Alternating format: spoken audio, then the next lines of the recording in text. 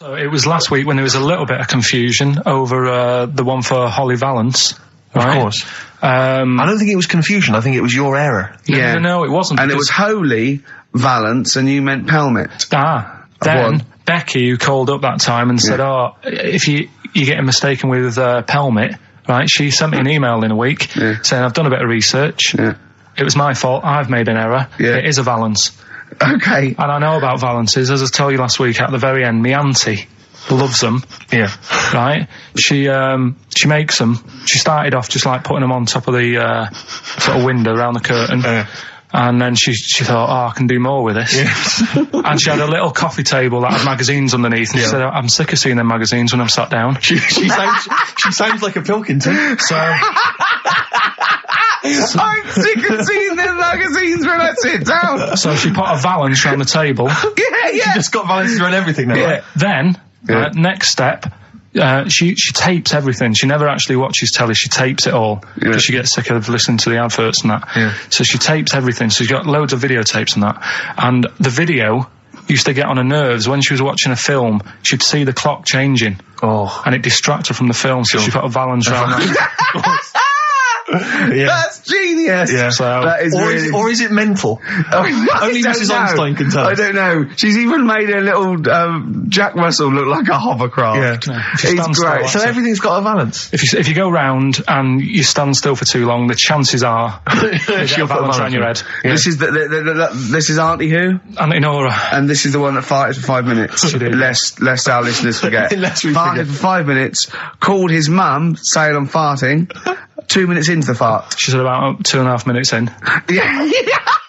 God. She said I'm about 2.5 minutes into the fart. My mum said, how long's it been going on for? She said, well, it was about 2.5 minutes before I called you. Yeah. And then it went on for a further 2.5 minutes or something. And then it stopped. She couldn't time it because there was a Valance over the clock. Yeah, she used to annoy her when she was on the phone and you put her off seeing the time. She was guessing it was 5 minutes. This was one consistent fart. Yeah, I mean, it wasn't making a noise, it was just... Oh, it wasn't making a noise? Just gas. Right, endless gas. So, there you That's go. fantastic. Well, we started off with a new one, a little bit of Foo Fighters. We like new and old on this show, don't Indeed, we like to mix it up. I'd like to play this to the Smiths from their debut album, I Don't Owe You Anything. I Don't Owe You Anything. The lads from Karl's hometown there. Indeed. The Smiths. Brilliant, that one. Wow, I went to Manchester, didn't I, the other day? Went up to Manchester for a little corporate. It was all right. Yeah. He went, wait till you get out. You see Piccadilly, it's better than Euston. Right. It was. It was nicer. I went outside and there was a ridiculous queue, and sort of one cab. Right. Yeah. So horse-drawn. Yeah. And so I walked, and it was okay. It was only down the road. It was a bit dark. It was wet and raining. Obviously, it's the north. I know, yeah. The hotel was very nice, but no minibar. I've never seen that before. I've travelled all over the world seeing a hotel without a minibar. So I don't know what's going on then. I don't know what's going on there. And then I did this corporate gig in Old Trafford. Pitch was up. Don't know what they were doing, but very impressive, big impressive. I think they're British Football Club, aren't they, Karl? Yeah. You did a gig at where? Old Trafford. It was in a function room. Oh, there, well, I thought it was the stadium. No, I'm not that big yet. No. But I mean, I can't really comment on Manchester. I do know that Liverpool was voted most important music city via poll. True enough. So, Karl, you're making noises while I'm talking. Yeah, but you do this all the time trying to wind me up. And I'm not saying Manchester's the best place in the world, but what I'm saying is, there's bits of it that I really miss. Yeah. Like last Sunday, right? When I'd met up with Ricky, we had spaghetti bolognese, which was alright. And then I said to him, I need some soil. Damn, I wish you'd invited me. It sounds amazing. So I need some soil. What do you think? You need some what? Soil? Soil, yeah. I need to repot a plant, right? Yeah. So, you need to repot a plant? Yeah.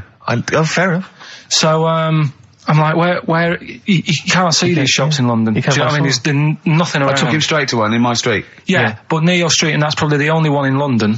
Well, you say that, Karl. No, it does annoy me. Round my way, it's like, you can't move for soil shops. There's earth. You can just pick up handfuls walking down the street. Yeah, incredible. People just lean over into someone's front garden. No, you can take the plants as well. No, but what I'm saying is, Manchester, there's loads of decent hardware shops. Yeah. Here, if you want a panini and a latte or whatever, you can't move from 'em. But for soil, I had to go virtually how many miles away from me to carry that soil home and stuff.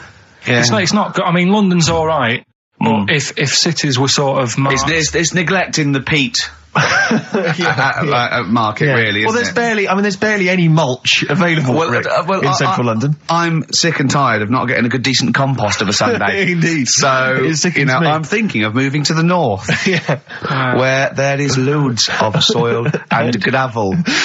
Indeed. And animal shite. Whatever. See, you're eating a biscuit. I can't believe it. Are you bored with this already? Do you know what? MTV called me last week. They called me again yesterday and said, when can they come down to do they're coming down next Saturday, by the way, to do a little screen test for you.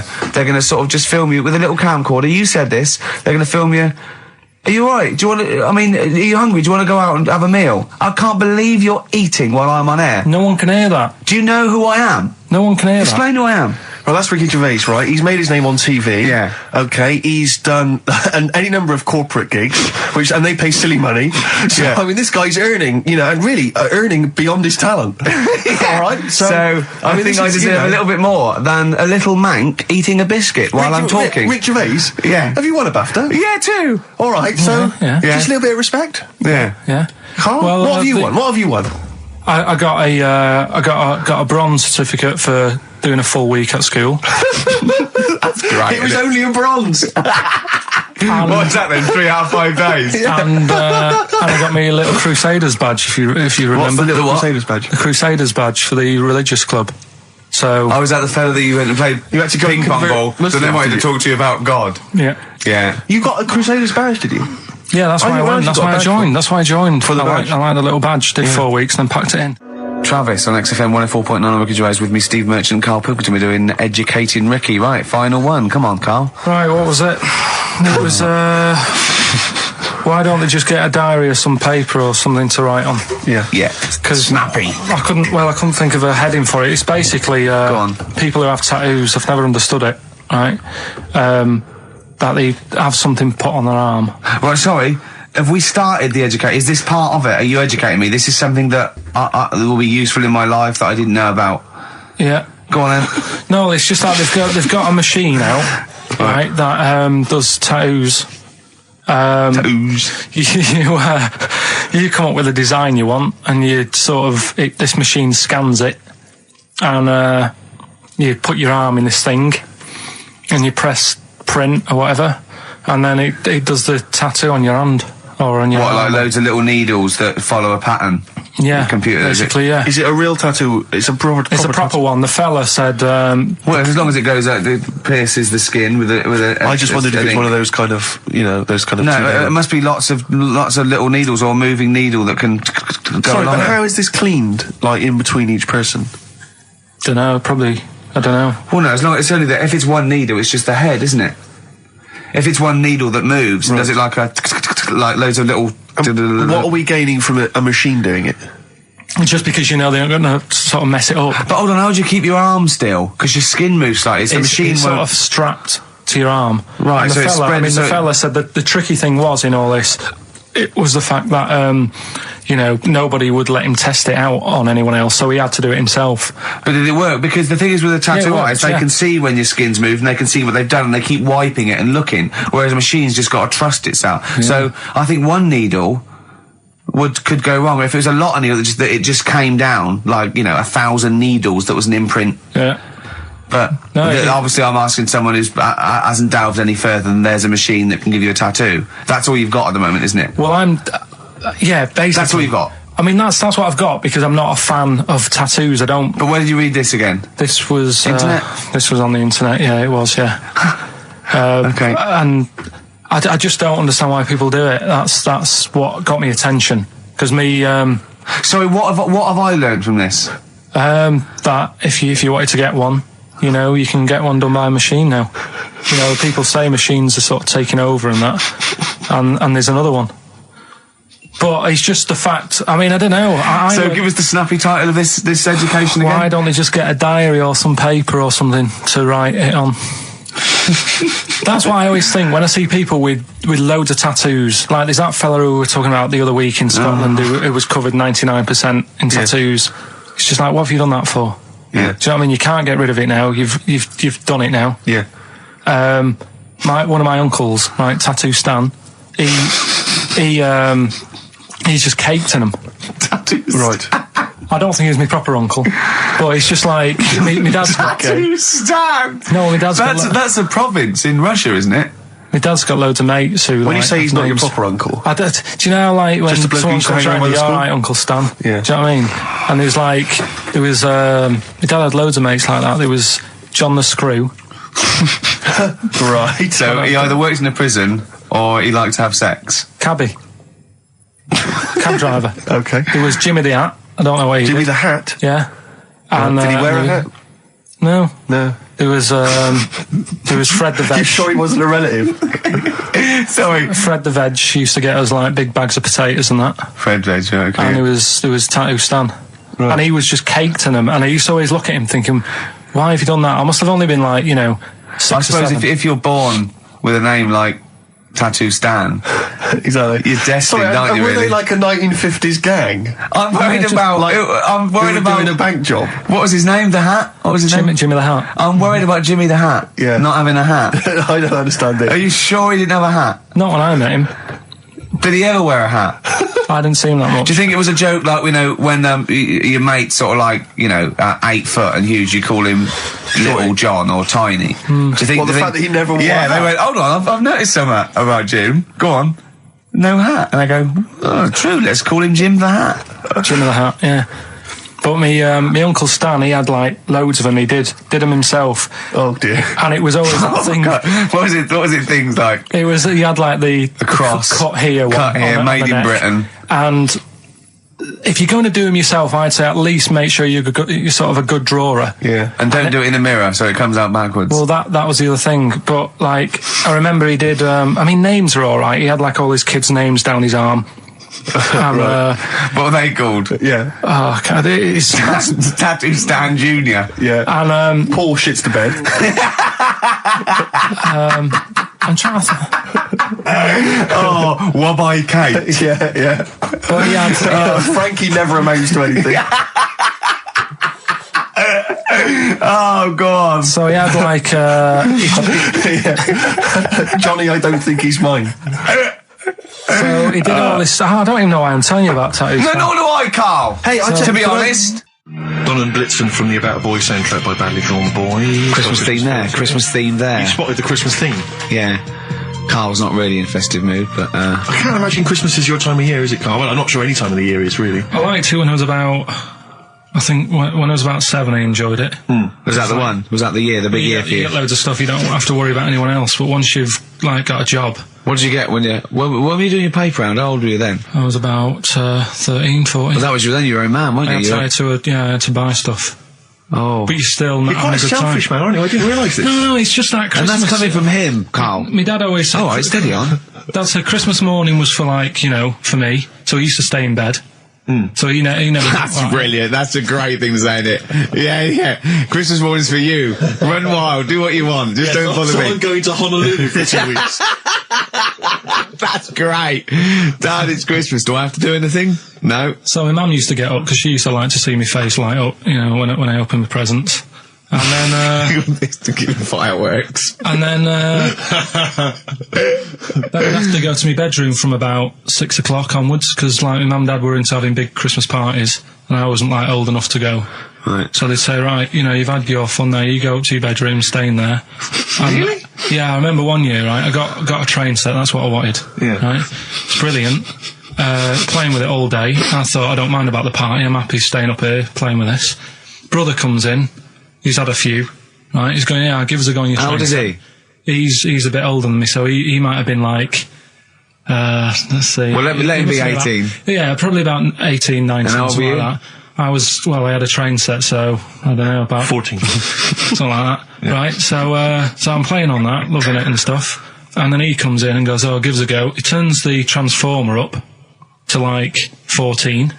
He went really fast for about 5 seconds, broke it, and then he went back downstairs. Wow. So Christmas, I hadn't even got to Sounds Christmas like Day. the Conservative government with British Rail. Satire, that is. Rick, I just thought that there's satire. If there's any satirical shows listening or magazines... It doesn't work in any way, because there's the analogy falls down apart from there being a train. Think it through, though. British Rail was trains. Yeah. And the government broke the trains in many... Well, they didn't break them, like, not officially breaking them, but they kind of... It does work, it's perfect. Oh, I'm very pleased with that. And I can't... And no one's asked him to be on Have I Got News For You. It's weird, isn't it? Because it's strange, that, when you've got a satirical mind that's as quick as that. Yeah. And he's broke your little train set. So what did you do? I just, like, watched telly and had some sausages. I bet you were happy with that, though, weren't you? It's a bit annoying, though, isn't it, when your main present of the year has been broke. And did it ever get you fixed? No, that was it. Put away. I'm intrigued why your parents wouldn't let you come and join in the festive fun. Was it, like, really debauched down there? Was it, like, eggnog everywhere? Well, no, but I mean, that's fair enough. 6 is a little bit early, but I just think, you know, if you're a kid, you know, he had his fun, put him to bed at 8, maybe. And you think so on Christmas Day? I thought that was a day for family. Well, not if there's a party going on. Well, don't have the party on to Christmas Day. Well, that's another option. Yeah. Your parents are weird, aren't they? A strange breed. Well, I think that was the year, right? You're talking about buying presents and stuff. I think I did treat my mum to that. I didn't buy my dad anything. I think that was like when I got a bit older, I used to get my dad something because he wasn't that bothered anyway. No. So, got me mum, there was a cheap shop, right? Of course. Thank God for that. Called Snips, right? So I went in there and I thought, let's see what I can get her. And remember Victoria Plum? I don't think so. Well, it's like a fairy character. Right. Right? And my mum's into gnomes and stuff, right? So I thought, right... She must be pleased with you, then. Victoria Plum. I was thinking, is that one of the neighbours? Is it like a brandy liqueur? Do you remember Victoria Plum? Victoria Plum. Victoria Plum, yeah, it's like a little fictional sort of character, right? Okay. So I saw it, I thought, yeah, she'll love that, right? So I did my paper round, saved up for 2 weeks, right? Aww. Got that sorted, went to Snips, bought the Victoria Plum. Next day, I'm in town with her, right? So I think, I know what I'll do. I said, come in here a minute, right? So we go in and we're looking around and I tested her, right? I went, look at that there, that's alright, innit? And she goes, oh, it's bloody awful. Oh, Carl. Oh, Carl, oh, God. So then Christmas Day comes, I said, don't bother opening it. She said, no, why? Said, oh, no, why did you still give it to her? So, well, it's too late, I'd already bought it. Oh, Carl. So she opened it and I was like, and she said, oh, that's nice. I said, why are you saying that? I said, the other day, so it's bloody awful. She said, oh no, I thought you were pointing at something else. Oh, no. So that's why I don't get anyone anything anymore. Oh, God. Play record. Oh, God. Oh. That's good, isn't it? Not bad. Gold Rush. Let you down. I'm actually quite affected by Carl's Victoria Plum scenario. Just the fact that, like, that eagerness, he wants to make sure it's a great present. He's saved up his paper round. He thinks it's like a gnome, but modern. I'm worried that you're using it as an excuse now, and that's why you're not buying anyone any gifts, because you've had your fingers burned once. I mean, you were 6, 7 years old. To be fair. No, you weren't. You were about 13, weren't you, if you're doing your paper round? Yeah, it must have been, 11 or 12 then. All right. Yeah, so I'd saved up. Oh, no, I'm not using it as a thing. It's just that... What did you get your mum this year? I've sent them some money so they can get a passport. So they can get a passport? Where are they? Are they trapped somewhere? Well, they're in a holding bay somewhere in Dover. Yeah, I got a friend who's a truck driver who's going to sneak them across. What do you mean? So they can buy a passport. What do they do? Sell it when they're a bit down in their luck? No, they haven't got that much money, right? They've never been abroad, and the mate said they might take them next year, and they said, oh, we haven't got a passport, so I thought... You've got to buy a passport, have you? Isn't that your God-given right as an Englishman? No, you've got to pay for them. They're 30 quid each, so you better do, otherwise they're conning me. Right. So you sent them 60 quid? You don't get born with a passport, You sent them 60 quid in an envelope, have you? Well, check. Right. I love that. He'll be watching telly and France will come on and he'll go, oh, what do you think of that? She goes, it looks bloody awful. Yeah, don't open it. No. Don't open it. Yeah. Don't open it. So you've not paid for a holiday for them? No, I've just sorted out it's the better prize, isn't it? Because they can't go anywhere without it. Well, the passport keeps on giving. Yeah. So 10 years. That is, yeah. So, but no, I never used to. I mean, I can't think of other things. I used to get me dad once I started getting him stuff. It used to be a dressing gown, and then. But as an extra surprise, he used to put like a cigar in the pocket, so he'd think that was it. Yeah. Then he'd put it on and put his hand in the pocket. Right. And then he'd just hit you because he thought you'd nicked it. Oh dear. So you bought him a jacket with a cigar? That's quite thoughtful. Did you sneak a cigar once one Christmas? Yeah. Well, that's when they used to have like the big do's, like I say. You know, they were known for it. Like the whole estate used to know that. You know, we were having a party. Yeah. So they'd all come round. So they'd all come round and just have food and drink and that. I cannot imagine how unpleasant that must have been. Awful. And you locked in your bedroom with a broken train set. Yeah, crying. And looking at Victoria Plum, whatever that was. In the bin. Oh, in the bin, yeah. And hear a mum saying, and he got me this. Isn't this piece shit? of rubbish. You could hear him just throwing it against the wall and laughing. And all the neighbours laughing. And you'd come down and just be in pieces with loads of spit on it. Just loads of gob on it. Eyes. And all the Polaroids of them just like laughing at it and pointing. Stamping on it. Alright. Flooding back. But no, I used to get up in the morning and then like they'd still sort of all be there asleep on the floor and on the sofa. That's awful. Oh, that's terrible. Christmas is surely the one day a year which is a family thing. It's for the kids. They're the ones that was Boxing Day. Well, I know. Oh, that's all right. It's over. Yeah. Back on the bike. All right. Who's going to pay for this? What, me? Yes, Carl. You're doing 2 rounds today. Yeah, was your paper round supporting the entire family? Yeah. So I used to get up and like go downstairs and they'd be asleep, so I'd be mooching about trying to find like another present that's still working. I love the idea that these people from the estate had like squashed his presents. So I found a cigar that had been sort of lit up and then put out, so I thought, I'll have a go at that. I went outside and had a go, and that's the last time I smoked. Right. So I tried it, I thought, I don't like that. I love the fact that he does everything once. Yeah. In his life. It's a line of, I've done everything once. I don't need to do it again. Teenage Fan Club from the XFM Christmas album, and that's Christmas Eve. Their guitar sounds are just brilliant. They're just always so nice. Alright, Carl, do you like that? Do you like Teenage Fan Club? Yeah, they're good. Carl, I feel like you've never kind of enjoyed the wonder of Christmas. I can't ever get the sense, maybe except when you were very, very young, that kind of bright-eyed, thinking of Santa, kind of landing on the roof and climbing down the chimney and drinking the sherry or whatever. So I like the idea of it, right? Sure. The sort of, I used to get a couple of annuals every year, you know. So did I, yeah. And I was allowed to open one on Christmas Eve. Oh, that's brilliant. So they could throw it on the fire. I think it is have a quick skim through, do the word search right. Yeah. I think that's a light of a cigar off the cooker. Oh. Well, anyway, listen, a good friend of ours, Ross Noble, the comedian, brilliant, he gave me this picture, Carl, which he's got from a magazine. He loves you. And I have to say, I think this... I just looked at it then. Obviously, it's not going to mean much to the listener. Oh, this is self-indulgent. But it is currently available. I think it's in the current edition of Bizarre magazine, so you might want to buy that. It's not horrible, though, is it? There's a certain grotesqueness about it. Oh, it's a deformed person, isn't it? Well, to a degree, but I think what it's going to do for Carl is give him, I think for you and I, Rick, we're going to see his face. Brighten up, like opening a wonderful Christmas gift. Oh, you know what? I think I've seen this. Is this the one with the kid with the big head? I'll be honest with you, Carl, it is. Have you seen it already? Yeah. Let me just show it to you again so you can I haven't seen it. It's like... yeah. We shouldn't be laughing at that. No, but that is like the kid who I went to school with. That is the same. That can't be the same. So do you recognise him? Seriously, that is the same thing he had. I have to say, it does look like it's been computer generated. It's so odd. Yeah. But look at the child's face. I know. Look at his reaction. Don't take another photo of me. I'm not sure this is right. It's not right.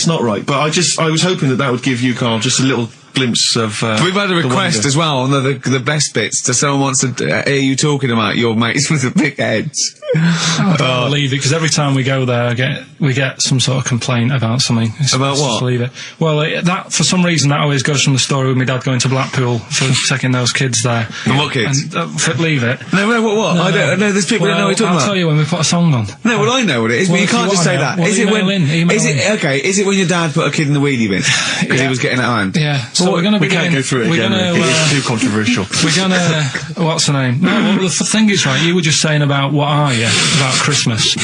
That's the funny thing, right? Because in our house, there's no one who's religious, right? No. My dad got annoyed when I went to church that day. He was like, what are you doing that for? Of course. I went to see a gig in Liverpool. Remember the band The Christians? Yeah. He thought I'd join some club. Yeah. I said I've been to see The Christians. He was saying to me, man, what's he doing going out with them? Yeah, yeah. And then the other thing is, because I'm not christened or anything, my mum used to say to me, don't tell anyone that, because there's witches and stuff. I want to go back and see his upbringing. I just want to go back and see him at 7. One day in the life of Karl, age 7. Just to have 3 ghosts visiting tonight. And take him back through time. But we could go with him. We could be some of the ghosts. Yeah, the ghosts of Christmas past. Remember this? That's incredible. Because there's witches. Don't tell what. Just say so she wasn't christened, but she thought maybe someone could take your soul because you weren't christened. It's like, there's cults and that, isn't there? And if they find out you're not christened, then... Right. So I don't think they care. I don't think a lot of cults care. Well, but what can they do if you're not Christian? I don't know. I just said all right because then through that time there must have been a time when. But hold on, now they know.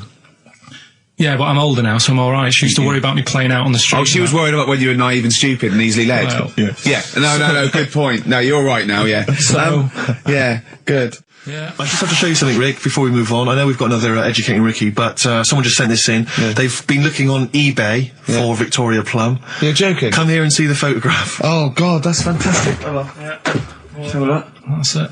Oh, God, he got that for his mum. It's the worst piece of tat I've ever seen. Carl! Carl. Imagine how... Oh, gutted. Oh, imagine how... Look, think of him now, right? There it is. That's the worst thing I've ever seen. I'll tell you, it looks like a Diddy man gone wrong. It looks like a Diddy man prostitute. That is... Is that the one, Carl? Well, it was a different colour. I had a yellow at mine. No, but look... How do they get? Tell them they go into eBay. So you need to log on to ebay.co.uk. I'm sure you've used it before. It's the online marketplace, ebay.co.uk. And if you type in Victoria Plum, I'm assuming that you can track this down. That's amazing. It's the worst piece of rubbish I've ever seen. Just think how cute he was as a kid, though, doing that. Just think of him, just going... just seeing that and thinking, she likes gnomes! It's the worst thing I've ever seen! I mean, to be fair, I don't know what her prize collection of gnomes looks like, but I can't imagine they're much better than that. I mean, gnomes are a fairly grotesque thing. But certainly your mum's taste and discretion is... Did you ever those houses on your estate, you'd go in there and it was just loads of those dolls still in their packaging all around the room?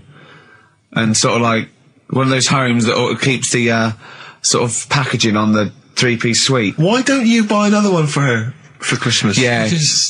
It's $3.99. It looks, but that's $2.49 because that was $3.99.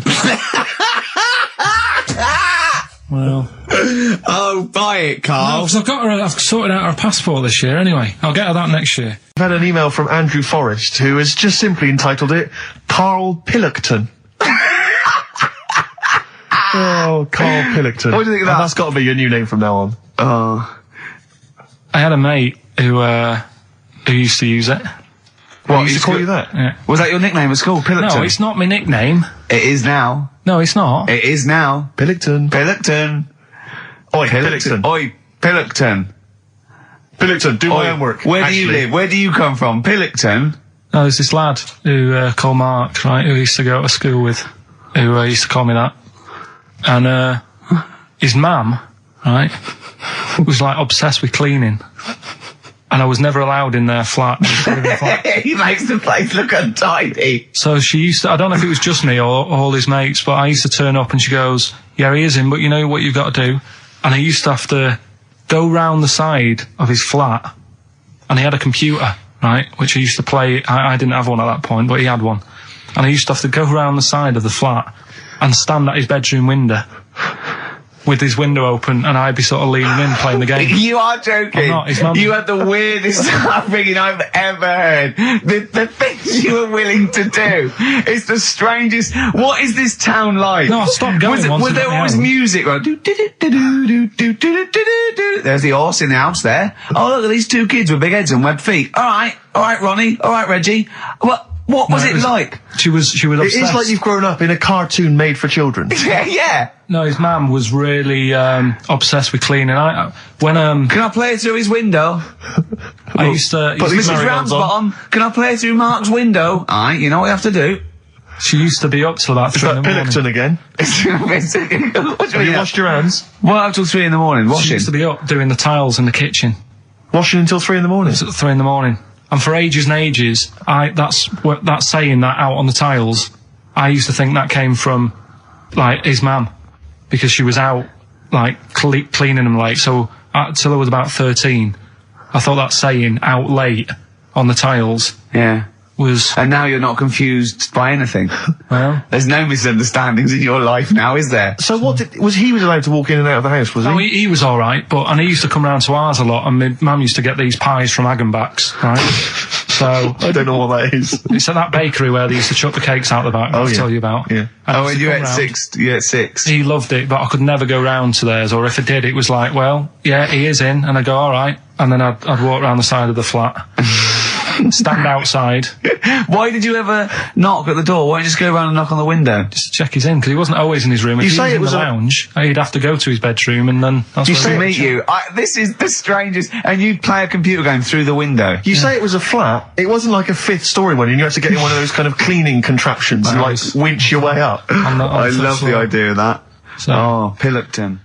Clocks from The Coldplay on XFM 104.9. I'm Ricky Gervais, with me Steve Merchant, and back Karl Pilkington. Hey. He's raring to go. It's nice when you have a bit of time off, isn't it? Yeah, how long have you had off now? About 3 weeks. About 3 weeks, yeah.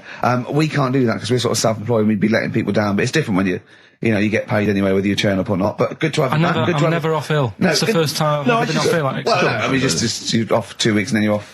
No, I just wish I was the kind of person who could let down an audience of regular listeners. Yeah, but like I say... Well, no, we spoke to you, you weren't that bad. A cold, you don't go home for a cold. We were discussing this last night in the pub, and, you don't go home for a cold. Okay, so moving on, what have we got then? We've got some great songs. I've brought in the Smiths, I've brought in Buzz Cox, I've brought in Neil Young, I know Steve's got some hip-hop. Some great hip-hop. I've got some great Elvis Costello. It's going to be great. Karl, come on, concentrate, you've been away for 3 weeks. Just annoyed. No, stop saying that. Because you're annoying me now. Why? What you do? Go home ill? Oh, he's annoyed me. Oh, has he? Yeah, I got I'm a little bit annoyed. Can I have some time off but still get paid? Yes, of course you can, Steve, right, he called me up, winding me up about this. And, right, I'm 30, right? I'm 30 now. I can only remember being off 2 times. Oh, his memory's going as well. You'll have some time off. And both of them were when I was at school. What's school? One when it was windy. Why did you have time off? Because it was windy. But to be honest, Karl, that lasted for 7 years. Your time off at school. Why did you have time off? Because it was windy. Were you windy, or was it windy outside? No, it was like when... Your auntie wasn't out the window, was she? When the winds were bad in the 70s, and my mum said, oh... What? I remember space operas and flares. I don't remember the winds being bad in the 70s. Well, my mum just said, you might get blown into the road, so don't do that. She had so much faith in you, didn't she? As a human being. Is that why she got fired from the pie shop? I'm not coming in today, I might get blown into the road. God. The funny thing it was, right, Steve, they had this thing going at school, because a lot of people used to wag it back then. Right? Used to what? Wag it, sort of not go in. Yeah. Right. And, they sort of tried to make it interesting for you by giving you an education. A certificate if you did a full week. Reward for the rest of your life with achievement. That sort of carrot. And also, like, let you go home at 3 o'clock on a Friday. Right. If you'd done a full week in that. Yeah. So it was lovely weather all week. Then it just sort of changed on a Friday. And I got up and it was all windy. It was always windy for Friday on 7, isn't it? Don't, if you don't go in, because, you might get blown into the road and that. So I said, alright, then I'll stay off. And, so why did she told you to hold on to a fence or walk you there? What's this? Don't go out. Immediately give up. I love this getting blown into the road. Is that based on your cats that kept getting blown into the road? Well, so I got to school on the Monday, right?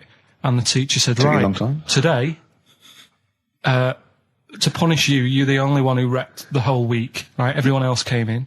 You didn't. So everyone else is going home at 3 o'clock today. But you're not. Brilliant. Serves you right, and I wasn't bothered though. It was great because I said, "Well, you'll have to stay with me, won't you?" And it was great. So all I did for half an hour was doodle and stuff. It was great that afternoon. Yeah. And that was ages ago. That was like when I was about 8. And that's one of the times I was off ill. Yeah. So it was, but that wasn't even ill, that was wind. Yeah. Yeah. So, right. Yeah, it's a bit different when you're to be honest with you, world though, Carl. You can't just not turn up because you've got a bit of a cold or you're a bit fed up. I mean, we had an appointment 4 o'clock Thursday, wasn't it? And he had to call it because I cancelled it. Meeting went on a bit late. Time management. Get things done. If it was important, you'd get it done. Play a record, Carl. Pull your finger out, please. When I was a kid, right, and it's alright for you to go into women's toilets when you're a kid, it's like, oh, it's a bit cute, right? As long as you're not, like, over 15 or something, right? Right. But when I was a kid, I went into a toilet, and women, when they use their little cubicles, they don't shut the door. Some of them just sit down on the toilet, right? And you see everything. And, no, seriously, that's probably one of the first times I saw, like, a woman. Yeah. That, right? And my Auntie Nora when she was staying over. What happened with your Auntie Nora? She was, she's into wearing caftans. Into wearing what? You know, caftans. Oh, yeah. What are caftans? Big, bellowy sort of dresses. Right. And, yeah, I used to sit on the floor at home in front of the telly. Sure. She was on the chair behind. Yeah. She did a bit of a sort of a Sharon Stone scene. Oh, God. Did Yeah. you see it? There was no underwear? No. What age were you? What was it like? What age were you? It was like a ripped tennis ball. What? Right, we're off air. Either that or put us in for the Sonys. I've told you before about buying presents. Did those gloves have your name sewn in them? And a piece of string that ran over the back of your duffel coat? You know, I've never been into getting presents and that. I had the problem at that Christmas one, that time with the Victoria Plum. Yeah, we'd hate that. We'd hate to bring that back. We've done that. Because you talked about it because it's kind of to do with your dad, isn't it? He's a very bad gift buyer, was that the problem? Well, yeah, my dad just wouldn't bother. It was my mum who sort of made an effort, and she sort of worked out half of what I wanted, then she left it to me dad to get it off someone, see if he could get one cheap or whatever. I love the fact that usually people talk about, like, drinking heavily or violent abuse, right? Yeah. But here's what he's been left with and scarred with from parents is bad gift buying. Yeah, and that's the Victoria Plum incident. In the greater scheme of things in the world, yeah, that's not a bad thing to have, is it? Right, there was this, this is what it's like about getting presents and stuff, right? With my mum and dad. Go on. My mate, Colin, right? No, Colin Bailey, right? Yeah. He had a little Sinclair Spectrum, right? Computer, which was like the thing to have at that time, right? Yeah. You used to always go round to his house. The deal was... Not the one you had to play through the window because you weren't allowed to. No, that's another lad. Oh, right? yeah. This is a different lad. And the deal was, he came to our house, and my mum gave him a pie. And then I'd go round to his, and I'd stay there for a few hours playing, you know, Hungry Horace and stuff like that on it. Right? Now, my mum and dad knew that I really wanted one of these computers, right? So I waited about a year. Came round to Christmas Day. I thought, I reckon might have one. Turned out they bought me the wrong one. They bought me a ZX81 instead of a Spectrum, right? And Christmas Day, I'm there trying to load the games up. It's not working. I'm thinking, what's wrong, right? And the thing with me, when I was a kid, I used to get quite sort of agitated. This is the moment, right? I found out that it needed a RAM pack to make it work, right? Looking in the thing and it's saying, and make sure you put your RAM pack in the back. And I was like, oh, where's the RAM pack? And my dad's going, I don't know, I've got you the main bit. That's it. So I was that wound up. I just was sick, right? Just sick. Oh, I didn't feel sick or anything. I just was like, oh God. Went to the sink, just sick. Because I was that on edge about it. I said, come on, we've got to get one. And my dad's like, Tandy's shut. We're not gonna get anything today. Ruined again, Christmas Day. That was after the year when my train set got blown up by our kid. The following year, no RAM pack. And now you ask me, why don't I get good presents? He's scarred.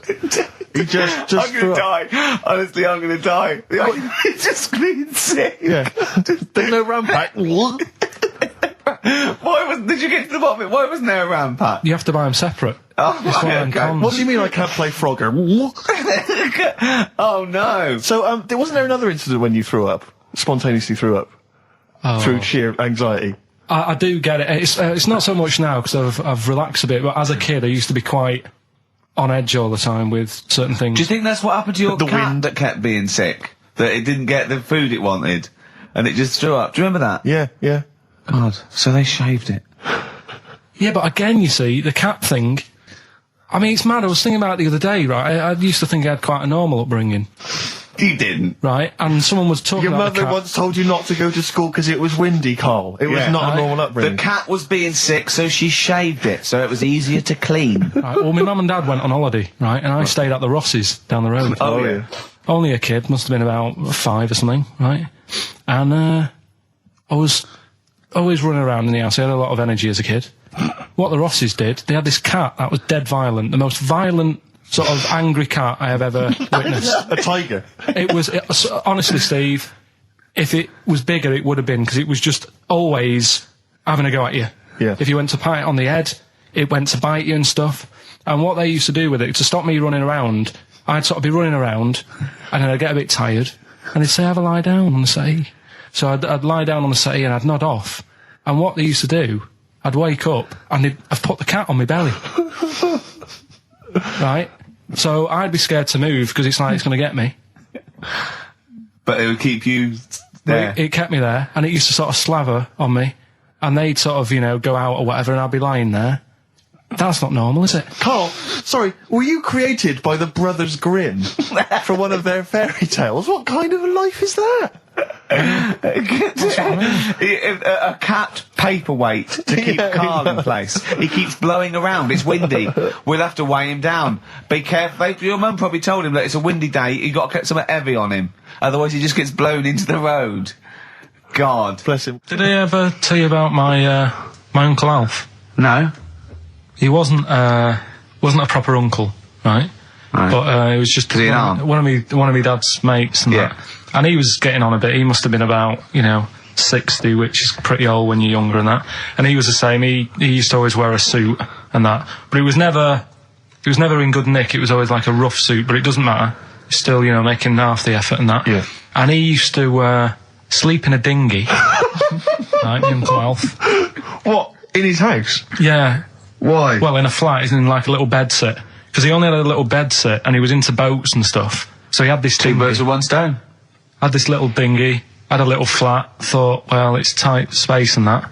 He had a dinghy as a bed, and he had 2 tellies, right? He had 2 tellies, one that the sound worked on, the other one only the vision worked.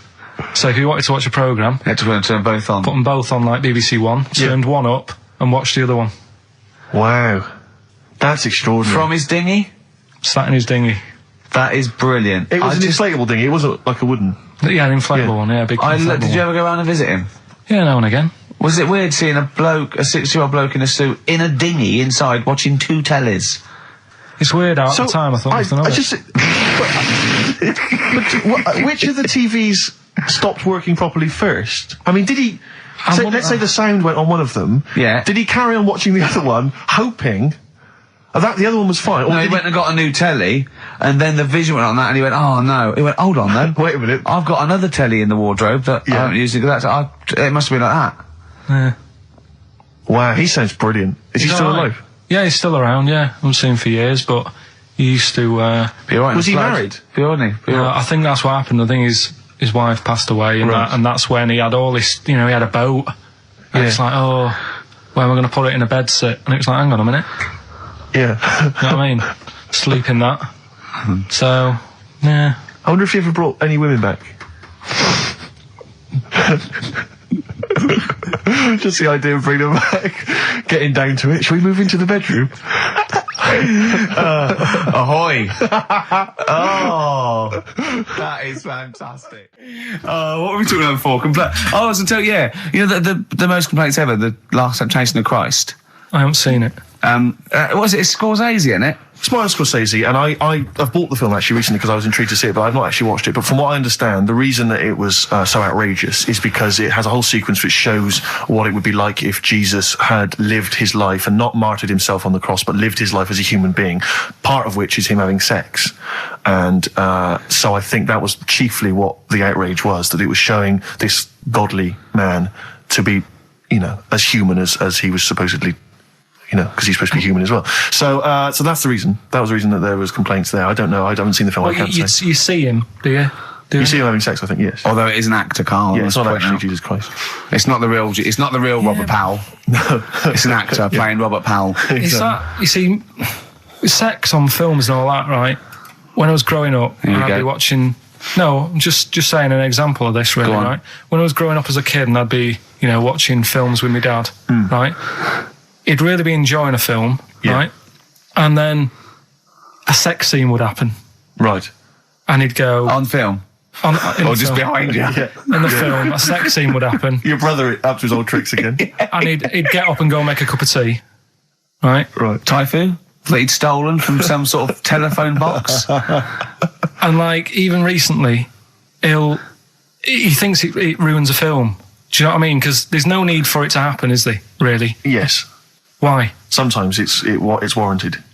If the film itself is there's some films it isn't though. Some films it isn't. Some films it's arbitrary. I think the films that him and his dad watched together on Channel 5. Probably not. Is it only on Channel 5 in your house? But let's put it. Yeah, if you're watching, I don't know, a late night Friday night, from 1983. Yeah, Illegal Briefs. A beautiful lawyer has to defend a man who may be a killer. She falls in love with him, but does she know the real man? Oh dear. You know what I mean, though. Lest you forget, of course, that I... Love Heat. With the bloke that is now in... Go on. Of course, that I, according to the Internet Movie Database, I once appeared in one of those films, in the film Killer Image, a Canadian film, I believe, from 1989. According to that computer... it's all wrong, isn't it? It's all wrong. It's all wrong. Of course it is, yeah. Apparently, I was in that, and I played the role of Kirk. Was it a porn thing? No. I think it's just an erotic thriller. Oh, right. I suppose you only had a very small part, though, didn't you? Indeed. Yeah. But no, do you know what I mean? Sometimes you don't need to go that far. Say, like in this Jesus program, right? Film. What's it called? The Last Temptation of Christ. Just like talking. You know what? What's his name? Is it Ralph in The Simpsons? Yes. I drawed a kitty cat. It's like talking to that. Yeah. No, but right, this temptation thing, right? Do you know, often we don't get that many complaints on this show. We don't get very many complaints. And I think that's either because there's no listeners, or B, it's because most people agree with Carl, and that terrifies me. Or they let him off, because it's like, you can plead insanity, you can go mental and kill a few people, where they go, oh, he's a bit bad. Exactly. No, but was it because, they're saying that he was having it away, or is it because you saw it? What got the complaints? The complaint was the very suggestion. That Christ it was a blasphemous thing, not the fact that you saw an actor's knob. So what about if they just cut it down a bit and you saw the little stable door closing? It wasn't the baby Jesus having sex. It was the grown man. The stable door shutting. No, but you know what the nativity scene? That is brilliant. The wise men saying, I can't believe we brought myrrh, we should have brought condoms. It's like that, yeah. There's 2 for 1 offering, Boots. Yeah, I don't know what we were thinking. It was frankincense. It's just that it's always awkward. Should we apologise now to the Christian church as well? Sorry, the little Chinese fellas, little Welsh fellas, and the little Christian fellas. We haven't said anything wrong. No. It's like, you see, when I was growing up... Stable door. I love the idea that in Carl's world, he was born in a stable, just thought, I love this place. Yeah. I'm just going to stay here the rest of my days. This is good here. Oh, brilliant. But when I was watching telly with my mum and dad, it still happens now, right? My dad will sort of go, ruined. Good film ruined, right? If some sex scene happens. But what are we talking about sex scene? Are we talking about a kissing, or are we talking about penetration and looking at the camera? Going, are you enjoying this, Pilkingtons? What are we talking about? What is sort of extreme levels are we talking about? Right, last time I was down there, right? Yeah. What was it? Meet Joe Black. Meet Joe Black. Meet Joe Black is a terrible film. Yeah. Right? There was good film.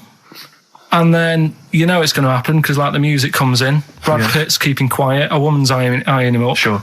So my mum, I love that. My mum's worked it out already, and she's going. Anything on the other side, love? She knows. She knows. It's something's. So you can be enjoying a film, and you can be an hour and 10 in, and then some spidey senses of one of them can go, should we turn it over? And the other one goes, yeah, all right. Are you sure it's not them protecting you from scenes of sex? So that what they're thinking is, what if Carl gets the idea to have sex? Yeah. That could lead to procreation. We don't want any more like him. We've got to end the line here. You sure it's not the doctor? Keep calling out and going, you are keeping away from exactly. women, aren't you? He must never find out. Are you sure they're not embarrassed because they're watching a sex scene with their son? It happens every time, right? There's two things that my mum does, right? It's that, if there's sex scene on the telly, she'll go, you know, anything on the other side, love? And the other thing she always says, if ever there's anything on the telly with Elvis in it, she goes, oh, I like him, right? And we all know, we sat there, we know what she's going to say next. Yeah. So you don't even bother saying why, right? And she goes, he likes fat, ugly people. He what? He liked fat, ugly people. He didn't always go for, like, the good-looking fans in the crowd. What Elvis did? Yeah. Right. That was always the thing. And I'm sorry, now, hold on. I don't know what we're doing now with our lives, Steve. Right, wait a minute, right. So, your mum says two things, right? She either says... Is there anything else on the other side? Or, I like Elvis. There's a pause, because you know what she's going to say next. She says, he liked fat, ugly people. How often does this occur? Well, because they've got, like, you know, Sky, there's a lot of those channels on. They're like the music channels. So Elvis always comes on. There's either an Elvis film, there's, like, you know, a classic hit by him on... And she'll go, I like Elvis, he liked fat, ugly people. And what do you mean he liked fat, ugly people? Is she a fat, ugly person? Because there's that special Vegas show, isn't he, where he's dancing about, right? And he's got loads of scarves around his neck. Towels. Yeah. And, like, he always hands them down to the fat, ugly ones. Right. And I always say it's because they're the fat, you know, they've got a sweaty face because they can't, you know what I mean? I don't know what world they live in. I don't know how we've gone to this subject. What sort of world are you got when you're watching his face? And what do you mean fat, ugly ones? You mean they're in the front, they're sweating a lot because they're a bit chubby? So she thinks, you know, is giving them a towel because it's he's really going, wipe your face, you're putting me off, you fat cow. Stop sweating near me. There's another one. What? So, hairy Chinese kids. Yeah. Jesus. We haven't slagged off hairy Chinese kids. We slagged off Chinese... We didn't slag anyone off. We just said they really haven't got a town as such, and they wear shoes. What did we say? Yeah, little wooden shoes. And what I just don't know how we got onto Elvis and big fat ugly women. I don't know I don't know how we sidestepped from the Last Temptation of Christ. Did you see that Fat Girls and Feeders program? Go on a minute. Eh? What's Tom Petty first. Oh, brilliant. It's a great song. Breakdown. How many Tom other Petty. radio shows have talked about Last Temptation of Christ, Chinatown, fat ugly women? Yeah. In 60 minutes. Exactly. Incredible. Sony Award winning. I've always wanted a little owl on my desk. I'd like be doing work and there'd be a little owl there and I go, can you give me that pencil? And it just sort of goes over and gets me a pencil, goes, cheers, and it just watches me and it thinks I'm brilliant. Do you know what I mean? Not really, no. No? No, I've never had an urge to have any kind of animal sat on my desk. No, Carl? You'd like a little owl, wouldn't you? That helped you? No, I had a little magpie, didn't I? We've talked about that. Oh, he came down and started pecking your grifter, didn't he? Yeah. What was his name? Maggie. Sure. Brilliant. Inspired. And you took it to school and it didn't come back once, Didn't come back. Didn't see it again. Oh, dear. Did it ever peck your head? Because you used to have hair, didn't you? Mm. Yeah. No, it did. It started getting a bit violent. Really? Yeah. But was it becoming sort of age when adolescence, probably sexual frustration, sort, you know, because I think magpies go for shiny objects, don't they? And you were probably sort of, probably losing it a little bit then in the front, and so when the sun was out... There's a bit of a sheen on the front. They saw a glare and thought, I'll have that. Yeah. What is that? That's brilliant. Yeah. Or as it was sort of pecking away, it mistook it for a tree. Yeah, because of the noise. Because of the noise. Yeah, the hollow sound. Go on. Women wearing trousers and that, right? On the estate that I grew up in, right? There was a woman about 4 houses down, right? Rough. She's the one. She was, or the estate? She was, right? Yeah. She's the one whose kid took a horse into her house. Yes. Right. Now, we won't go over that again. No. If you're a new listener, I think we're covered. I think they get That's the all you idea need to know. Right? Yeah. Now, she used to wear leggings. Yeah. No, they're a bad idea. They are a terrible idea. I agree with you there, Carl. If you're a lady of what the colour? normo persuasion... Were they pink? No, they were sort of black, but with all bits on them. Oh, right. Do you know what I mean? What, toast and just horse droppings? Yeah, go on, yeah. And she used to, she's quite a big woman. Sure. Pauline Quirk, I think you described her as. Look like a light bulb. It is those kind of women that are attracted to leggings. Yeah, I know, yeah. They are drawn to them like a moth. Yeah. She used to wear them, and that's what I remember when I read this piece. She used to work on one of those sex line things. Right. She used to do that. But... What, was she, an engineer? The weird thing with her was, she had big eyelids. Right. Go on. That were too big, and this is what I was thinking. What do you mean she had big eyelids? How big do eyelids have to be for you to go, they're big eyelids? What was she shoplifting with them? Would she come out of Dixon's with, like, radio stored in them? What do you mean she had big eyelids? It was another one of them popular things around our way. Do you know, like... What do you mean popular things? They go, oh, I say, well, they're all the rage. Can I get some big eyelids, please? No. It was just like one of them things that people suffered with. Just big eyelids. They could hardly open their eyes. What do you mean? What do you mean? That's one of them popular things around where I grew up. People had big eyelids. They could hardly open their eyes. What does that mean? What sort of freak town were you born in? You had webbed feet people with big heads. You got women with big eyelids. What does big eyelids mean? Are you confusing her with the horse? Yeah. Did she have hooves? Look, what? Just too much skin. It was like the neck of a chicken. But on the eyes. Well, what's your point? Anyway, so there's this big eyelided woman with the leggings. And that's what I'm saying to you, though. That's when I read that story with people with trousers. Yeah. I went from that. Yeah. To a woman who used to have big eyelids. I still at the point. But then, and also the other bloke who had the eyelid problem was a mate of mine. Right. Yeah. His dad had it, and same problem, massive eyelids. I don't know what that means. I don't know what that means. I used to say to my mum, I'm going round to Dave's house. Yeah. And, or say, well, that's alright, but make sure his dad doesn't take you out in the car. Because he could hardly... he could hardly see. He had to have his head... He gets to tilt his head back to keep his eyes open. Make sure! Did he have a couple of matches with him at all times? What a load of gobbledygook. This began as educating Ricky. I know, it's like he was people with eyelids. But it's like you're supposed to make that leap as well. Yeah. If I mentioned the trousers, Ricky will probably be thinking about people with big eyelids and women wearing leggings. Play a record, Carl. Got nonsense. Adverts. No. All right. I had so much mash last night. I had so much sausage mash, second helpings, that I had to sit on the edge of a seat so my stomach could hang down. I love spuds. Spuds and bread. I could not do without spuds and bread. I feel like maybe I could make my own bread. Spuds, I wouldn't know where to start with a spud. Yeah. And it's like, they're amazing. You can boil them, you can broil them. Yeah. I don't know what broiling is, but I suspect it's tasty. I don't think it's as good as... I mean, obviously the chipped potato is... For the working classes, the chip. It was always on. The chip fat fry was always on in my household. The ceiling, the death trap fire, polystyrene ceiling was yellow. Exactly. Come Wednesday in our house. Yeah. And, always had chips. Because all I remember hearing, if I think back to my childhood, all I remember was, gotta stop and get some potatoes, or phone your dad, tell him to get some potatoes. Well, that was your job, wasn't it? Yeah, potatoes. Yeah. I mean, it genuinely, it does concern me because... What did you have to do? Didn't you have to fill a diary out for your teacher? Do you know when you're at school? I don't know if you do the same thing, but you get like a little red book, right?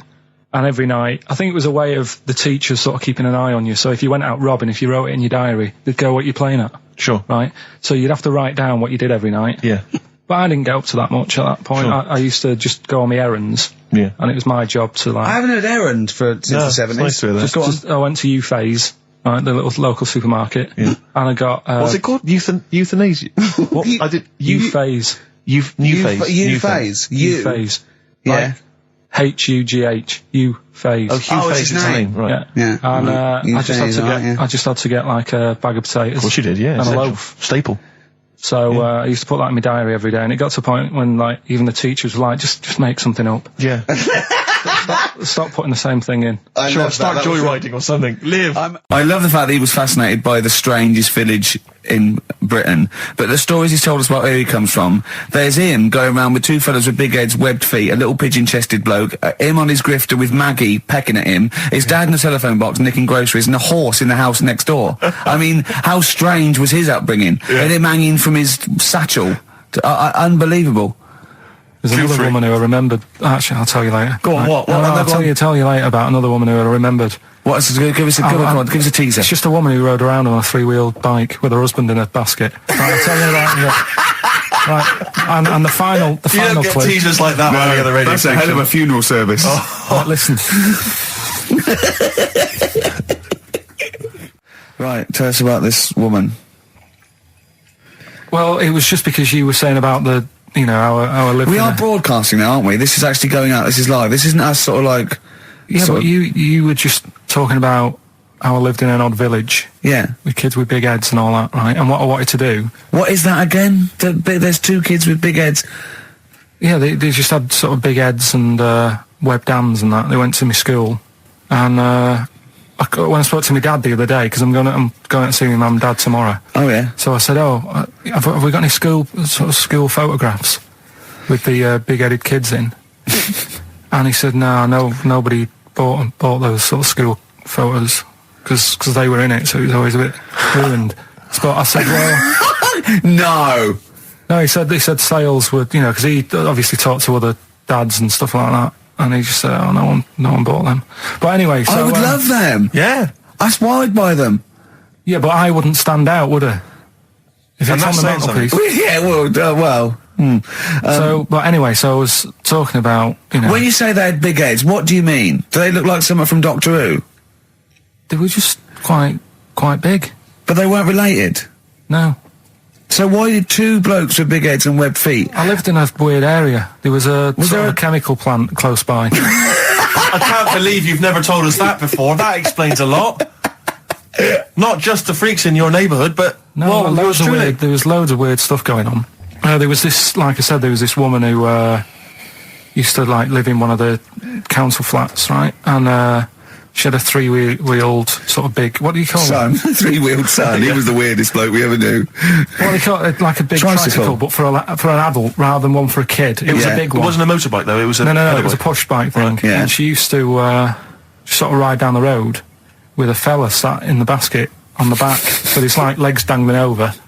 And they'd be going to the pub and what have you. Was it a different fella each time or the same one? No, same little sort of bald-headed fella. So it wasn't collection for organs and things. Bring out your ill. And then people just throw Grandad just in the back and go, right, we get £4 for Grandad. But she's got a lovely pair of testicles on him. They're very low, but they bring out your dead or nearly dead. She used to pick on her husband quite a lot.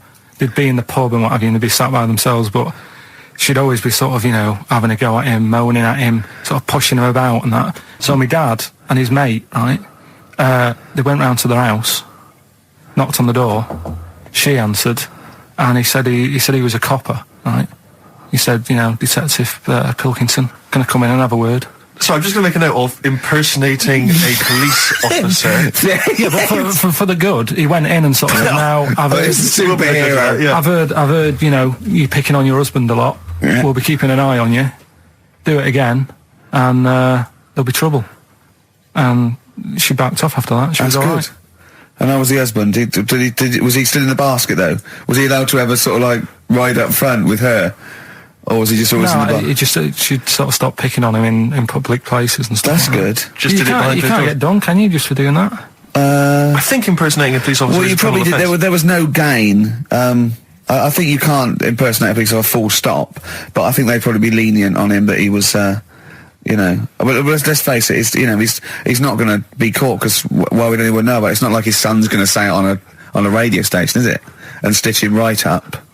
Is this something you did generally? Kind of a little bit of light vigilante work? Just whatever, him and his mate, just, if they saw something going on, they go, what can we do? Sure. What little scam can we do, or whatever. That's fantastic. He said, I was away when I came up with Rockbusters. Yeah, indeed. Absolutely. I was buzzing about writing 40 minutes of brand new stand-up. Yeah. He equated that to coming up with Rockbusters. Should I be insulted, Steve, or is Rockbusters as good as everyone's saying it is? Is it the one good idea? Is it like E equals MC squared was to Einstein is to, Rockbusters is to Karl? What if I do this, Rick? What if I played you some adverts right now? Yeah, and then we came back with some Rockbusters? Yeah. You could make the jump for yourself. Maybe I'll do Rockbusters and show people how easy it is to do it wrong. Adverts, then Rockbusters. And a cup of lovely coffee. Cup of coffee in the cup. I want a cup of coffee.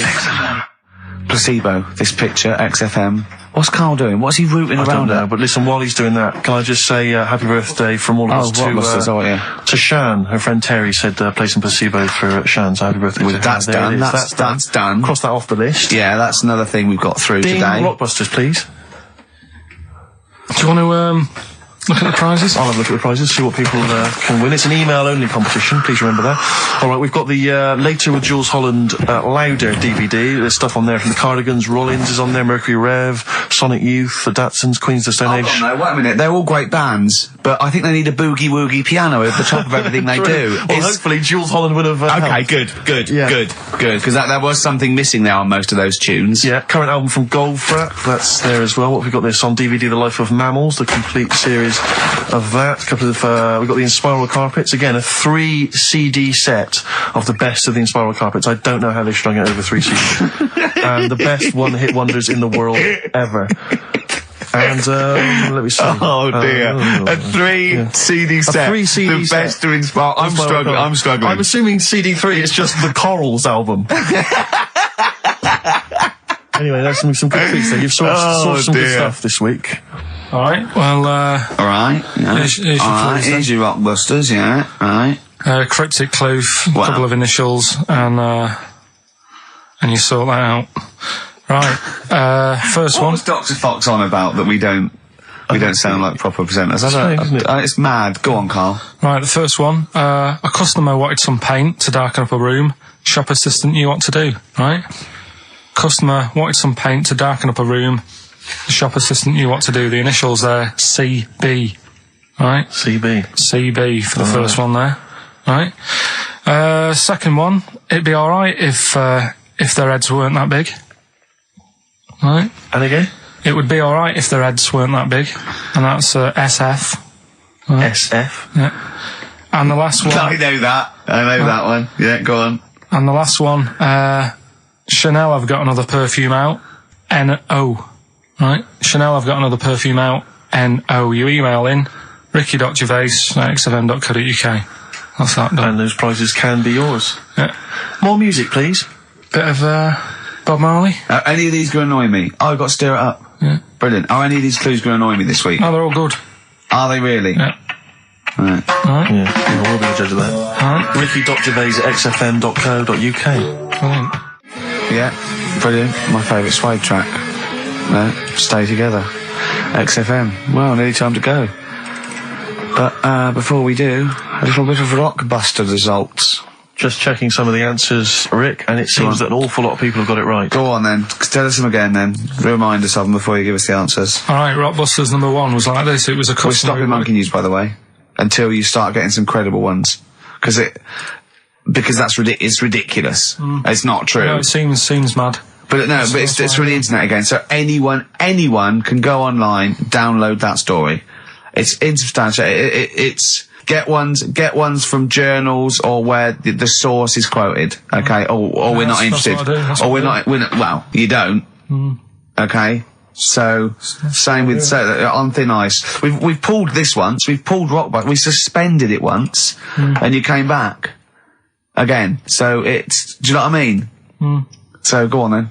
Right, so Rockbusters number 1 was about a customer who wanted some paint, wanted to darken up a room. The shop assistant knew what to do. What did she do?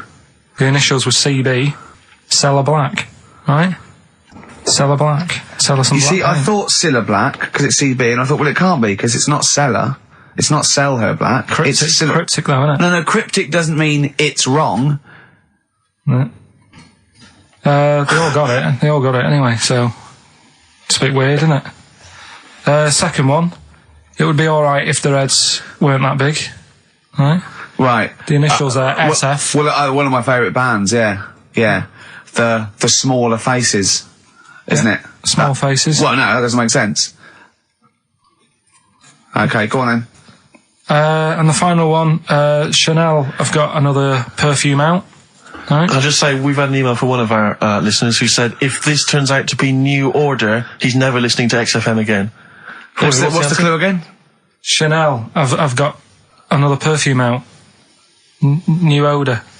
Right, well that's another listener gone.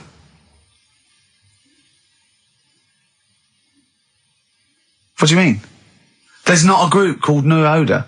No, it's cryptic. It's not. That doesn't mean cryptic. Wrong doesn't mean cryptic. It's like saying what animal I'm thinking of. Frog. That doesn't mean cryptic. Sell Her Black. What artist is that? Small Faces works.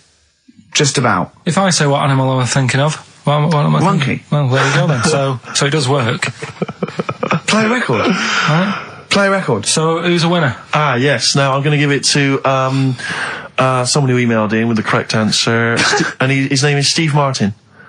Really? And I'm giving it to, I don't know if you've noticed over the last few weeks, I've been given the prize to people with just a kooky element to them, you know, if they've got people to start sending their name in, like, Barry Bumpfreud. Well, don't worry, because I can spot if it's a fake comedy name. What was that last one we laughed at? I can't remember what it was. I think it was Gerald something. Yeah, it was. It was just like Gerald Smethurst or something. What's it?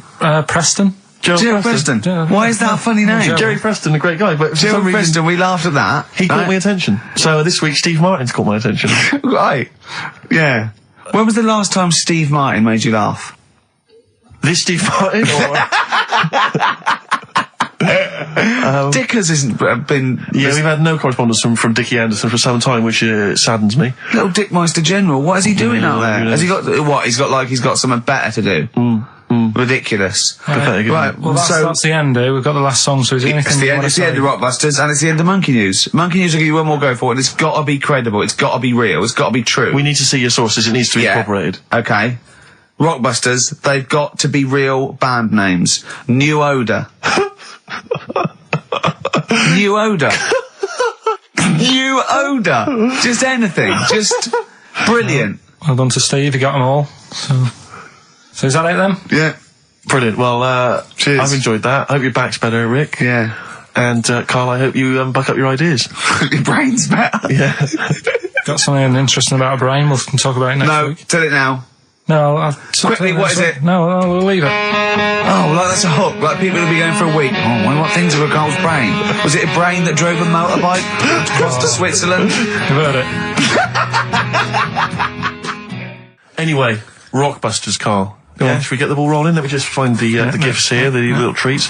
We've got the album from the Coral, you know what I think about that. We've got Comfort in Sound Feeder. Well, it's just a novelty record, isn't it? Yeah. We've got on DVD more great comedy moments, favourite clips from the best of contemporary BBC comedy. We've got Partridge on the front there. We've got one of the guys from Red Dwarf and brilliant. Good stuff on there. Smash Hits, the reunion, more great 80s tunes. Catch a Goo Goo's on there, plus some stuff. Too Shy? It is Too Shy. Yeah. Actually, let me see if you can guess which one's from Tiffany. Well, yeah, I know it. The only one. I think we're alone now. Yeah, I think we're alone, yeah. Mel and Kim? Respectable? Mm-hmm. Human League? That'd be... Oh, wow, what would they have got, Don't You Want Me? Of course. Yeah. Yeah. Aha. Lies Take On Me? Yep, well done. Madness? Baggy Trousers. Of course. Kim Wilde?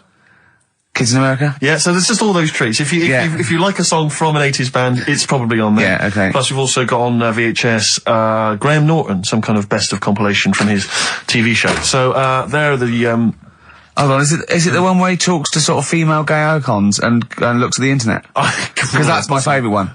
Right, there you go, let's do Rockbusters. Right, email only, of course. Yeah. You email in ricky.gervais@xfm.co.uk if you know the answer. Right, first one. Bit of a cryptic clue, if you haven't heard it before. Well, not cryptic, but go on. What is Carl thinking? If you go into France by boat, I'd get your fags on there, because it's a lot cheaper. Imagine Bob Holness. Sorry, we're out of time. Sorry, your minute's up. You've won nothing. I was reading that question out. Sorry, right. So what's the... Well, let's do it again, and I want it to be exactly the same, word perfect. I bet you it will change all over the place. It'll be different. He's lost it. Go to France, buy yourself a boat, fags are cheaper. Okay, fingers on the buzzers. You've only got 10 seconds to win the gold run. Okay, first up. Here, I'll tell you what, no, seriously, if you're thinking of going to France, well don't, because go on the ferry, get the fags there, because it's cheaper. Go on. Right, so that one again. If you want to buy some fags, you're going over to France on a boat, get them on there, because you'll save a few quid. BF. BF. Right? BF. Okay. Right, the second one. This little, foreign cafe's growing its own steak. This little foreign cafe is growing its own steak. Yeah. This little foreign cafe's growing its own steak. Go on. D. Alright. Right? Okay. And the last one, Is that part of it? Hang on. He's the best, isn't he? He's the best. The Jamaican fella might have screamed this on the Titanic. What? The Jamaican fella might have screamed this on the Titanic. Yeah. What's it start with? It's CD, that one. Jamaican fellow might have screamed this on the Titanic. Ricky.Gervais at xfm.co.uk. Please don't phone in. If you can get those, we just don't want to talk to you. Better Nelly? Yeah, It's a summer tune. It's a summer favourite. We ought to give those Rockbusters clues again. Yeah, go on. We've had very few contributions so far, Carl. I think you've really started. This might be it. I've told you, you're on thin ice. If this goes wrong, if it's rubbish, and if everyone doesn't get them all, that's the end of Rockbusters. Right, well, the first one again, right? Yeah. If you go out to France, right, by boat, you might as well get your fags whilst you're on that, because you'll save a few quid. Right? Different every time. BF is the initials of the artist that little cryptic clue makes up. The second one, little foreign cafe, it's growing its own steak. Right? That's D. Little foreign cafe, it's growing its own steak. D. And the last one, if there was a Jamaican fella on the Titanic when it went down, he'd probably scream this. CD. Right? So email in ricky.gervais at xfm.co.uk. Yeah, right? They're not flooding in, but yeah. Well, we'll see how we do. Rockbusters. Yes. I don't want you to have monkey news right now, because we've just had a little story there. Sure. You don't want to, don't want to go too far. Yeah, go on. So we'll get Rockbusters out of the way. Have we got a winner? Come on then. See, it worries me that we've had very few entries. I think that even your mental fans aren't getting these, which is really worrying. They must be terrible clues this week. Alright, well... Has anyone got them right, Steve? I think there's just one guy, who I suspect has won in the past. Well, so what? Right, the first one. If you go out of France by boat, you might as well buy your fags when you're on that, because you'll get them a lot cheaper. Brilliant. Right? Yeah. BF. Yeah. Buy it ferry. Right? That's like... What? Buy on ferry. What? Buy on Ferry? What's that? Is that a band? What is it? I don't know what it is. Brian Ferry. Brian Ferry? What's that got to do with buying on a ferry, though? Just because it's quite close to it. Buy on ferry. What? Buy on ferry. Sorry, what's your first language? The second one. That's rubbish. That doesn't count. No, Brian Ferry. Brian Ferry, buy on ferry. There's this little foreign cafe. It's growing its own steak. That's Delamitri. The third one. What? Sorry, what? What is that? What is that? Delamitri. Delhi is a little foreign cafe. Yeah. And a meat tree and that. A meat tree? A meat tree? What were the initials for that? Just D for that. Just D for that? Yeah. So not DA? So you didn't even give them a chance to get the group? Well, they got it. Well, no. No, they didn't. Right, it's the end. Go on, right. Go on. Delhi meat tree? Delhi meat tree. One word. D. Or any letter. They're growing their own meat. M's in it. Go on. Okay, so Bayern, I love Bayern Ferry. And Oxymusic was brilliant. I love Oxymusic. Go on. Can I just point out, Rick, that, we've David Bowie? Delhi meat tree. Yeah. I don't see why necessarily, Aidan, who, emailed in, why he doesn't get to win, because he emailed in dire steaks. Seems to me just as valid, as far as I can tell, but Delhi meat tree it is. And the last one, if there was a Jamaican fella on the Titanic... I'm looking forward to this. With a little bit of fear.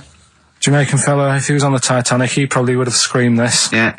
That's Christ de Berg. Oh, I don't know what to do. Stunning. So who's the winner? I'm not going to give it to anyone. I just don't... what's the Jamaican bit got to do with it? Just the D. Just Christ de Berg. Say it again? No, I think they've worked it out now. Say it again? Christ de Berg. And who's that? What? Who's that? Who's what? Who's Christ de Berg? Chris de Berg. Who's the winner, Steve? Do you know what? I'm going to give it to Aidan because he just treated you with nothing but contempt. Steve Martin emailed in again. He got the first two, and then the last one he just emailed. I neither know nor care about this answer. I'm tempted to give him. Do you know what you've done there, don't you? Go on. You've put the nail in the coffin of Rockbusters. I warned you for 3 weeks, and you sort of bucked your ideas up for a little while. But Christ, those are the worst you've ever done. The worst. Delimitri. So and. Didn't it just put D, and then Bayern Ferry. Bayern Ferry. Bayern Ferry. So, is that it then? Aren't we doing it anymore? Play record. Aren't we doing it anymore? I'm ashamed. You're an idiot. Are we doing it anymore? I'm just going to keep saying you're an idiot. Play a record. Are we doing Carl, it have you learnt nothing from Dr. Fox? Yeah. That's not a Sony out the window. Huh? Aren't we doing it anymore? What, you need to start working on it now, because they're so good. You need to start working now for next Saturday. Aren't we doing it anymore? Just, I don't know. Aren't we doing it? Flaming Lips. Fight test. So, end of Rockbusters probably, I think. Well, a little rest. I didn't announce a winner, and I would like to give the prize to Mark Blackwell, because I think Mark treated the quiz with the kind of contempt it deserves by emailing in the right answers after we'd given them out. And that seems fair enough to me. That's the only way. I'm still surprised you got them right. It's amazing. So well done, Mark. You get those fairly mediocre prizes. Adverts? I'd love some adverts. Yeah. Monkey News after that? Well, maybe. Now, Rockbusters, dead in the water, isn't it? We've killed that off, have we officially? We killed off Monkey News and Rockbusters. Didn't I tell you that there was some sort of petition for Monkey News? Was there? What was the story? A lot of, it's loads of emails and that. You mean you've done Monkey News? You mean you want to do Monkey News? No, but seriously, there's uproar. And people were like, you can't get rid of Monkey News. Yeah. Don't be doing that. Who sort of what? Loads of people. Was it monkeys? Trying to write the complete works of Shakespeare? Did Tony Blair get a whiff of it, and he's coming down with a ton of bricks? And Rockbusters, Steve, if you've got a better competition, then we'll do yours. That's fine. Do you know what I mean? If that's what you want to do, we'll do. What did you want to do? No, I was just wondering whether we should perhaps not do a quiz at all, rather than do that piece of rubbish. Might be better to have nothing. Might be better just to have silence during that part of the show than have Rockbusters. I don't know. If I give you the clues and that, and if you think they sound rubbish, we're not doing it. Well, I know that. I guarantee they're going to sound rubbish.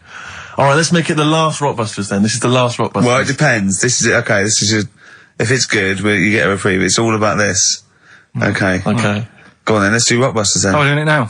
Should we play a record and do it after that? Do it after. Well, I'll tell you what. I'll tell you the prizes, and then we'll come back with the clues. Because I've dug up that REM track. Excellent. So it's an interactive show. Okay, we've got the best summer holiday album ever. What we got on there? It's got Elvis versus Junkie XL. That's brilliant. Holly Valance is on there. Yeah. Laz Ketchup. It's all the stuff that the XFM listener is craving. A tribute to the Ramones album. We got Red Hot Chili Peppers are on there. Metallica. Street Legal from Bob Dylan. That's nice. Brilliant. Did you just buy that in the 4 for £20 from HMV deal? Fair enough. Once again, a good album. The Talons of Weng Chiang, a Doctor Who classic. Yeah. And there's something for the XFM listener, 8 Mile on DVD. I thought that was nice, that film. That was the last bit was funny. It's a good film. Some good rap-offs in that as well. Yeah. So let's play a tune and then we'll come back with the Rockbusters clues. REM, go on. Give it to him. Anyway, listen, Rockbusters. Oh, come on then. Let's get it done. Really? Yeah. Come on then. Right, so cryptic clues and initials, you work it out, it's a band and stuff. Yeah. Right, Brilliant. First one. Bob Holness. The first clue, the doctor said part of the foot and the leg was no good, so he took him off and he threw him away. That's the clue, the initials TB. TB, right? The doctor said part of the foot and the leg was no good, so he took them off and threw them away. Second one, the Scottish monster has got a bit of a tan. Right, the Scottish monster has got a bit of a tan. Okay. That's TD, right? And the last one, well, the 60s singer had a heart attack whilst he was having it away. We won't be seeing him again. Right, and that's FNM. FNM. Well, the 60s singer's had a heart attack. He was having it away. We won't be seeing him again. Email in. Ricky.Gervais. Remember, this is to save Rockbusters. If people don't get this, right, it's no more. So you better, if you want this feature to stay, you better get the clues. Right? Good work, Carl. We'll give those clues again after the next tune. What are we playing? Yeah. Oh, you love it, don't you? You love it. Good, it's a good stomping pop #1 rock. Right. Getting through it. It's the Rockbusters. Right. It's the Rockbusters results, really, because this is a very important result. It's whether they stay in the Premiership or are relegated. This is the playoffs for Karl. Okay? You need 3 points. You need 3 points to stay up, Karl. Go on. Right, had a lot of right answers in that. Right, okay, that's in your favour, you know. Okay. The first clue was, the doctor said part of the foot and the leg was no good, so he took them off, he threw them away. Yeah. The initials TB. Yeah. Right? Go on. Toe, knee, Bennett. Alright, that's Tony Bennett. Tony Bennett. Tony Bennett. Yeah. Okay, that's a warning. That's a yellow card. That is a yellow card, but you can still get the points. Right. Because his name's not Bennett. Tony, brilliant. Tony, perfect. A pun. Toe, knee, his name's Tony. Perfect. Bennett, no, his name's Bennett. See? Well, he's in London this week as well, so I don't know if it's sold out. I won't mind. Are you on drugs, or did I actually crack your head? Did I actually give you some brain damage? Because you're worse than usual now. It's like, go on. Right, the second one. That's a Scottish fella. We've got to speed this show up. Hang on a minute, hang on. I've just got to make sure it's right. We don't want to look stupid. Right? That Scottish monster has got a bit of a tan. I don't think we can look stupid with material like this. TD, that Scottish monster's got a bit of a tan. The answer there, the darkness. I'll give you that. Right. Well done. And the last one. Goal. The 60s singer, he had a heart attack the other way whilst having it away. You won't be seeing him again. The initials FNM. That's Faith No More. Adam Faith.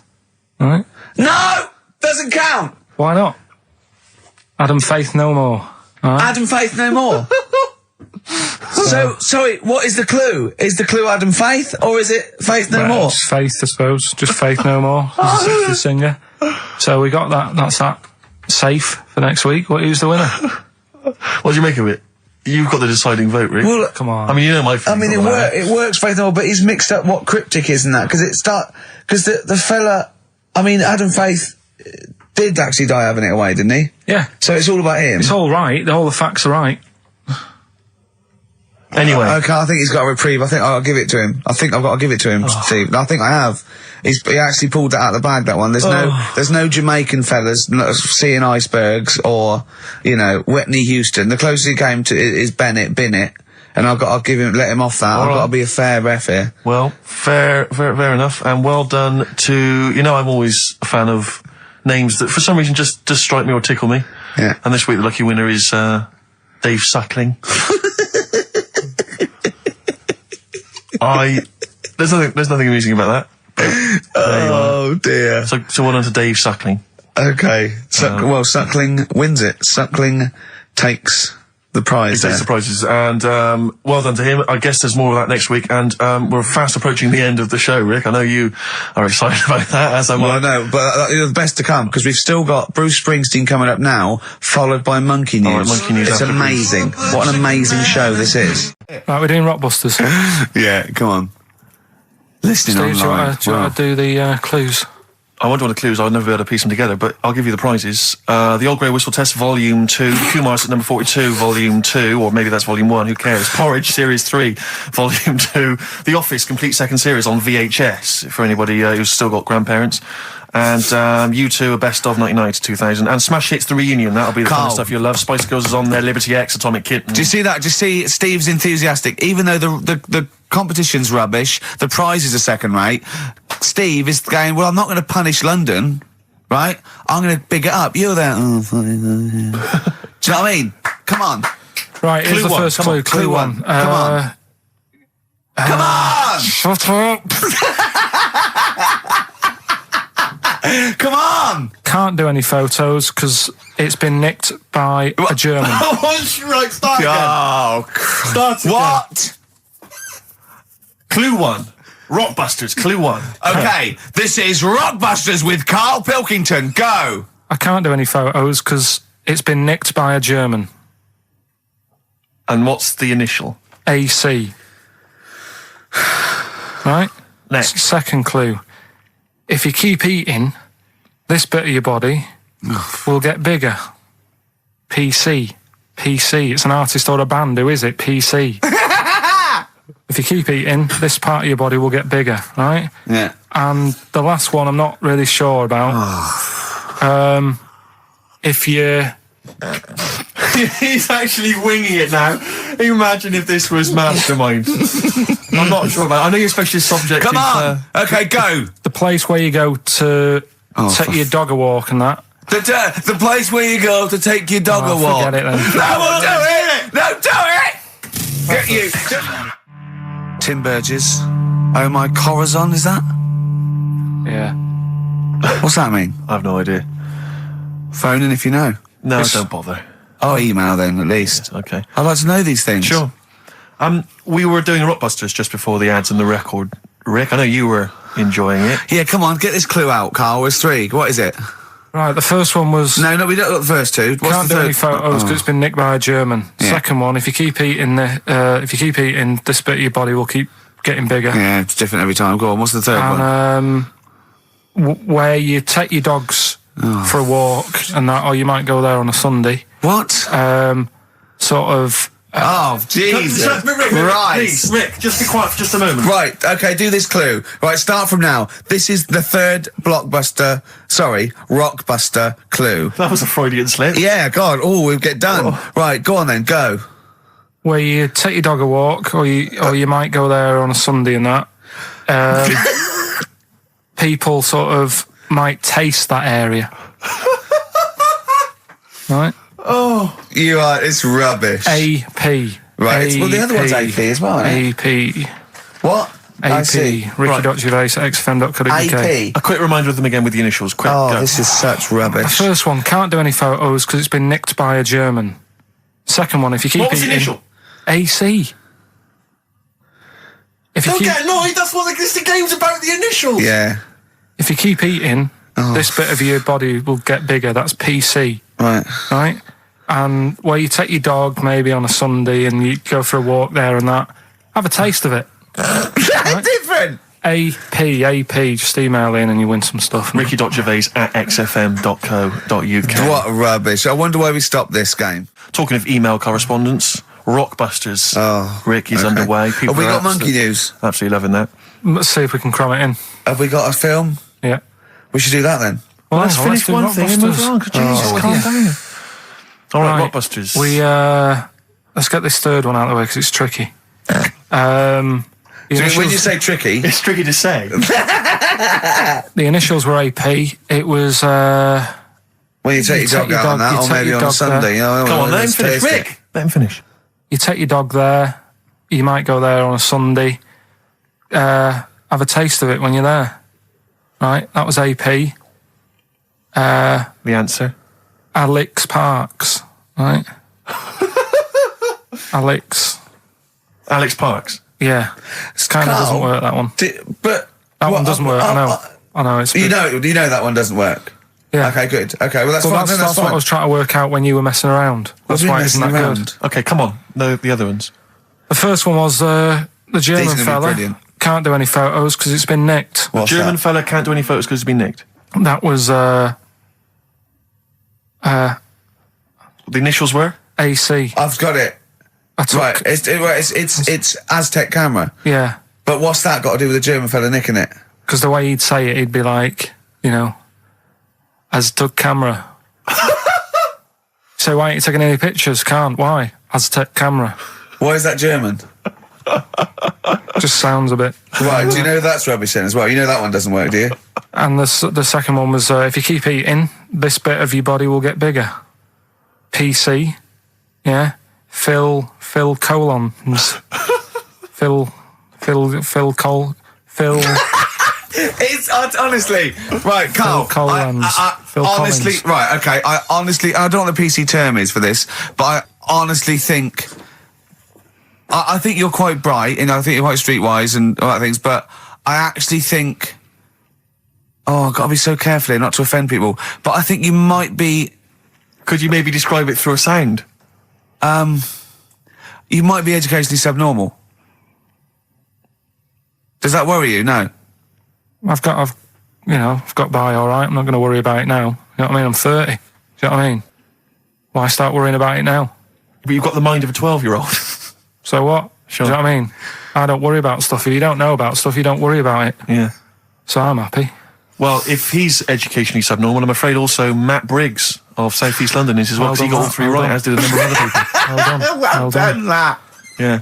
So he's won that stuff. He has indeed. Player Record, we've also got your film quiz coming up, and Monkey News. We're all looking forward to that. Right. Monkey News. Bit of Bowie? Yeah, one of my favourite Bowie songs of all time, Letter to Hermione from Space Oddity. Have you got any Christmas shopping? I should show off and do that now. Rockbusters? Yeah, brilliant. Right then, this is where I give you a little cryptic clue. And some initials, and it sort of makes up a band or an artist and stuff like that. Yeah, sort of being the operative phrase there. Yeah. Let's see how he reads this clue. Yeah. This is going to sound like Oscar Wilde. Clue number 1. 3 different clues. Clue Oscar number Wilde 1. was Chinese, apparently. Was it? Yeah, it was illegal then. Right. Will you leave the entrance to my garden alone? Sorry? Right? Will you leave the entrance to my garden alone? Are we back on the gay thing, or is this... This is the clue? That's the clue. Right. Clue for Rockbusters number 1. Will you just leave the entrance to my garden alone, will you? Right, that doesn't count, because I know what it is. And what were the initials? What are the initials? GG. Correct. Yeah, right, but you've got to pronounce the artist correctly. I'll pronounce the artist, because I know what it is. Don't ruin it. No, but when the answer comes, I'll pronounce the artist. Right, can we just focus, please, on the quiz? Go. What was the clue again? Give it again. Will you leave the entrance to my garden alone? Stop messing with it, right? GG. Okay. Right? Next. Doesn't count. Next. Incorrect. Don't phone, but you can send a message on my mobile if you want, right? That's T. It's another little easy one. And the last one, we were sharing out the mail sheet. Right, that doesn't count either. Can we just fuck... I know what that is. I know what that is. I don't care, we'll come to that later. Yeah. And number 3, we were sharing out the mail sheet, and I think I got the best one. Right? DG. DG. Yeah. So quickly again, will you leave the entrance to my garden alone? Stop messing about with it. Yeah. Right? GG. Yeah. Don't phone, but you can send us a message on my mobile if you want. Right? That was T. And the last one, we were sharing out the mail sheet, and I got the best one, so that's good. Right? DG. All right, ricky.gervais@xfm.co.uk. Have we got any prizes? Do you want to have a look? Well, don't worry about it. Just don't worry about it. Have we got any prizes? Just, look, the clues are rubbish, the clues don't work, the show, this is pathetic. Play record.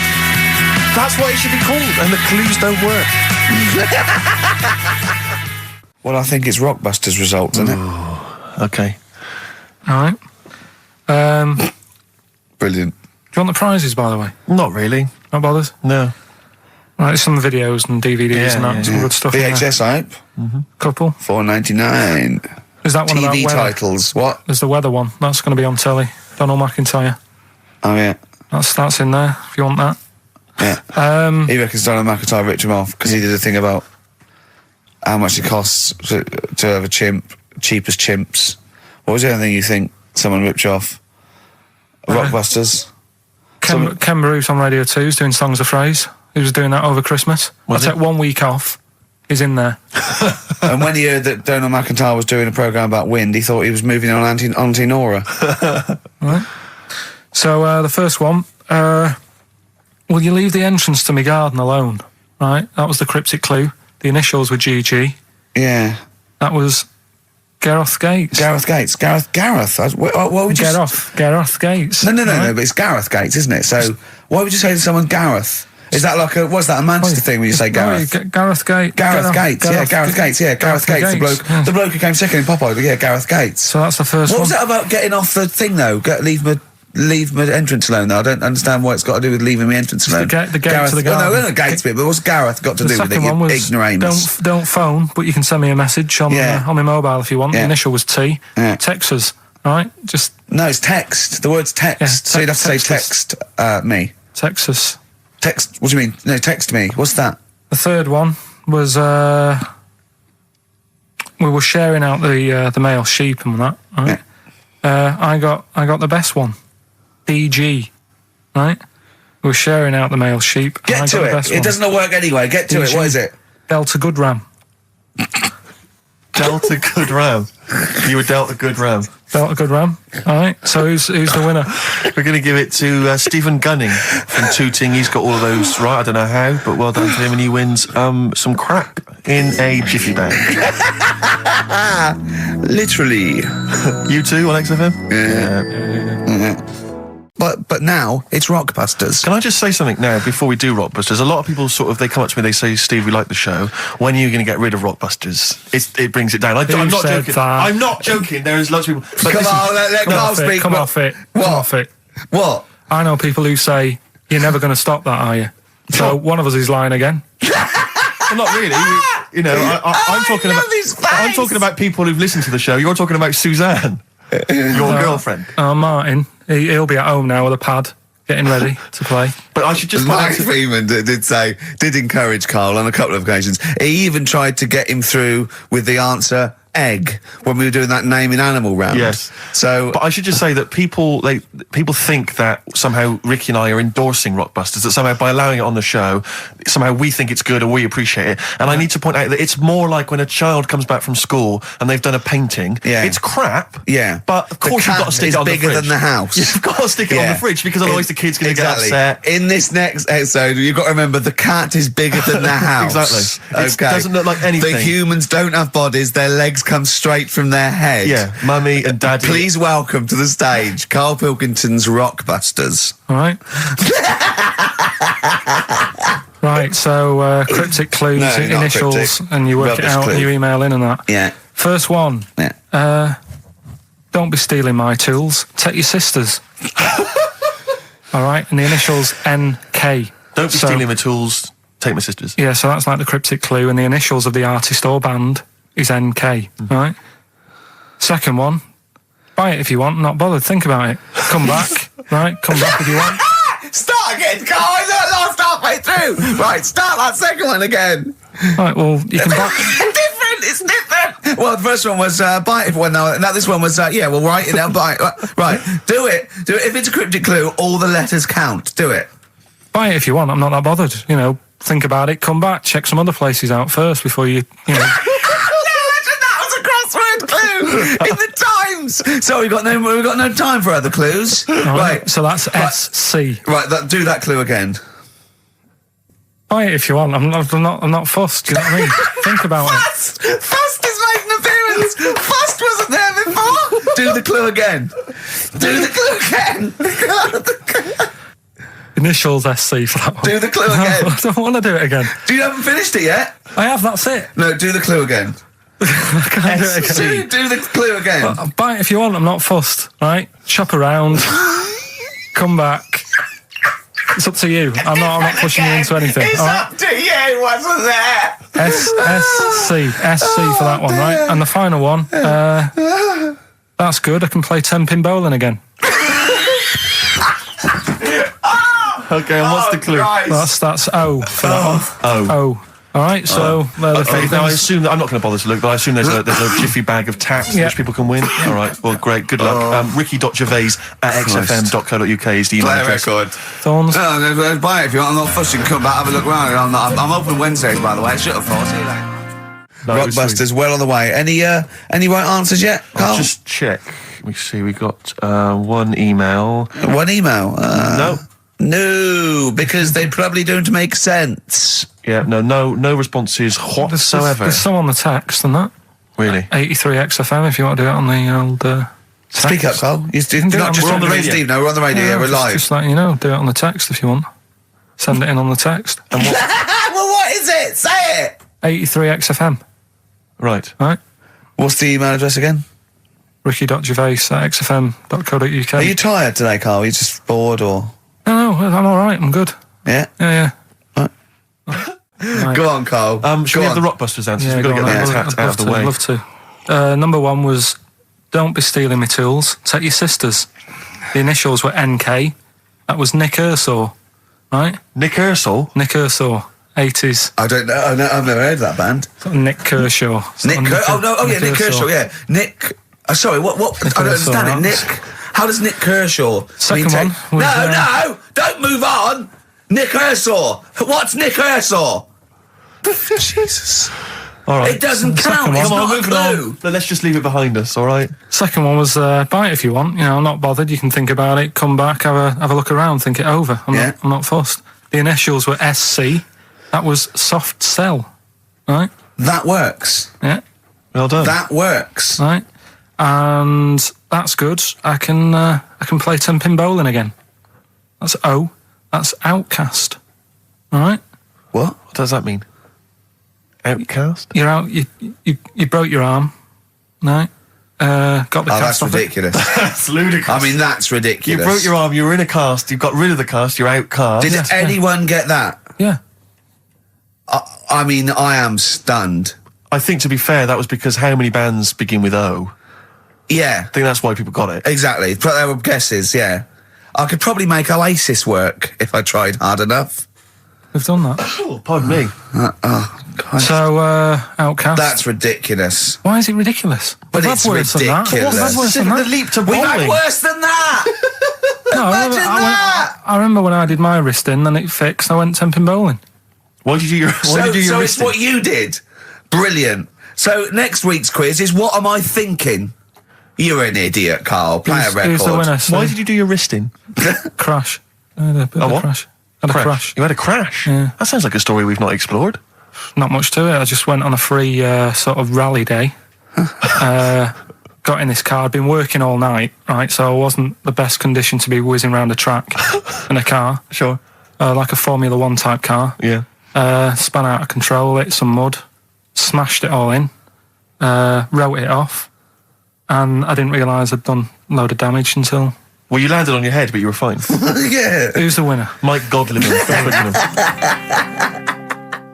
I sort of feel like, you know, one thing we've never done, Rick, is we've never pandered to people, but as it's the last show, we've got to give the audience what they want. Right, what's this? Well, yeah, and I was going to say things they don't want as well. And, you know, and, well, just basically to keep a smile on Carl's face. Yeah. I say a smile, a sort of not quite a scowl. Yeah, he never really smiles. So, yeah, it's just really as a chance for him to have a go. It's like, you know, you indulge an annoying child. The only time Carl laughs is for no apparent reason. Yeah. What do you think, like... What do you mean? Well, sometimes you'll go... and I know you'll be thinking of what a monkey could do. Yeah, it's like people who've had electroshock therapy. Yeah! Oh, it's such a tied down biting on Exactly, something. yeah. Biting on a big leather pad. Let me just tell you briefly what the prizes are. It's the number. That looks like a piece of shit. What's that? Let me tell you, Ray. Let me tell you. There's a number of mediocre CDs and DVDs. That is real But time. mainly, what about this? It's the Lord of the Rings Collector's Edition. Oh. Of the movies, you're thinking? No, it's the Radio 4 adaptation. It's only 14 hours long, Rick. Oh, that is... Throw that away. So, Pop that in the bin. so That is just... Either pop it in the bin or send it to some poor bastard who wins this quiz. Exactly. If you're willing to take part in the quiz, you deserve 14 hours of your life wasted with that Tolkien trope. So, Right. yeah, what are the clues then, Carl? Right, as always, just, you know, cryptic clues and that. Initials of a band or an artist, work it out, win the stuff. Yeah. Email only. Yeah, ricky.gervais@xfm.co.uk. First clue is as follows. The Jamaican fella wrote a review for... It's the good old Jamaican He's back. Jamaican fella. It's the last show and the little Jamaican fella's made an appearance. This normally suggests that you need to think of the answer in a Jamaican accent. Yeah. Or not. Yeah, or not. Yeah, so any hang on, accent. hang on. Or an accent. Or pronounce the word slightly differently. Yeah, okay. Yeah, go on. The Jamaican fella wrote a review for Phoenix Nights. All right? Yeah. DC are the initials. DC, D for Yeah. Derek. Yeah, Okay. DC. The Jamaican fella wrote a review for Phoenix Nights. That's the first one.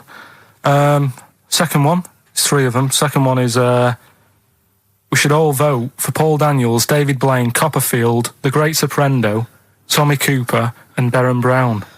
We should all vote for them. Why is that? What's going on? I've just got the first one. ES. ES. Right? ES. Okay. And the last one, Steve, what did your dad do? Huh? Steve, what did my dad do? What did your dad do? Is that the question, or are you asking me? Well, Ricky, what did your dad do? It can work on anyone. What Right. did your dad do? All right. Right? That's E. Right? What So- did your dad do? Quickly again, the Jamaican fella wrote a review for Phoenix Nights. right? DC. Second one, we should all vote for Paul Daniels, David Blaine, Copperfield, Great Soprano. No, but that's important, right? ES, and the last one, you know, Steve, what did your dad do? Right? Okay. The initial E. Ricky.gervais@xfm.co.uk. We don't want to speak to you. Please don't phone up. Remember, you could win some Lord of the Rings tripe. Right. No more on XFM. Last Rockbusters ever, thank Christ. What Play a record! Rockbusters answers. Let's do Rockbusters answers. Rubbish. I don't want the gig anyway. Like they were seriously considering him. Thanks for coming in! Brilliant! Go on. Did I tell you my dad's always been asked to go on that? Why? He's always been asked to go on. Is he a woman trapped in a man's body? No, they want to talk about you. They have to go there. So it's disappointing. Go on. Anyway, Rockbusters, right? Right, first clue was Jamaican fella wrote a review for Phoenix Nights. Yeah. Right, that was the cryptic clue. The initials were DC. Yeah. What is it? Come on, no, you tell me. It's Define Comedy. All right? Define comedy. It's a Divine Comedy. All right? What is that? That's I'm a just Do Jamaican the accent again. Do the accent again. Oh, it's just Divine Comedy. That's just to help it along. That's Do it just again, to- do the accent No, I'm again, not doing it again. You've got the answer. It doesn't matter. Let's move on. Right? Second one. We should all vote for Paul Daniels, David Blaine, Copperfield, Great Soprano, Tommy Cooper and Darren Brown. Why is that? ES were the initials. Go on. Elec, Trick 6. Right? What? Elec, Trick 6. It works, so don't say it like that. I don't know what it means. Right, well, there's 6 people there who do tricks and that. Right? I'm saying we should vote for them, so you elect them. Yeah, but he said elect. Yeah, Electric 6. No, elect though. Elect's not a word, is it? And the last one, I don't think elect's a word. Elect. Steve. You don't mean Alec, do you? It's not Alec Steve. Park. You're not trying to do Alec Park. Who won? Third one, Steve. What did your dad do? I don't know. That was E. Could work for anyone. It didn't have to be Steve. Right? That was Erasure. Right? Erasure. Erasure. No, it doesn't work either. It doesn't work Kinda either. does work. No, It it does doesn't work. Doesn't work. Who's the winner? None of them work. None of them work. Another pile of crap for the mind of little stupid. Go on, Steve. I'll give the prizes dopey to. little. I'm going to give the prizes to Martin Williams from Flintshire. I don't know where Flintshire is. He says that he's promised to listen to the Lord of the Rings, and by listen he means sell them on eBay. Yeah. So, thanks for coming in. Stupid. The end of Rockbusters from the stupid little shitty brain. I'm going to say it of Pilkington. Bobby Womack across 110th Street on XFM 104.9. I'm Ricky Gervais, with me Stephen Merchant, and over there Karl Pilkington. Can I just remind people that a man so stupid it isn't actually offensive. I just want to put that out there. Yeah. Okay, good. No, just wanted to remind people that they can get in touch on the text 83XFM. You'll need that text number shortly because we're going to be playing Rockbusters very soon. Gav has texted in, and he says quite simply, "What's happened to the webcam? All I can see is a bald monkey." Well, you're absolutely right. We'll try and get that sorted out for you. But we're rockbustering now. We'll do it now. Should we do it now? Say it up now. Okay, great. Yeah. Well, you should just remind people, Rick, particularly if they're trapped in Antarctica for the next 3 months, what this game is. Well, this is Blockbusters, just totally ripped off, and the clues are bands and artists. Carl says they're cryptic clues. They're not cryptic clues. They're more like, what word am I thinking of? They're tenuous. Some of them don't work at all. So it's really, are you in tune with a shaved monkey? I mean, it's nearly embarrassing to get the clue. I pride myself on that I don't really get them. And I'm sort of proud of that, because you shouldn't. Yeah. But anyway, I think I've given it a big sell. Yeah. Now, you do win Tat today, but the big prize is going forward to be in the draw in 5 weeks' time, when there's a signed Homer that I got Matt Groening to draw. If you go to rickygervais.com, you can see him drawing it. It's an original. Well, if they want to see it, they can go to xfm.co.uk/Ricky, and it's actually, just click on it, you can have a look at it. Oh, you can see all the pictures there, can't you? There's also a signed Nigel Tufnell poster, and us three as Flanimals. But there's a little actually video clip. I was on rickygervais.com. You can actually see Matt Groening drawing it. Well, those prizes are the ones, the big prizes you can win in 5 weeks' time if you get to the grand final. In the meantime, it's the usual selection of mediocre gifts which will be given away. That we found in a drawer that people have sent us to give away. First up, we've got I think most people agree, the mediocre John Travolta film Ladder 49, which I think barely made it into cinemas over here. No. We've also got on DVD. And we're giving that away. We're giving that away. Brilliant. On DVD, the TV series Grumpy Old Men, which I think is repeated every single night on BBC Two. Oh, and that's free as well, is it? Yeah, that's free. Oh, okay. Right. We've got the complete third series of Alias. Great gift, only if you've seen the previous 2 seasons. So, is that the one I'm in? I don't know, possibly. French and Saunders at the Movies, a collection of all their hilarious movie spoofs. Again, on television, I think every Friday. And the TV series Operation Good Guys. Fine series, but you could see that on UK Gold most nights. So once again, an excellent selection. But if you win all those and take them straight down to Record and Tape Exchange, you will be able to get 2 albums that you actually like. That's exactly right. So, people send us them, so they sort of get bigged up on the radio, so that's done. We don't need to, worry about that. Angry. So, anyway then, three clues. Well, hang on, let's play the jingle. No, I haven't got one. You not got a jingle for Rockbusters? No. Well, do one quickly now. Okay. Rockbusters. Brilliant. All right, so we got 3 of them. Cryptic clue and the initials, the band. It could be a band or an artist. We've done all that, haven't we? Yeah. All right, first one. The fella let his wife know how he got the bruise on his leg. Right? Give us that again. The fella let his wife know how he got the bruise on the leg. He got a little bruise. Yeah, it's all, imagine that in the Times crossword. You read it again, it's slightly different. Every time I look back at this crossword, it's slightly different. All the words change. It can't be cryptic. The initials there, CL. Right? CL. Fella got a bruise on his leg. He let his wife know how he got it. What's going on? Right, second one. All the muttering. And what's the next cryptic clue? Second one. That Potter lad had a lot of bottle doing all that stuff with the wizards and that, right? He had a lot of bottle playing with the wizards and that. What's all that about? Right? I love it! He always says, what's all that about? TB there, band or artist, the initials TB, that Potter lad, he's got a lot of bottle doing all that stuff with the wizards. Right? And the third one, the Buddhists won't be able to get in their temple without these. What do they need, right? The Buddhists won't be able to get in their temple without these. The initials TM. Right? 83936 is the text number. We don't want to receive emails from this because we can't be bothered, so just a quick text. Make sure you include all 3 answers. We're not interested unless you've only got, you need to get all 3. Yeah. But the winner may only get 2, but it's the first one with the most right answers. Yeah. And if that wins all those DVDs. Alias is a box set, to be fair. That's pretty good prize, that one. Well, you could get two CDs when you take that down to Record Tape Exchange. And you don't need to see the first 2 seasons because you won't know what's happening anyway. Oh, okay, fine. I'm excited to think that there's some people now in Antarctica just scrabbling around to get a pen, just trying to figure them out. They'll probably stew on that for the next 2 months. XFM. Thunder Road by Bruce Springsteen, possibly the greatest rock song of all time. I don't know. Big words. Big words indeed, but I echo them. Well, we're running out of time. We've got to get on with the show. It's near the end. I hope you enjoyed it. I hope the scientists stuck in a big, hut in the middle of nowhere in pitch darkness, 10 of them. I imagine they've been fascinated, Rick, by the finger up the arse discussion. We had Chinese don't age well, gingers. All that. The big fat kid. Well, actually, they're probably secure in the knowledge that if they want to kill some time and it's dark, there's nothing better than stick your finger up someone else's ass. Exactly. So enjoy that. But they've been hanging on for Rockbusters clues, I imagine. There's the answer. So give us the clue again quickly. All right. So the first one was the fella let his wife know how he got the bruise on his legs. Go on. Right. That was Courtney Love. Yeah. Courtney Love. So that's Courtney Love.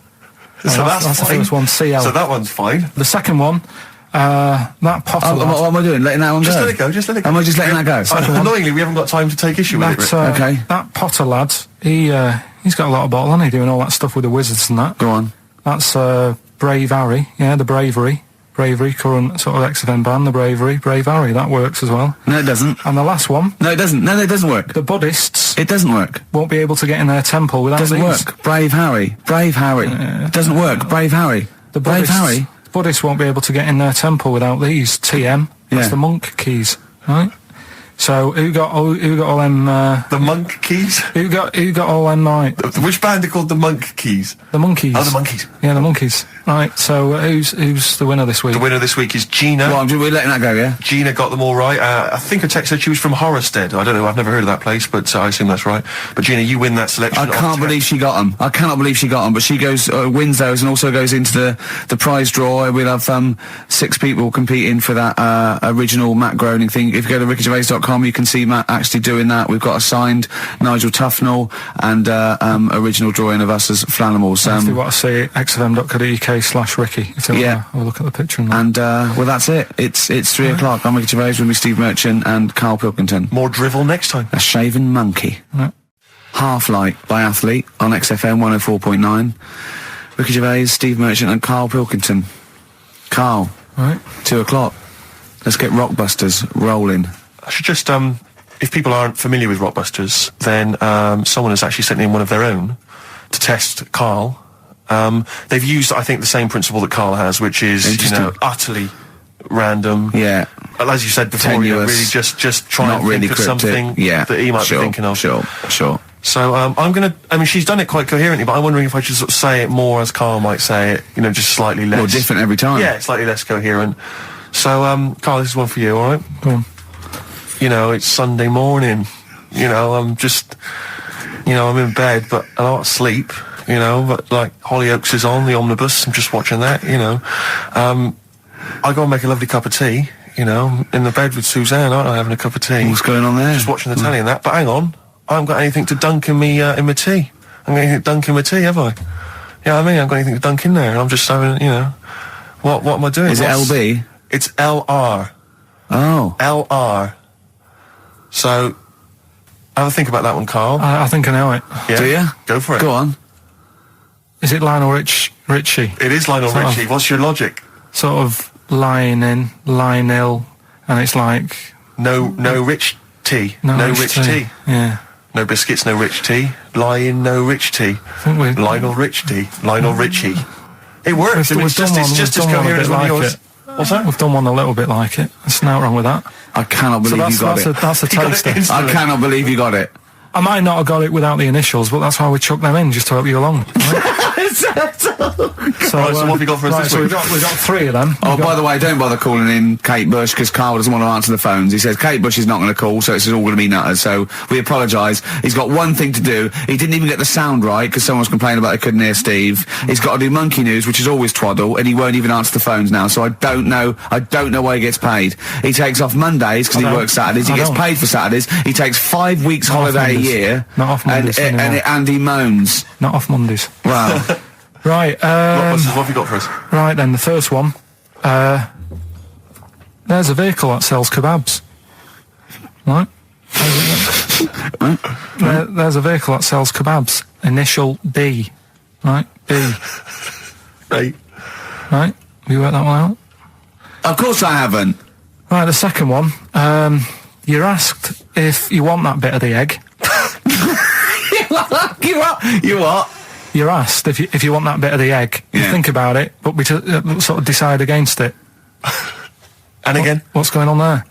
You're asked if you want that bit of the egg. You think about it, but you go, nah, I'll go against it.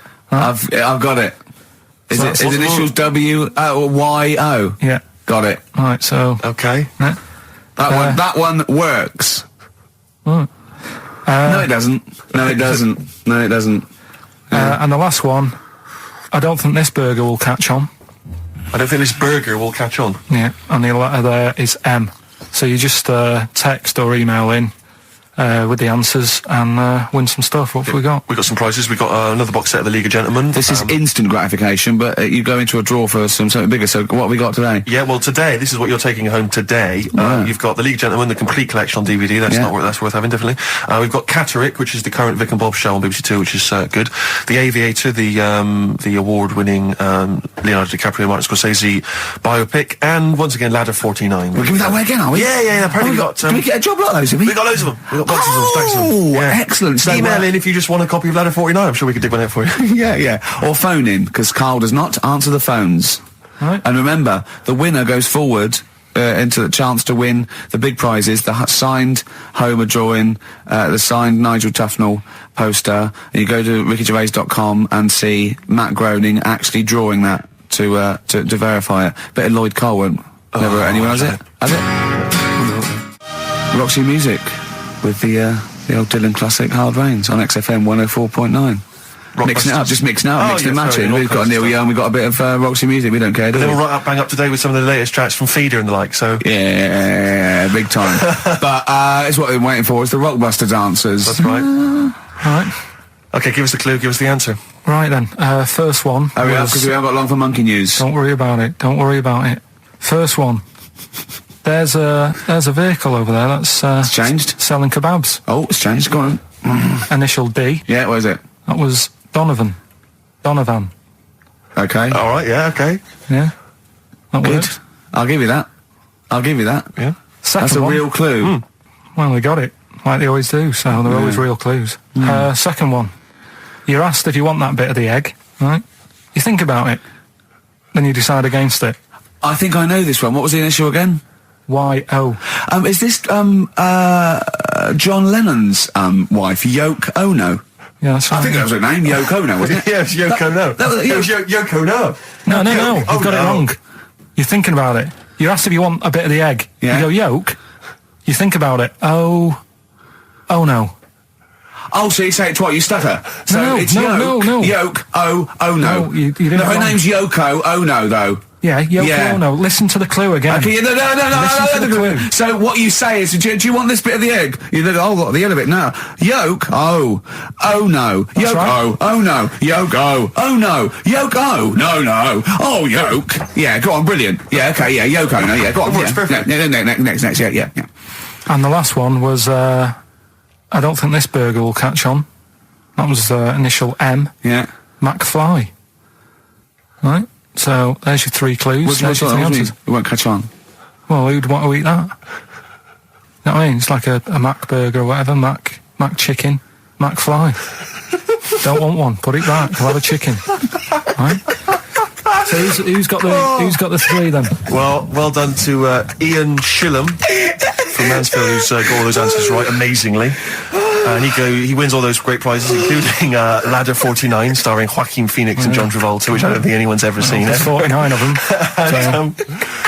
And he wins that, but he also goes forward, as you say, to the big draw, which will come up at the end of our little to run. win the signed Homer saying, I like Carl because he's stupid like me. And you can see Matt Groening drawing that. To know it's real on rickygervais.com. And you can win that. And a signed Nigel Tufnell poster. Brilliant. XFM. We've got some rubbish to give away now, haven't we? We have indeed, yeah. If only we hadn't opened that, we could have thrown that in the mix. I know, But, no, it's too good to give away. It's time for Rockbusters, the quiz that no one looks forward to. And we've got, as usual, the bunch of CDs, DVDs, I should say, which... Just tell me we have got another copy of Ladder 49. Ladder 49's right here. That's Brilliant. in the mix, yeah. How many did they send you? Joaquin Phoenix, John Travolta, Ladder 49, the movie that no one's seen. Yeah. I've never met anyone who's seen it. But it's owned by every single XFM listener. Exactly. Also in the mix, as I said before, we've got Priscilla, Queen of the Desert, which, if you haven't seen that on telly, I'd be very surprised. French and Saunders at the movie, the best of all the French and Saunders movie spoofs, which is, I think, on TV every single night. Yeah. It's a very gay giveaway so far, It's a very isn't good it? way. Well, got Ladder 49, the people in uniform. You've got Queen of the Desert and French and Saunders. Well, the gays love them. You know how much a fan of Chevy Chase. You know I love Chevy Chase. Yeah. Well, we've also got here National Lampoon's Christmas Vacation 2, which doesn't feature Chevy Chase. It was so bad, even Chevy wouldn't agree to be in it. So instead, Randy Quaid, who plays Cousin Eddie, it's him. Right. And on the back, I notice it says special appearance by Eric Idle. Brilliant. I mean, let's be honest, if a film's got a special appearance by Eric Idle, I know. it's probably not a classic, is all Do you I'm reckon saying. they do Always Walk on the... look on the bright Let's side hope of so. life? Anyway, that's just some of the DVDs which you can win. And obviously the real reason you should enter is because you go forward to this big prize draw, which is in our last show, where you can win some actual quality. Yeah, a signed Matt Groening drawing, and if you can see him drawing that on rickygervais.com, it is totally genuine. It's just there, him actually drawing it in front of your very eyes. Also, us made us Flanimals, and a signed poster by Nigel Tufnell. Christopher Guest. Sure. So proper good prizes. Yep. Just that this is, I think it should be the last one to get into it. Maybe next week, the 4 that we've got get down to 2 maybe. And then we get them on the line in the last, what do you think? Well, I'll be honest, I wish we'd thought it through. I don't know about you, but I wish we thought this whole Chris thing Campling, if he's got any ideas to how this show could have run, see, we should have scripted this. What we said, we just said go in a drawer, didn't we? Did we? So Yeah, we hadn't thought it through though. Yeah, but we can't keep swapping and changing. Well, we haven't we can done do what it we yet. want. We can do what we want, yeah. Do you know how many BAFTAs we've won? We can do exactly what we want. High five. Well, listen. 6. Right, let's get down to business then. Right, so Rockbusters, let's explain briefly what this quiz is for those that have only just started listening to the show. It's basically blockbusters. Well, you say that, Rick, but it's not, is it? I mean, that Blockbusters made sense. Yeah, This well, is this just incoherent drivel. Carl thinks this is a cryptic clue and going, right, a fella is walking along and oh, look, there's the fish. What does that mean? Trout spinners. Some of them are hard because they've dug Some them all of them out. are hard because they don't make sense. No, but they've dug them all out because they're going to put them all on the website for people to play along with, and they came to me for the answers, and some of them are pretty tricky. I couldn't answer them. So I love that. Well, anyway, the only man that can outwit himself. Right then. So the first one then, here we go. Why don't you borrow some land off Mr. Boardman or Mr. Laurel or Mr. Fletcher? Alright? Why don't you borrow a little bit of land? Oh, it's changed already. Already changed. Already off changed. Mr. Boardman. Well, no, do it again and do it exactly the same each time. Do it again. Why don't you borrow some land off Mr. Boardman or Mr. Laurel or Mr. Fletcher if you need a bit of it? What's changing? Okay, and what are the initials? Right, LS. LS, that's a band or an artist. Who am I talking about? Second one. I'm gonna sorry, he's got a sweet in his mouth. I'm gonna annoy those seabirds over there. Right? I'm going to annoy those seabirds over there. Oh, just those seabirds, it doesn't matter where they are. I'm gonna annoy them seabirds. I don't know what he's talking about anymore, Steve. Honestly. B is the initial. I love the fact that he was fascinated by the strangest village in Britain, but the stories he's told us about where he comes from, there's him going around with 2 fellas with big heads, webbed feet, a little pigeon-chested bloke, him on his grifter with Maggie pecking at him, his dad in a telephone box nicking groceries, and a horse in the house next door. I mean, how strange was his upbringing? Yeah. And him hanging from his satchel. Unbelievable. There's another woman who I remembered. Actually, I'll tell you later. Go on, what? I'll tell you later about another woman who I remembered. Give us a teaser. It's just a woman who rode around on a 3-wheeled bike with her husband in a basket. Right, I'll tell you that.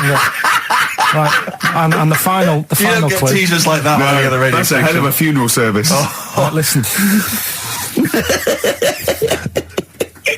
Right, the final clue. What the Scouse fella said to the robber who he found in his house next to his vineyard. Oh, Jesus Christ. What? Again? Right, so what the Scouse fella said... Right, this is going to be a pronunciation thing. ...to the robber he found in his house... Oh, God, I've lost the will to live. I want to get in that woman's basket on the street and just be driven round for the rest of my life. The initials are A.W. A.W. Who is it? Alright. Well, email in and that. Shall we have also on the text 83XFM? You can win Christmas Vacation 2 and Ladder 49. Yeah, what's that, man? Just briefly, you don't think you really gave that competition justice, did you, not handing out the email? No, let's just quickly whiz through the questions again. Yeah. John's texted in, by the way. He says, I never get any of the Rockbusters clues. Is this a good or a bad thing? Definitely a good thing. Definitely a good thing. Definitely a good thing. Yeah. Yeah. All other people do. Well, First one. Why don't you borrow a bit of land off Mr. Boardman or Mr. Laurel or even Mr. Fletcher? Right. LS. Second one. I'm gonna annoy those seabirds. Right. B. And the last one. What the Scouse fella said to the robber he found in his house next to his vineyard.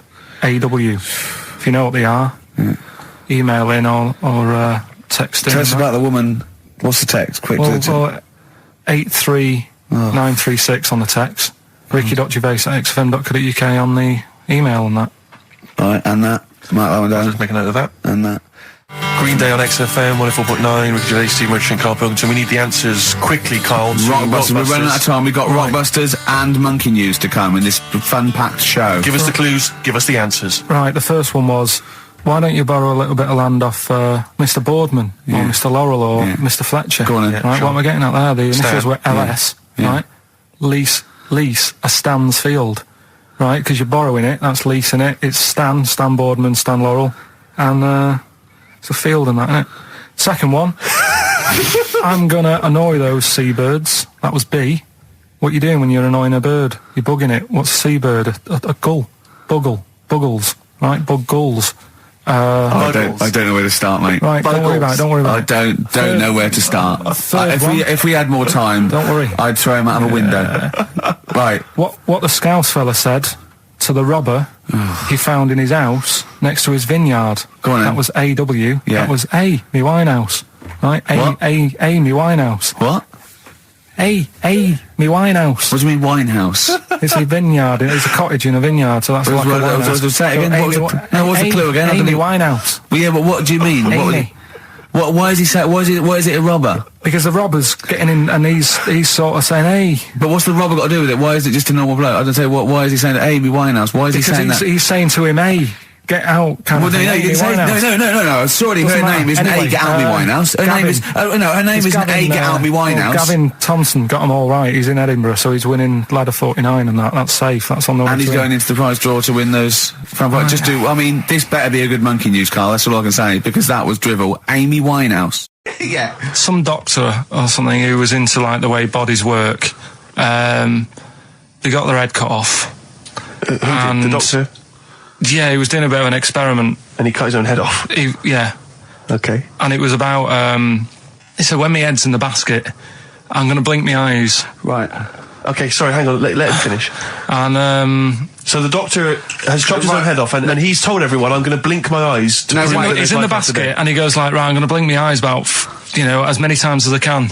So quick, count them. And they count, and he got to like 15 before he Right. died. Now, this is how Carl told me that. Till Nick Frost explained that, Carl told me, he said, right, well, a bloke, right, he had his head cut off, and when his head was in the basket, he went, count how many times I can blink.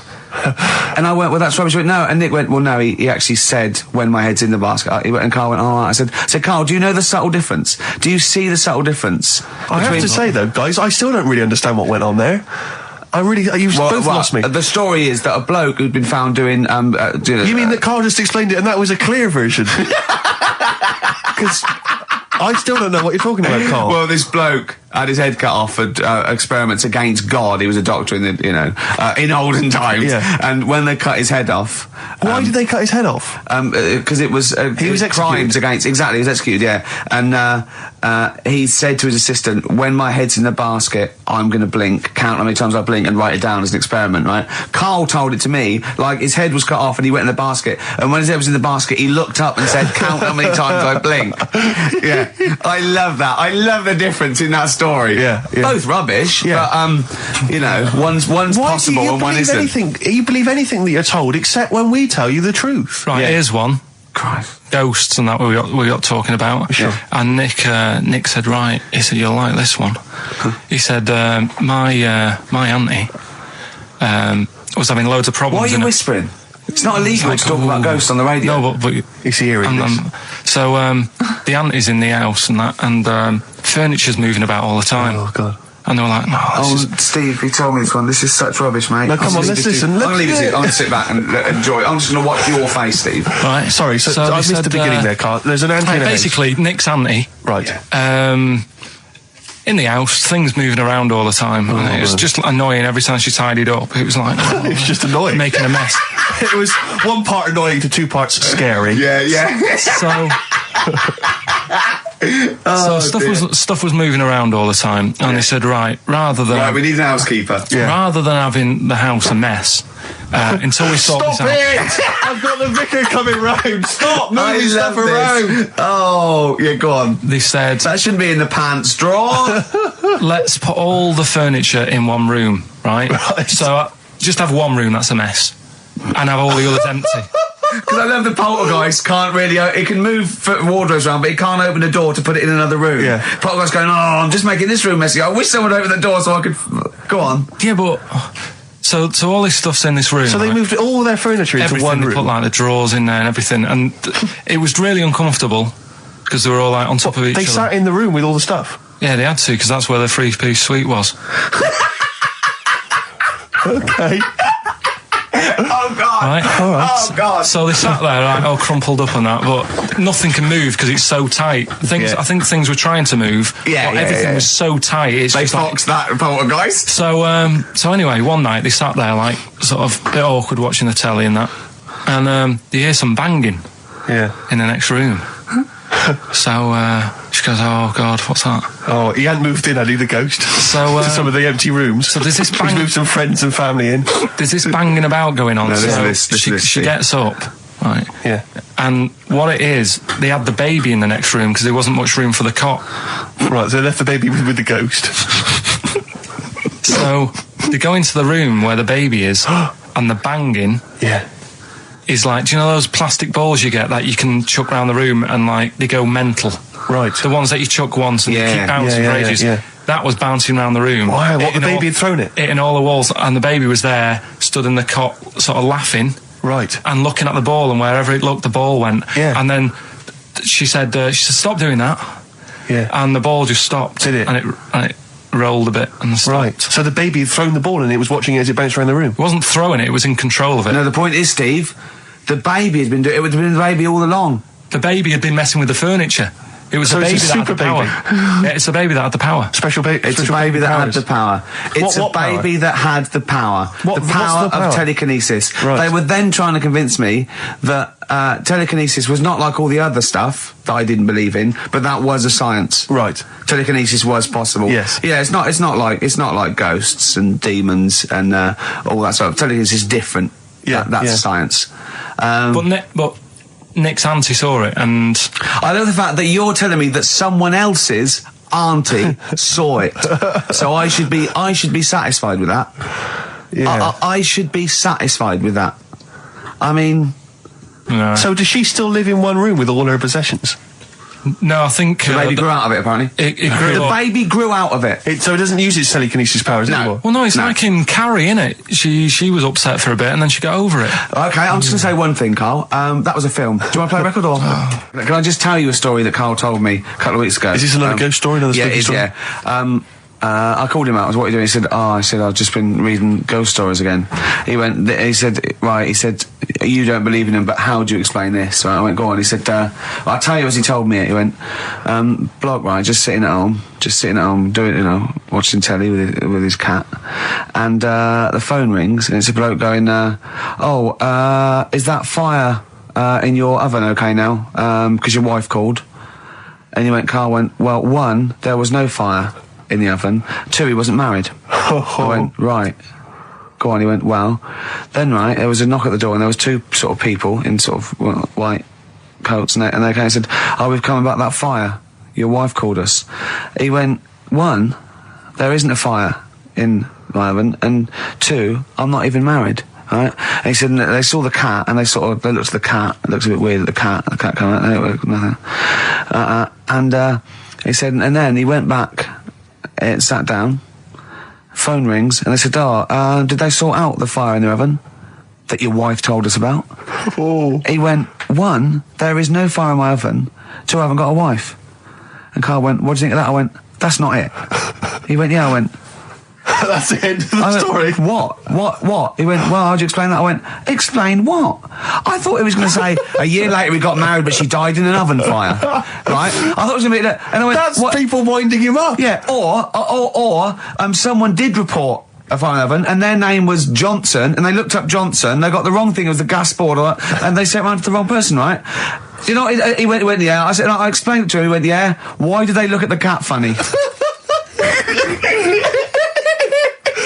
Oh, man alive, Carl.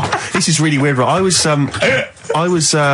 in my house once, right, and the doorbell rang. Yeah. Right, I opened the door, and there was no one there. Yeah. Right? And then I looked across the street, There's some right, and kids there were some running kids running away. Yeah. Now, how do you explain that? Yeah. There was another time, right, where, like, I opened the door, and there was a bloke goes, you've ordered pizza. I went, I haven't ordered pizza. And I heard my mate upstairs giggling and putting the phone down. Yeah. How do you explain that? Carl, seriously, why did you tell me that story? What do you think that was weird about that? The fact that it was 3 different people Is this all the information? Is that the entire story? It was 3 different people. Did you fall asleep and not read the end? A fire that didn't happen, about a wife that didn't exist, and a cat that didn't look happy.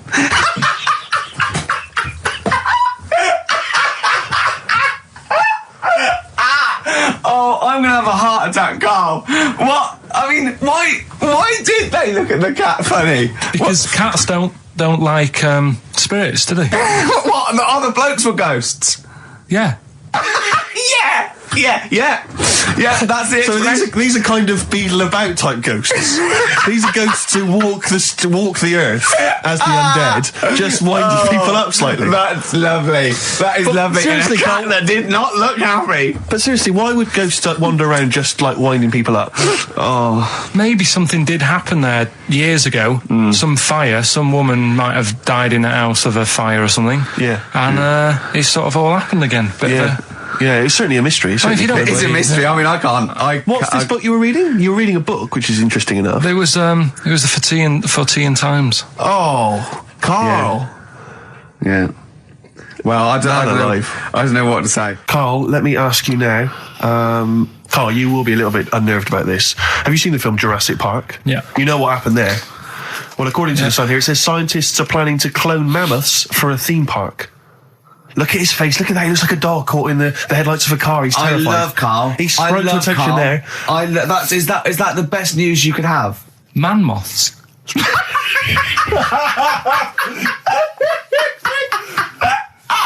Right. Yeah, man moths. I man love moths. the fact that that's why he was so excited that they bred a man moth. What is this? Yeah, it's a human being that hides in your wardrobe and eats an entire jacket in a day. Yeah. What do you mean, man moths? Mammoths. Mammoth, the big hairy Have you heard cow of a from the mammoth? Ice Age. I mean, elephant. You're not so excited about that, then? You can take or leave bringing back mammoths to life, but a man moth... A man moth is a different matter. Oh, if we'd have never brought that up, he'd have gone and told someone now. Yeah. You know, they've bred an half man, half moth. This and is that's what we that's how mean. things start. This is what we mean when you hear these ghost Are you stories. slightly deaf? Is that it? When you hear these stories, is it? Carl, is English your first language? Are you actually foreign? Is that the thing? Yeah. Should we speak when we say slower? foreign, we mean not of this planet. Yeah. Should we speak slower? Would that be a help to you? No, go on. Next What do you one. make of that? Do you think that's Seriously, good? the That's idea of good to bring back mammoths. prehistoric animals. These giant elephants. They're slow, aren't they? It's not as if they're going to like get out and run fast and they can't capture them. They'd probably be a like fence, to be elephants, honest, aren't Carl. They'd probably be a fence. they? No, but you're asking it as if like, oh, it could all go wrong, but it couldn't, could it?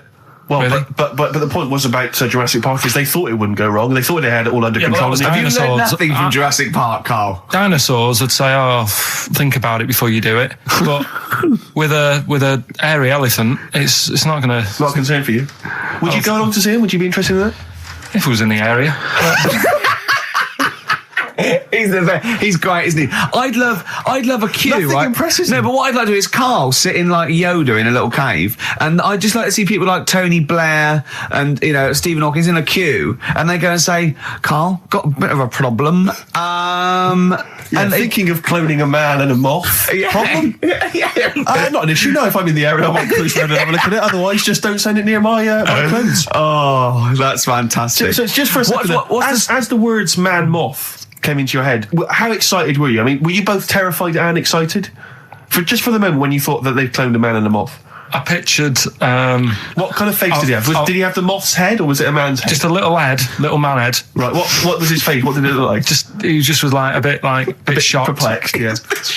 It was like he'd been grafted onto the body of a moth without his consent. And when he was asleep, Yeah, he'd woken up. he just went in to have a goiter removed, and they said, "We've He replaced woke your up with goiter with the body of a giant moth." Yeah. Is that all right, Mr. Jenkins? So he had the head of a little... Was it a little boy or a man? Little man. Right, okay. And he's just bumping into a lamp. He's just running into a lamp. If you went into hospital and they'd done something, what's the worst thing they could do, right? What would you rather have done, right? You wake up and you've got lobster claws for hands. Right. You wake up and you've got duck's feet. Or you wake up and you've got one horn coming out of your head. The worst thing, Yeah. probably the horn coming out of my head. Why? Get in the way. That'd be useful, wouldn't it, in fights and stuff? And for like parties, people play Well, I quoits. suppose the lobster claws would also be quite handy there. Well, listen, I'm a big fan of that TV show. It's on digital TV. A lot of people won't have it, but Inside the Actor's Studio with James Lipton. Yeah. And he interviews lots of big Hollywood stars, and he always asks them these same questions at the end. Can I just run a few of them past you? Go on. Okay. So, if you could do any other profession other than the one you do now, what profession would you do? Can you just change that to apart from a paper round? Apart from a paper round. Oh. If you do any other profession, Carl. And it doesn't matter about like. It doesn't matter if you've got the skills or anything. In an ideal world, if you had the ability. Well, I think I'm about to buy somewhere, so I reckon something, you know, using tools and like doing a bit of plumbing and that. So a plumber? Well, sort of an all-rounder. Right. A handyman. Well, yeah. Yeah. I think, you know, you don't get paid that much, but it's useful, isn't it? So. But you get your own show, couldn't you, with Carol Smiley eventually? Well, all that, but the money that you don't make, you save by not having to pay someone else to do the chores. Do you know what I mean? I don't know what that sentence meant. Right. No. A plumber, how much is the average plumber on? The money you don't make, you save on not getting someone else to do it. No, just think of that. No, look, break that sentence down. Are there any... Sorry, Rick, but people who live in glass houses. Yeah. Anyway, let's just go back to Lipton quickly. We've got a couple to get through here. So, your favourite noise or sound?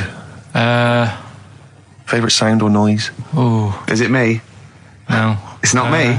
Hang on a minute. It's not me. Are you sure it's not me, Carl? I like Elvis. Noise. Elvis. In the ghetto. The sound of Elvis. Elvis in the ghetto. Brilliant. Okay. Yeah. And your least favourite noise or sound? I don't think it should really be records and music. Noises, things that you hear at home or whatever. Maybe like a sound of a... The least favourite noise?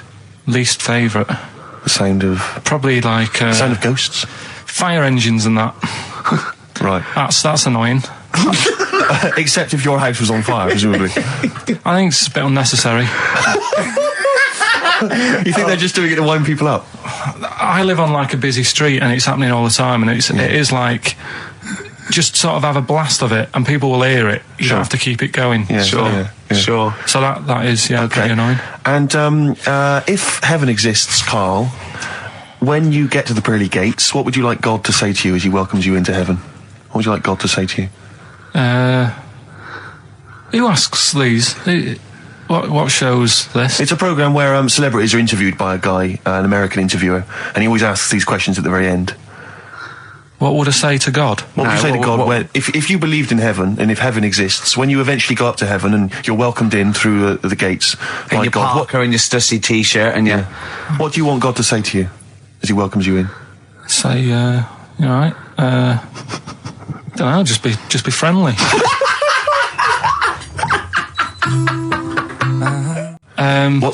Is this something that happened to a friend of yours, or is this... No, I read about it. You read about it? Okay.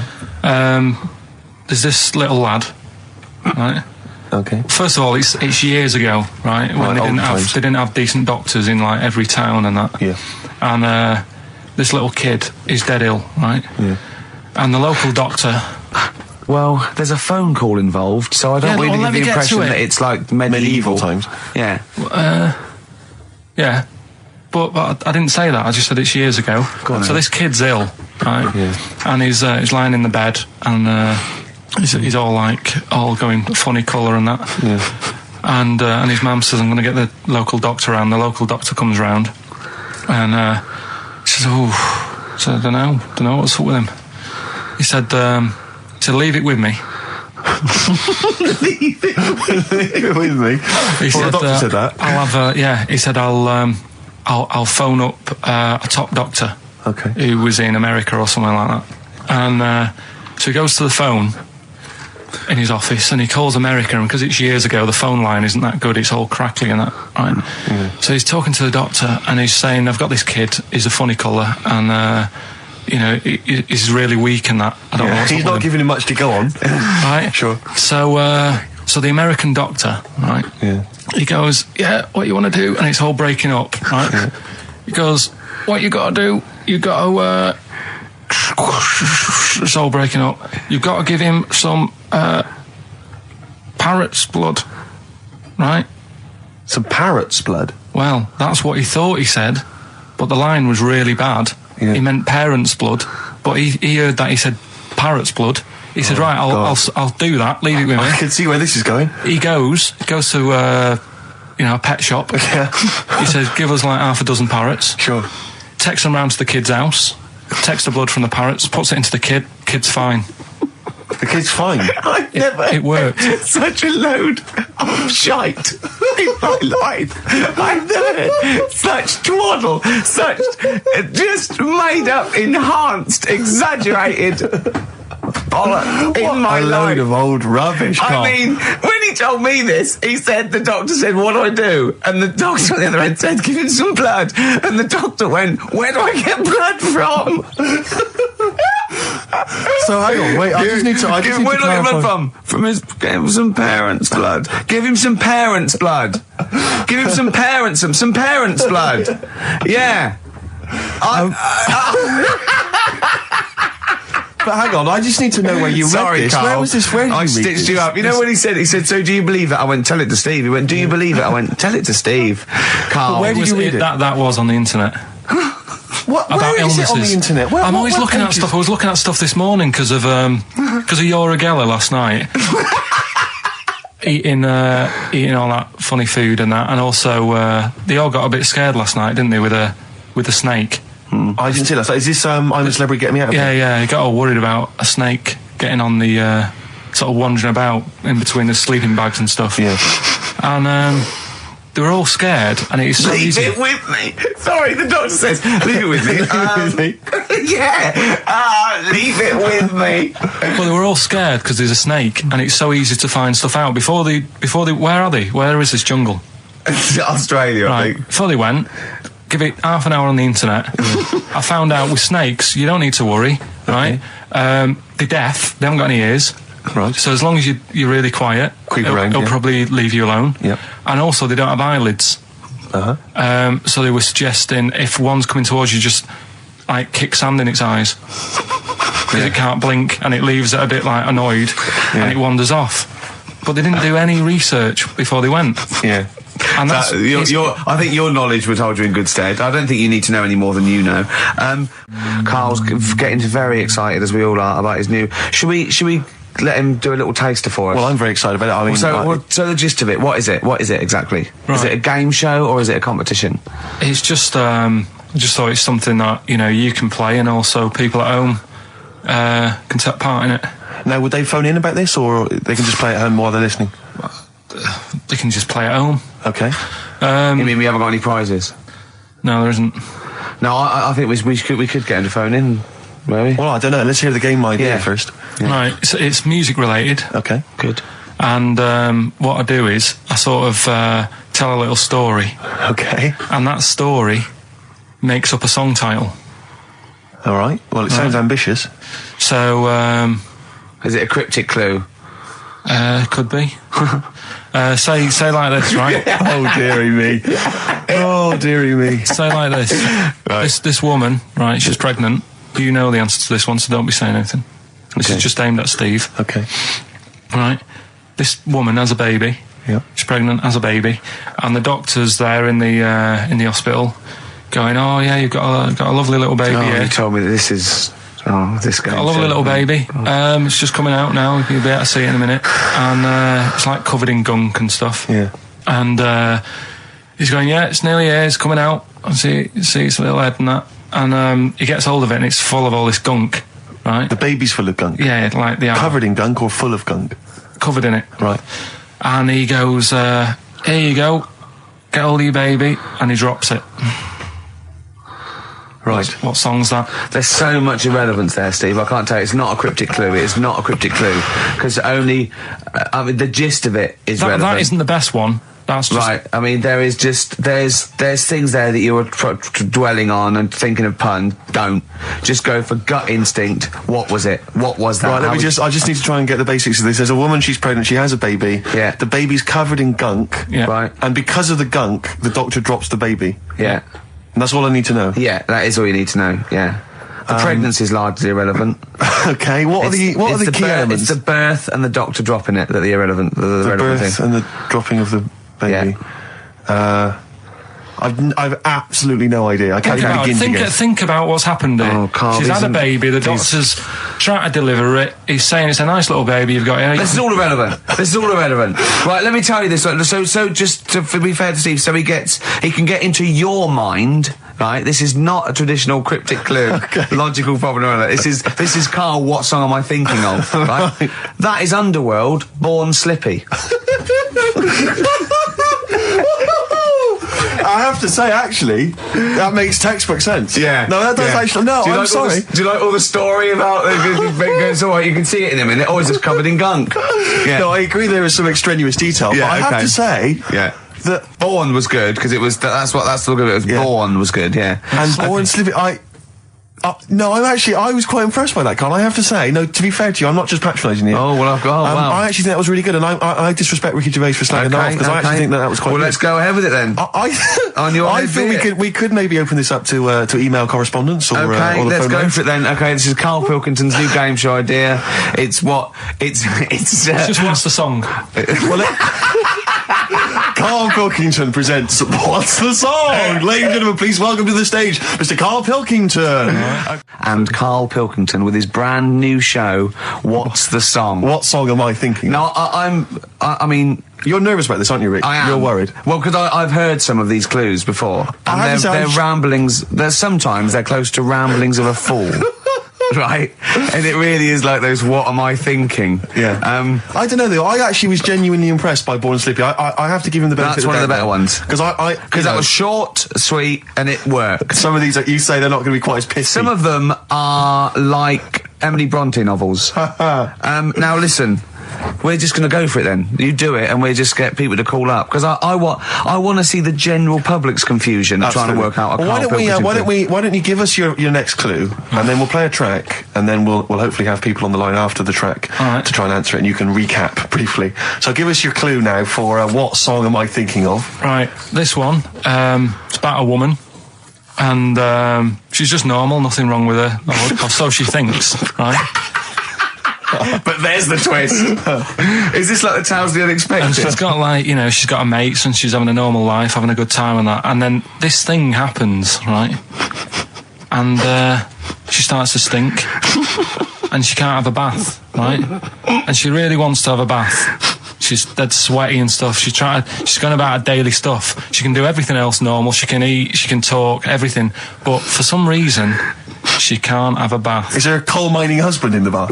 Yeah. Is this Born Stinky? She can't have a bath. So a woman can't have a bath? Yeah. Is that it? Or a shower. She can't. Okay, leave it there, Rick. Don't try and guess. It's not for us to guess. The general public can phone up and ask questions, so I just go for it. I'm not sure they can they? I think so. Otherwise, we don't want just people just phoning up and I'll tell you what about this? Why don't they can ask one question? Yeah. They can ask one question of Carl, then they have to make a guess. Okay. 08700 800 1234. Have we got someone on the line now? Let's do it. Let's go for one. Let's go for one. This is edgy radio. This is letting Carl stuff. Live. Go on. Hello, XFM. Hello, I'm ringing about what's the song? Absolutely. What do you think? Well, I'm going for Dirty Diana. Dirty Diana. See, that works. That's a great guess. It does. Yeah, but it doesn't work because why can't she have a bath? Okay, so the answer is in there. I was going to ask you. Well, that's your one question. That'd be the answer. That would be the answer, I'm afraid. What was your name? Shelley. Shelley, thanks very much. Shelley, I should tell you that, that you should never take this personally, because no one can really get into the mind of Carl, so don't beat yourself up about this. I don't expect anyone to get these clues. No. So well done. That is a fine guess. Thank you. Thank you. Okay. Anyone else there? That's hello, XFM. Who's that on the line? It's Chris. Hello, Chris. A question for Carl? Before you give us a guess? I haven't thought of a really good question or anything yet. You just want to go for the guess? No, what I thought was, I'm sure Simon Mayo used to do this when he did the breakfast show on Radio 1 years ago. No, he didn't. So you've just pinched this idea, Carl? If you're going to rip someone off, Carl, do not rip off Simon Mayo. I haven't ripped this off. I thought this was a new idea. I was going to do it with sound effects instead, but that's... he used to do that, and he used to get his team to play other characters. You idiot. Well, no, hang on. Not you, Chris. I'm saying you idiot to Carl. Yeah, but nothing's new anyway, is it? So I'm not getting annoyed about it. True. What do you think the answer is? Is it Cornflake Girl by Tori Amos? Good answer. She couldn't have a bath because she'd go all floppy and then go down the plug hole. Good answer. She'd go all soggy. Yeah. So is it Cornflake Girl? No, it's not, but that's a great answer. It could have been. All right.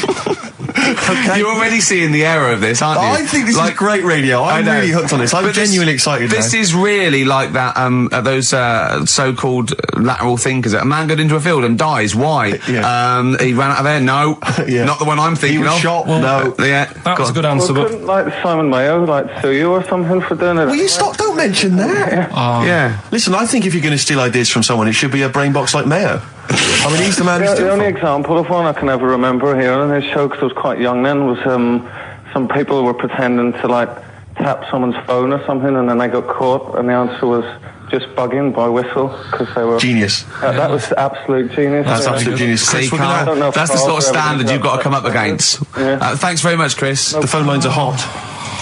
Oh, hello, XFM. Hi, is it Candy Perfume Girl? Is it what? Candy Perfume Girl. Candy Perfume Girl? Yeah, Candy Perfume Girl. Is it? Well, who's that by? Madonna. No, it's... That sounds like an obscure album track. No, Wow. it's one of her songs. Just think about it. She stinks and everything. She's a normal life. I didn't say she was a sweet or anything. But for some reason she can't have a bath or Is a this shower. a big song? Just to give him a clue. It's a bigger song than Candy Sweet Girl.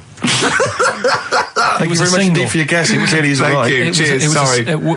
Okay, one more, then we go to a record. Come on. Okay. Go on. Hello, XFM. Carl, Yeah. is it High and Dry by Radiohead? High and dry.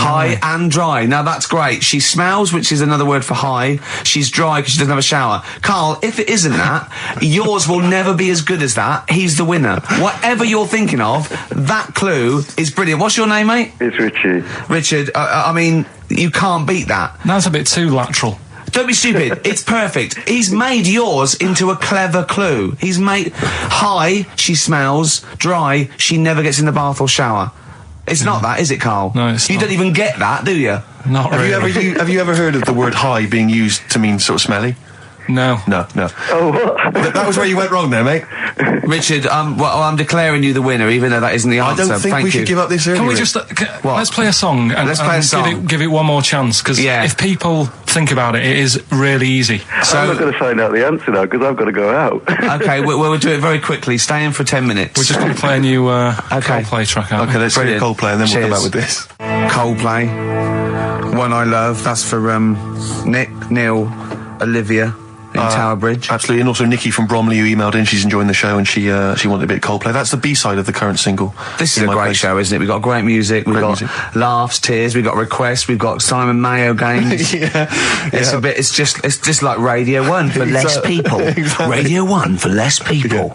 This is great, isn't it? So go on then. So listen, Guy, you were so excited about this game, weren't you, earlier? You came in with a But I hop, knew it skip would and a leap in fall your flat. step. Although I must say, the phones are going mental. We're going to have to take This some is more it. No, calls. people love I mean, Carl. High and Dry is great. I mean, it works. That's it. Can we have a very quick Just recap in case someone's just very joined in. quick Can you recap. make it so High and Dry doesn't work now? Give us a bit of information that makes it different to High and Dry, or can't So you for those that even have do just that? tuned in, Carl describes in a roundabout way a story which somehow is representative of a song. Is that Song right? title. A song title. Yeah. Okay. So this woman, she's all right. You know, she has a normal life, Pretty much. kind of. Yeah. There's probably a few things actually that she can't do thinking about it. But the main problem would be having a wash or having a bath or having a shower. Yeah. Maybe going for a swim thinking about it. Right. Let's go. I think water is the clue, isn't it? That's the clue. All right, so fair Who's that on the line? Hi there, it's Mark. Hello, Mark. Hi, Mark. Right, What do you it think? smells like Teen Spirit, Nirvana. No, it's not. That's a great guess. Smells like Teen Spirit again. It's also No. brilliant. Thank you, Mark. Well done. No, it's not that. All right. Hello, XFM. Oh, that's a dodgy mobile. Oh, that's a bit of a clue. A dodgy Hello, mobile. XFM. Oh, they've just given up. They've all been going for Smells Like Teen Spirit. They just hung up. Hello, XFM. Hi, is it, She's Electric? Excellent. She's electric. It makes sense. That's fantastic. Oasis, Carl. she's electric. Why does she smell? Because she doesn't have a bath and that. Because she can't have a bath or a shower. What's your name? Neil. Neil So got does it. that? So Neil got it. So, did you get it straight away? No, only, during the song. A process of elimination from all the other wrong answers. Yeah, basically. So, she's electric. Rick, I have to say, you're holding your head in your hands, and it looks like you want to shoot off. But I have to say, I thought that was quite good. I genuinely thought that was quite good. But it's not a cryptic clue, is it? Because it's not. She smells. There's a few things you can't do. She's electric. Yeah, but do you understand what I'm getting at? She's electric. I always understand what you're getting at, Carl. That's never been a problem in the years I've known you. Neil got it. Yeah. I have to say, Rick, I think you're down on this idea.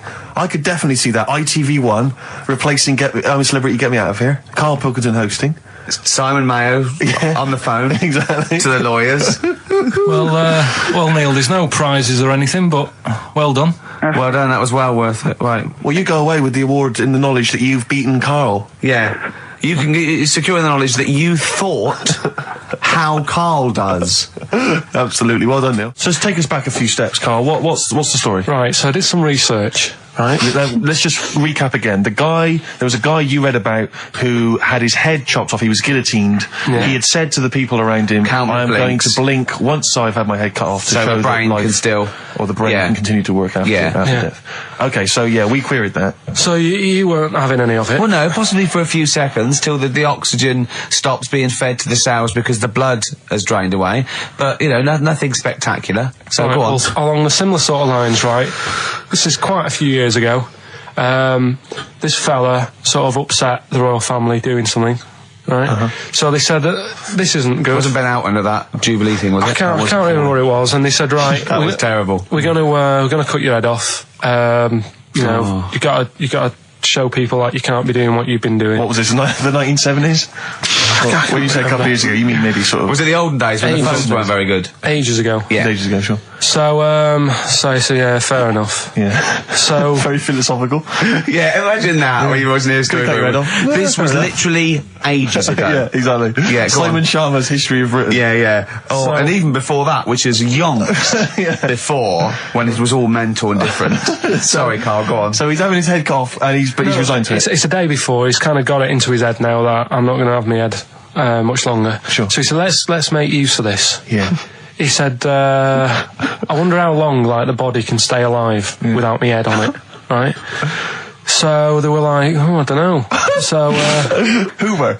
So... The jailers? Whoever he was asking. These jailers with one eye. Yeah. Get out, pants. So he said, no, wait a minute, I've got an interesting scientific experiment, jailer. Well, fair enough. What is it? So, he said, what I want to do, right, he said, surely it's my last right. I'm gonna be dead tomorrow. Sure. So let's do a test. He didn't draw it out this long, did he? Yeah, he said let's test this out. He said do us a favour. He said it's my last day. What I want you to do is you're gonna cut my head off. Let's put a white line on the floor. Right. And see if because there's no point asking how far he can sort of walk without an head if there isn't a line, because you don't know what to count. Do you know what I mean? If he loses his head and he's running around all over the place, you can't really count That's that. not impressive enough. Yeah. So they said, let's make a white line. Sure. Yeah. Who said this? He did or they did? I think they started to join in with him and saying, well, let's make this a... Sure. You guess it. Go on. So, they got Norris McWhirr down. The Guinness people. Oh. Yeah. So they said, let's get this white line. Yeah. And dedication's all you need. We'll do this tomorrow. And he said, all right, then I'll see you in the morning. I'll see you in the morning. Night, sleep tight. Bye. I love the fact that Carl knows exactly what was said. That's beautiful. Yeah. He doesn't know the story or what order it is in or when it was. He knows exactly what was said. But he knows the intricacies. All right then, see you in the morning. Bye, little kissy. Oh, I'm not like that. Oh, you joker. Don't let the bed bugs bite. Yeah. Anyway. So he gets up. Do you want a paper tomorrow? No, I'm all right. Go on. He gets up and they say, right, today's the day and that. And he said, well, I've got used to the idea. So here's a white line for you. Got used to the idea. Go on. So they go, right, you ready then? And he said, I go on. And they cut his head off. And the body walked 32 steps without a head. Wow. 32 steps. Incredible. And that's the lesson, really. Did it get as far as it walked along the white line, did it? Yeah, it stayed along the white line, did 32 steps, and then started to stumble a bit, and it just fell over. Yeah. But, it was a test that your body can still keep alive for a little bit. Yeah. When you've lost your head. Absolute twaddle. Absolute twaddle. What do you reckon you can do then without an head? How many steps? Nothing. There'd be muscular spasm, right? Yeah. It would twitch a bit. Yeah. You could not distinctly take 32 steps, the body... Well, don't...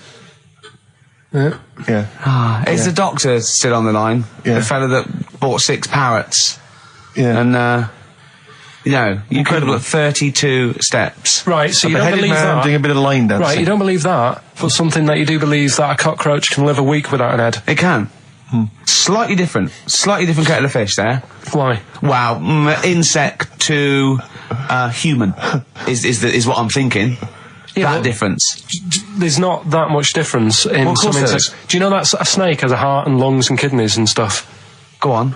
No, well, I'm just saying. So? You're making out as if like they're a totally different species. I am making out. I mean, call me old-fashioned. Do you know what you're talking about? I don't want you embarrassing yourself, Nick. Yeah, I am suggesting they're totally different beings. Yeah, that is. Yeah. Now, Carl, the cockroach is a very different thing. The interesting there is that it lives without its head, because a lot of it's on, there's some of them are phototropic, chemotropic, some of them just literally have, irritation and muscle memory. I mean, they do have a central nervous system, but it's very different. So if you lose the head, it bypasses a lot of that anyway. All this is running around. The reason it dies is because it can't take on water. But it's very different to a man, right, having consciousness and then losing that, and the body's still going, no, I think I remember what I was going to do here. Yeah, so I'm going to carefully walk 32 steps along this white line.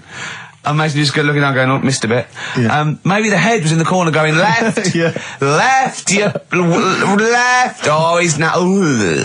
Well, let's just put it out. I mean, if anyone listening has maybe had a relative beheaded, maybe in a horrendous car accident, but they got up, maybe they went for a walk, they had a little chat. Oh dear, Carl. Get in touch. Carl, you are my favourite being. You are my favourite species. Now, you, Carl, may not be particularly different genetically from a cockroach. You are. Why can cockroaches do that? Why whoever made them went... Let's play a record. Do you know what, when I told him this fact, I send him little facts on text messages just to inflame his, interest. I just sent him a cockroach can live 9 days without its head. He texted back, what's the point of that? Yeah. What's the point of They're that? not doing experiments, these cockroaches. It's a boring last week to have. And he went, and on top of all that, you're thirsty. So it's the worst week of your life, isn't it? That week without your head. Play a record. Carl. Competition time next. Oh. We need some call. Look at his little face. Look at his little face. You've not heard Carl's competition. Oh, he could live without an head. You've got a real problem with Rick Waller, haven't you? He turns my stomach. I know, but don't... Because he's arrogant as well, though. Exactly. That's the problem. Don't explain to people that... No, he is a bit arrogant. It's his whole thing that it's the whole package, so to speak, that you don't Well, there's another thing in this quote, because it's not just the fact that he eats too much. He tried, apparently, to lose some weight, and he said, the first month I lost 11 pounds, the next I lost a stone, but in the third my body did somersaults and I put on 9 pounds.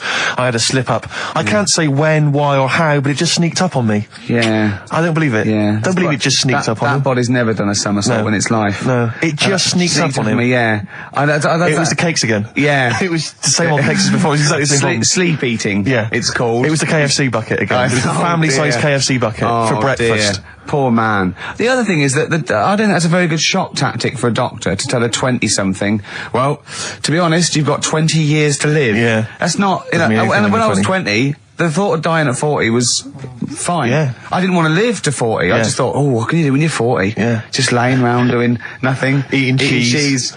And then you got there and you discovered... No, but someone said... The dream came true. Sophie here sent me something and she said, I realise you're not Graham Norton, but I had to send you this. And she sent me the top of a little cream cheesy thing. And it's the brand name is Gervais.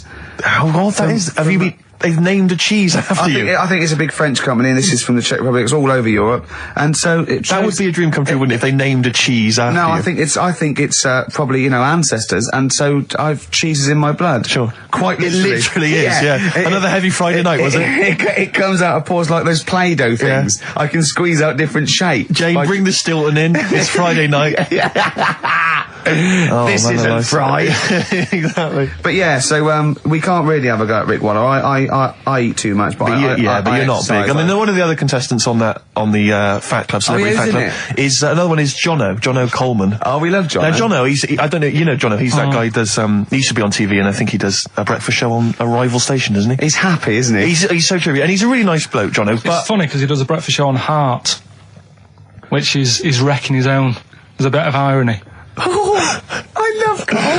Thanks, Carl. Do you know what I mean? I love you. I can see where you're coming from. Yeah, that's good. But we've met Jono a couple of times. We saw him at a couple of, not wishing to say not to show off, but a couple of awards dues. Yeah, like that's showing off. But like people would have seen dead there. Well, yeah, but we went to one where everyone was in like tuxedos or suits and ties. Not Jono. Jono was wearing a pair of Bermuda shorts, big Bermuda and shorts, knee-length Bermuda shirt. shorts with just these little. But I saw him again another time, and he had shorts on at a similar event, and I've seen him since in the street, and he's all. I'm wondering if he can wear trousers. I don't think he can actually wear trousers. I don't know if there's a medical reason for that, whether he's just, his legs are too fat. I think the material is a waste of money. I think it's just that you can get shorts that big and they're comfortable, and, I mean, to be quite honest, I don't want to squeeze into a tuxedo anyway. So, if you can go, I'd love to turn up those things in Bermuda shorts. Well, of course. Flip-flops. But do you think he started off by wearing, maybe he just had the upper half was a tuxedo with the tie and then the shorts and the shorts underneath, and he would just have to come in, kind of sneak behind, a sideboard. Potted plant. Or a potted plant, or bring his kids ahead of him. Yeah. You are wearing trousers, aren't you? Of course I am, In you go. Kids move a bit. Well, no.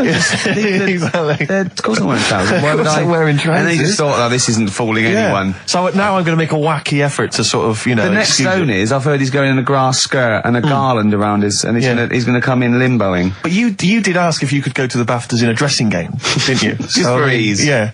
Yeah. But, right, is this talking about diets and stuff, right? Go on. They've come up with a drug that, they tested it out on a mouse, right? They said, it's a problem that weight is a big issue in the world, and, a lot of people are depressed, and that, probably like Rick Waller. Well, I'm depressed looking at Rick Waller. Well, Oh. I mean, you could sort out Rick by, Jono is an old man, he's got loads of money. He's not old. No, but he's getting on a bit, right? He's about my age. Hang on a minute. What I mean is he does his own shopping, right? So I bet it's hard. What do you mean? Because he's like, how old is he? 35. Right, he's got loads of money, he does his own shopping, so when he goes to the supermarket and he passes, the sponge cake section, it must be tough when you've got loads of money to burn that you go, just one more. Yeah. One more. Look, we are getting close to libel here, I think. No, but I'm saying how it is, because I've tried, losing a little bit of weight. Have you? And it is difficult when you're in Waitrose and you see a little chocolate muffin and you think, well, one more and I'll do without... Do you like a little chocolate muffin now and again? Yeah, right. Is that your favourite thing? So the thing is... Let him finish his point. So the thing is, right, now with Rick, he lives at home with his mum, so why doesn't his mum just say, I'm going to buy less this week, and if you eat it all, you're not getting any more? Yeah. That's sort that Does he live sharp shop? I bet he does. So you don't actually know if this is true or not? No, but anyway, right, so this drug they've come up with... They've tested this on mice, haven't they? I'm worried if they haven't tested it on mice. Thank God for that. It's definitely been tested on mice. Definitely. They fed a mouse a load of cake. Yeah. Right? And it went a little bit chubby, and they said, right, stop a minute. And then they gave it this drug that makes you lose weight. Yeah. And its weight went down, but the only bad side effect was its eyes were popping out. Well, that seems to be fine then. Let's give it to Jono. There doesn't seem to be any problem. Rick should get some of that. Yes, Struth, Doc, look at these. Oh, Jesus, Jono, your eyes are popping out. That happened to the mice. Sorry? That happened to the mice. But what do you mean? That's the option. What do you mean that's the option? So I love the fact that your choice is either be like a fat, happy man who has the odd sponge cake, or a stick man with eyes on stalks. I mean, Steve's chosen that. All right, calm down. Sorry, I thought we were slagging off Rick Waller and fat people. Sorry, Let's mate. have a go at the fat people before we start on me, Rick. Yeah, no, I didn't. I thought. It's like... Yeah. Because I've got some issues and body issues. I know. But Rick Waller's grotesque, Yeah, sorry about that. I'm just a little bit weird. I mean, do you know what I mean? Yeah, should we play a song and... Well, I'm just a little bit offended. That's upsetting. I woke up this morning, feeling fine. It's not a blues song, and I turned my phone on, and it was from Carl, and it went, forget it, I've made my mind up. And I thought, wow, what is that?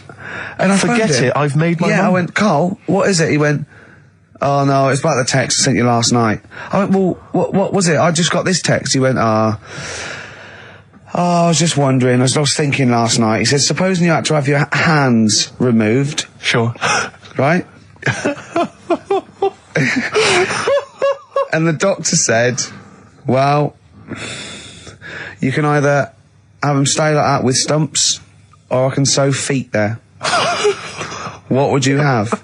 And I was bleary-eyed, and I went, the stumps. He went, yeah. I went, all right? He went, yeah. And then what was his follow-up text to that? And then I got the text, it was obviously before it, and it went, and it was like quite serious. What would you do if surgeon's not doing rounds? Would you have stumps or the feet, right? Now the way, when I said, he's made his mind up, and I went the stumps, he went, yeah. I think secretly he decided on the feet, but was too embarrassed to tell me. There's a little bit of what would you do? Because But why did you think of this? Why did you think of this? Girlfriend's away, right? Yeah, no, that's not why you start thinking bizarre surgery devices. Right? I'll let you into my little mind, right? Last night, I had some beans on toast, right? She was away. It's good already. She was away, she had some beans on toast, she went wild. Yeah. Right? Now, I was stood up, I live on on a high street, right? So I'm washing up, I'm looking out the window. First thing that had my attention is, I can look into other people's flats, right? Yeah. And it was weird how all these different lives were going on, I was watching them, and everybody had the telly on and was watching Volcano, right? Which was on last night. Right. And I thought, that's weird, right? I can see them all watching it. And it was like a little Chinese lad who was dancing around in some underpants. Yeah. And then there's a little old woman who lives downstairs who was reading a book, and she's always reading a book every night. And it's like, I have a better life than her. And then there's like some sort of bouncer who's always getting ready to go out late at night with all the black on. He looks like a bouncer. So I was watching all this life going on. I thought, did you witness a murder while you were doing this? Yeah. It was like that sort of Sliver film where that bloke had loads of tellies watching people's lives. So that was going on in my mind. And then I was washing up, and I picked up the plate, and I thought, it's amazing, isn't it?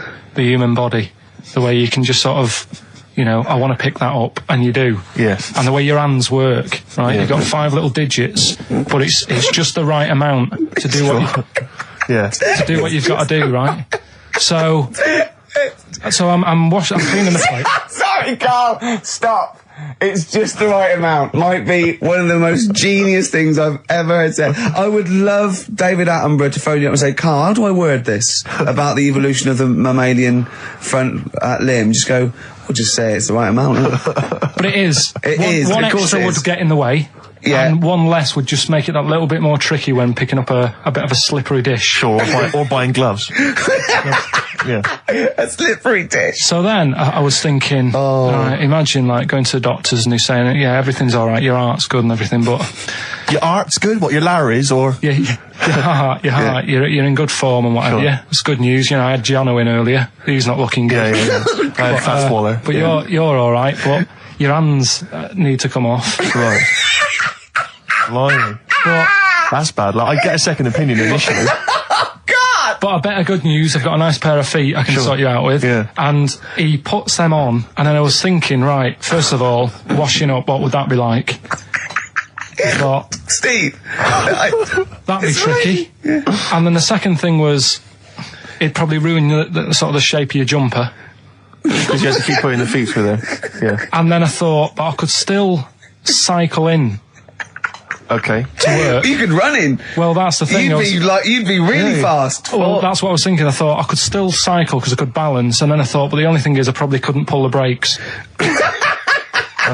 Because of the little short things. Yeah. And then, like you, I thought, but then again, you're running in half the time. So that's what was going on in last night. Right. That's what I was thinking about. But did you? How long did this take? Well, how long does it take to wash up?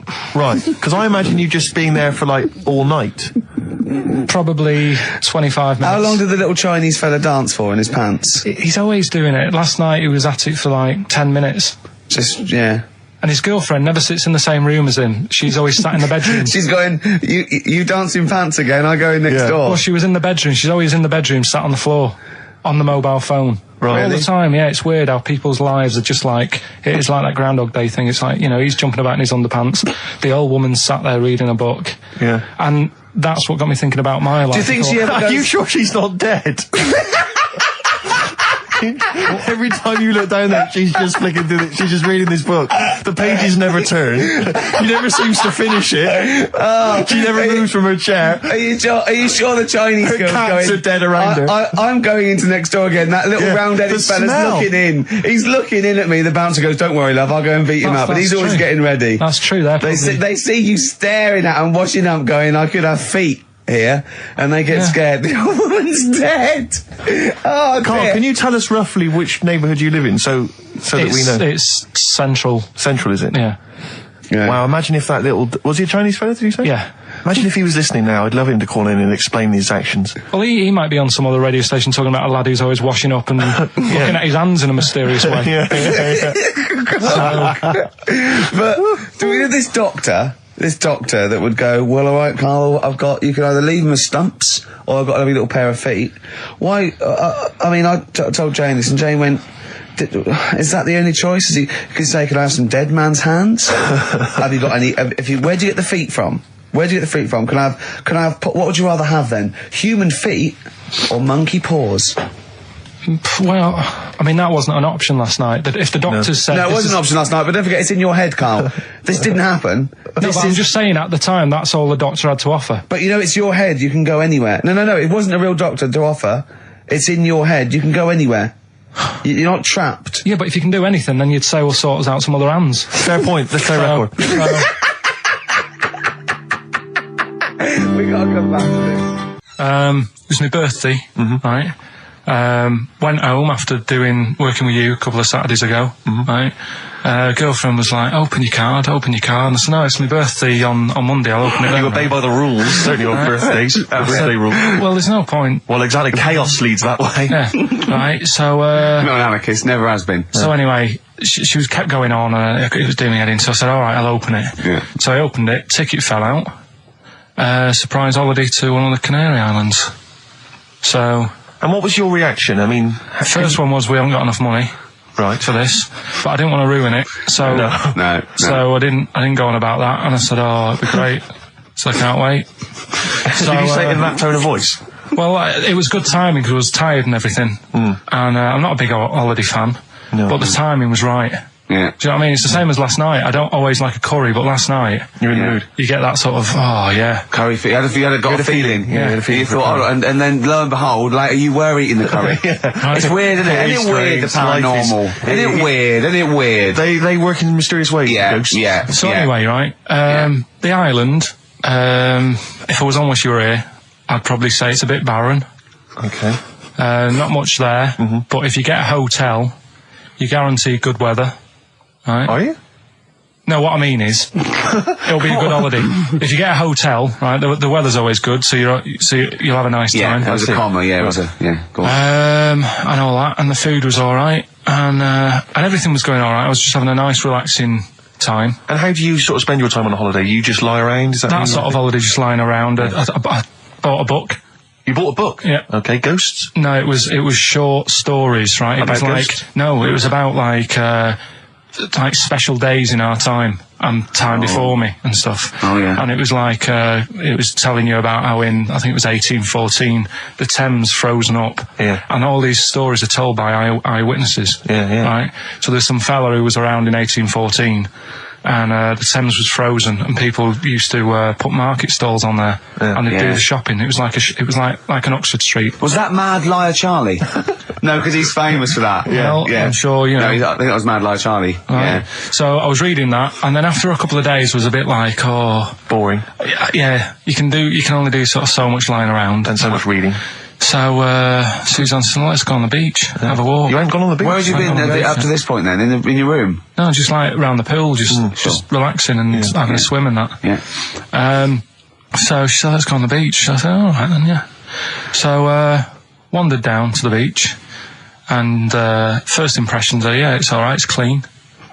Your criteria is so basic, it's brilliant. Hotel, yes. Roof, good. Food, adequate. Beach, clean. Next. So I'm walking along, and everything's good, and there's a woman feeding fish bread, which I thought that's different.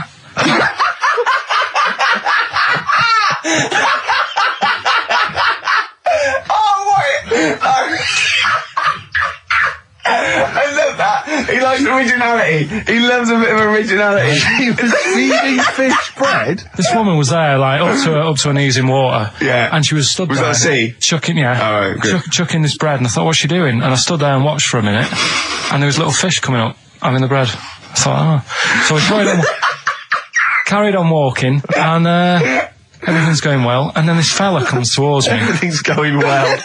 Yeah, that's I haven't fallen over. Clean feeding bread. 2 points for originality. Fella comes walking towards me. Oi, oi. He's only got no pants on. Oh. So I said, Suzanne, what's going on? Why did he turn to her?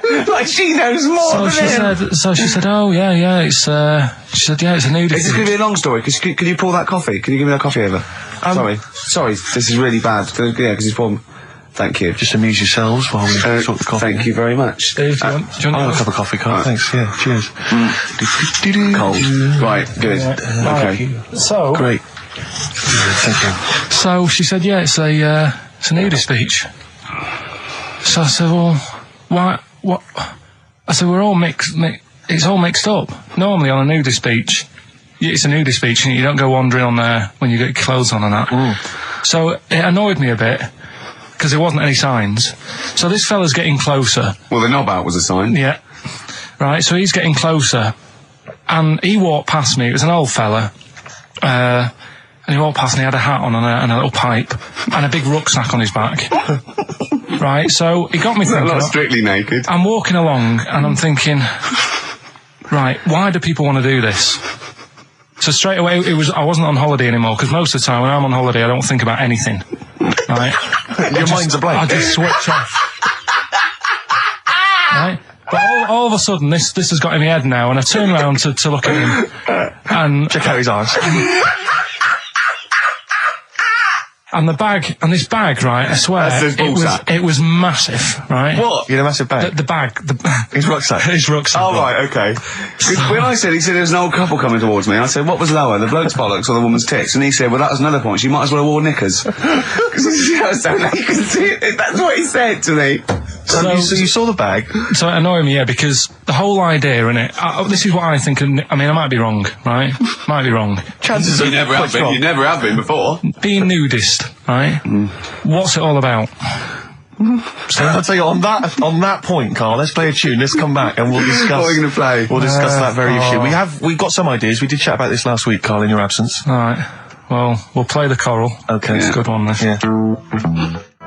Coral, Dreaming of You, on XFM 104.9. I'm Ricky Gervais, with me Steve Merchant and Karl Pilkington. If you just joined us, Carl is walking down the beach, and a man has just passed him with his knob out. Yeah, his testicles out and his huge bag, apparently. Right. Now, we'll sum this up, you know, quick, because we did talk about it last week. You know, you did call me and tell me some of these things, and we sort of mentioned it last week, but you just want to say just give us your thoughts on nudity. Well, what I don't understand is, right, nudity, I thought it was all about, you know, sort of being free. Yeah. Natural, letting the breeze, you know, blow around you and that. That's all I can think is of like the bonus of doing it. But you can get that by just having a pair of shorts on, right? Because I'm not one for getting my kit off. It's just something a bit weird about it, isn't it? Normally, if I go for a walk on the beach, I'll put a shirt on. Sure. But leave it unbuttoned. Yeah. Oh, right, yeah, tease the ladies, sure. Do you know what I mean? Yeah. But it just feels a bit weird. So it's best to cover your back anyway, because the sun... Yeah. And all good that. advice, yeah. But when I saw him, and I thought, well, right, is he doing it to sort of be free and be comfy and all that? And then I thought, but he's carrying a big bag, right? I've got a pair of shorts on, and I'm not looking at him thinking, I bet he's really comfy. Do you know what I mean? I wasn't going, I can't wait to get home and get my shorts off. They're really annoying me, these. So... and that's just it. I don't get what it's all about. Yeah. Sure. Yeah. Sure. Well, okay. Well, my advice to you is don't go to nudist beaches again. Well, I didn't go again. Got some new ideas for you. Go on. Well, they've all been blinders in the past. Go on. Did you do any competitions when I was away? Did we? I think we did, didn't we? Did we give away a DVD? Did we? Yeah, we did. Yeah, go on. Yeah, right. Go on. Anyway. Well, I thought some... This isn't like radio, is it, as we know it? This is just people talking. If the mic's on, it's luck. Yeah. If anyone's listening, I've no idea what they think of this show. It's not a show. Not in the traditional sense. No. Okay, then you're going to change with that kind. Because a show suggests a certain form of presentation. Yeah. A certain pride. And when we do present it... dare I say, it's some planning. Yeah, and when we do, it's ruined by pressing the wrong button. Yeah, but I've got some planning here. Go on then. Quizzes. What I did was, when I was on holiday, right, you said, you know, come up with a new idea, right? So the best way of coming up with ideas is sort of thinking? Sort of nicking a TV show name and then twisting it a bit. Yeah. So... Or just rip off Simon Mayo's idea completely. That's good advice for anyone out there. I don't know. Yeah. If you're interested in ideas. Carl is presently running a course writing for TV. And that's the lesson 1, isn't it? Just rip something else off. Just do it and change the title slightly. Yeah, well, go on. This one I haven't really got I don't know what to do on the game, but I'm thinking, strike it, Ricky. That's all you've got? That's what you've come up with? How long did that take? What is that? I just thought it sounded a bit like Lucky. Forget that one then. Yeah, forget that one. Okay, yeah, well, no, good. No, we all have hits of this. Even Spielberg's, not all his films, you know, can hit the. Go on. Right. No, okay, no, it's a good. Go on. Yeah. Do you remember Big Brother? Yeah. Do I remember Big Brother? No, go on. Big Mother, right? You call in. If your mum's heavy, you win a CD. What do you mean? How can you prove that? Alright, forget that. Right, ER. Here's one. Right, ER. Good one. No. Yeah, no. The Price is Right, remember that? Yeah. Right. The Price is Ricky? No. The Rice is Right. And what I do, I read from an Indian menu and a Chinese menu. You tell me whether you have pilau or egg fried. He's a genius, isn't he? He really is a modern... that one. Let's go go into this one. Let's not cross this off right away. Go on then. You read from what? Well, I get a couple of menus from like an Indian and a Chinese takeaway. Yeah. And I'll go like, chicken korma. Well, could I just suggest that as it's an Indian, it'll be pilau, and anything you read out that is... Yeah, but you don't know which one I'm reading from. What, the chicken korma's Indian, isn't it? Yeah, so you go pilau. But then well, you might as well say Indian or Chinese. No, because then the name wouldn't work. The Rice is Right. Okay, yeah, I forgot you're working for the title backwards, aren't you? Okay, yeah. I'm so confused. I don't know where I am or what day it is. A programme that they've been in on Channel 4, right? Can you cross that out? We're not doing The Rice is Right either. I don't understand The Rice is Right. No, go on. I'll tell you that later. We'll have a game in the office, right?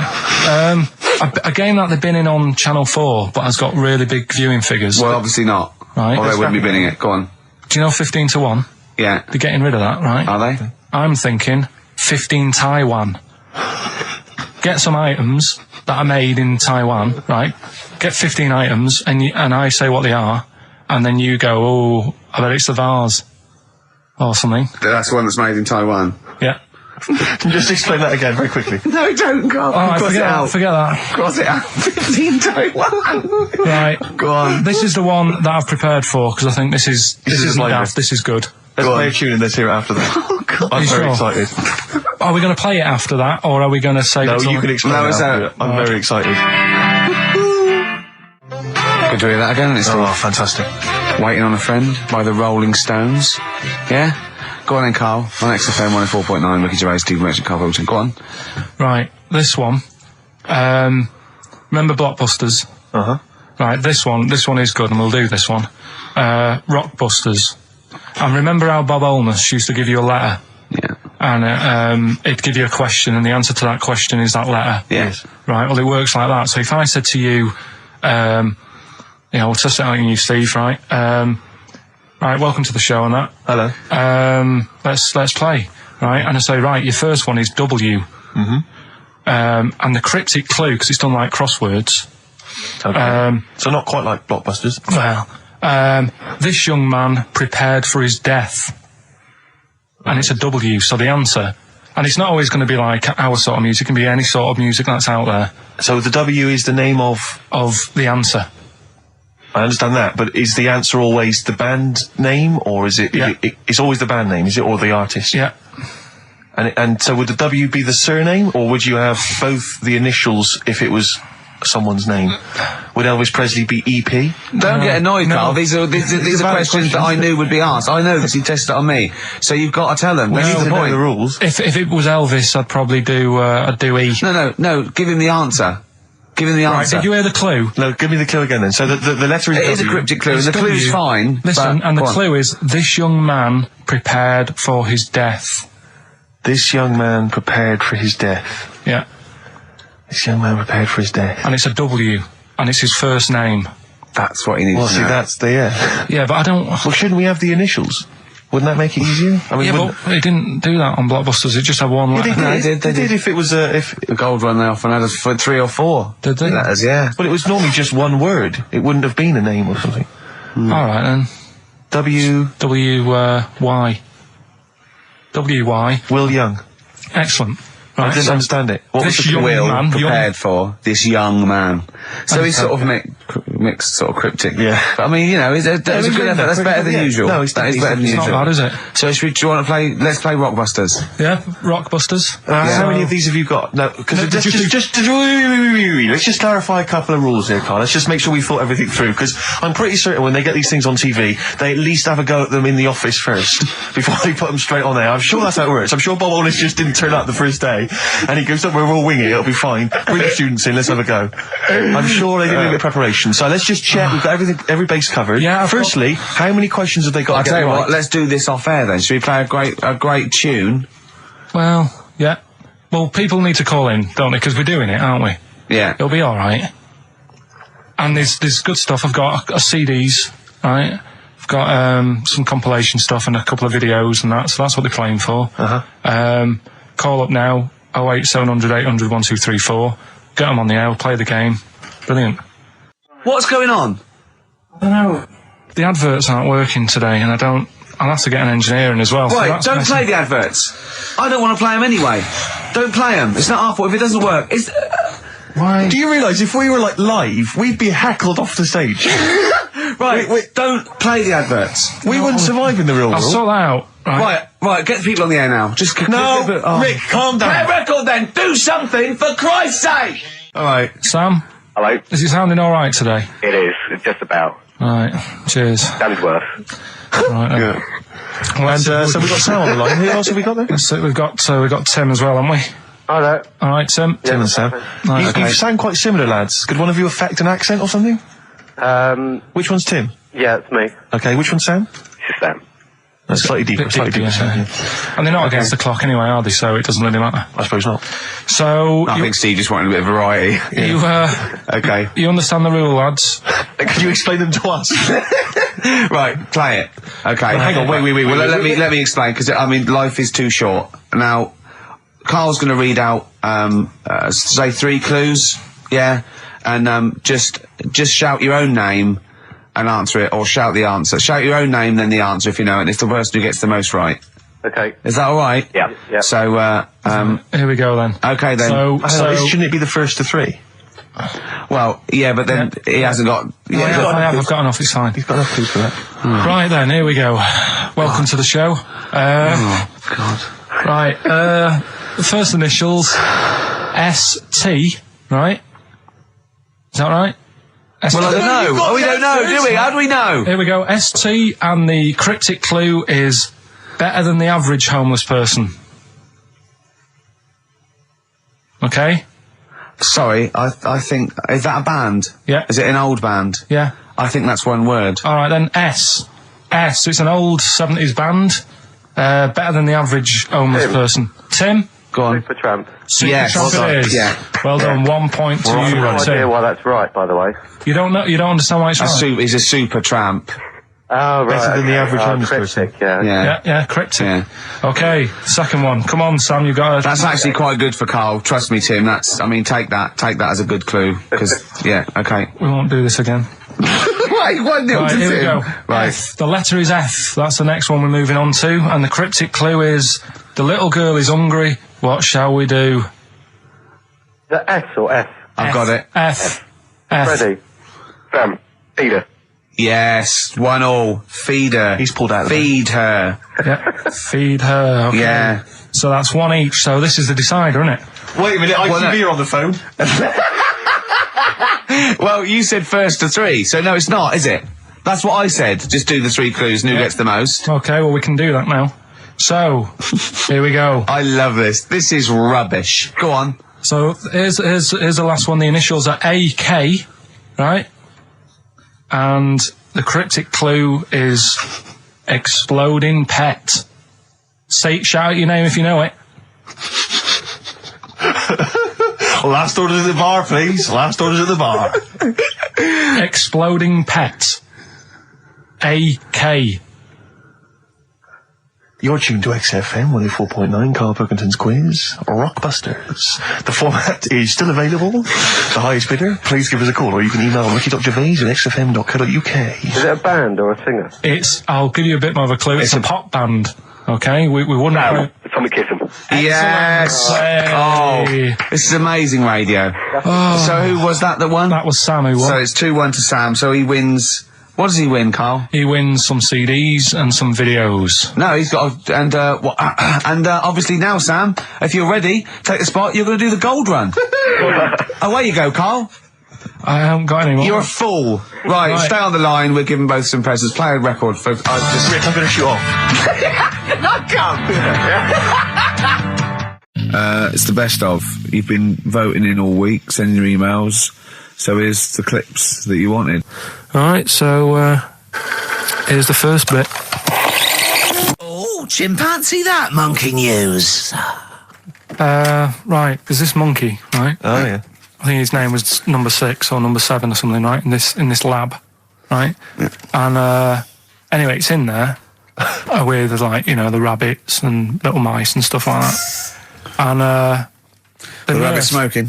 The nurse, right? The nurse... not the nurse, the woman who works in the lab, what would you call her? Is that a nurse? Depends. What depends what her job was. If she was a lab assistant, you call her a lab assistant. Right. I mean, they probably call her by her name. Alright, lab assistant, right? Kirsty.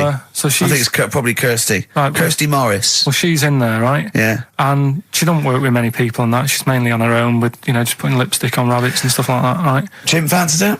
So, chimpanzee her. He's putting on lipstick, chimpanzee her, because she's got hairy legs. He gets pally, right, with this woman. Yeah. Because, you know, it gets to a point when she sees him every day. It's the way he sort of tries to string out like it's a narrative love story. Did the chimp put its hand out and grabbed her, and then you thinking that he made a move on her? So right, come on, he's allowed out. He's allowed out. It's not a story, is it? He's allowed out the cage and what have you every day. So he's wandering about, and as time goes on, he's watching what she's doing more and more. Yeah. Right.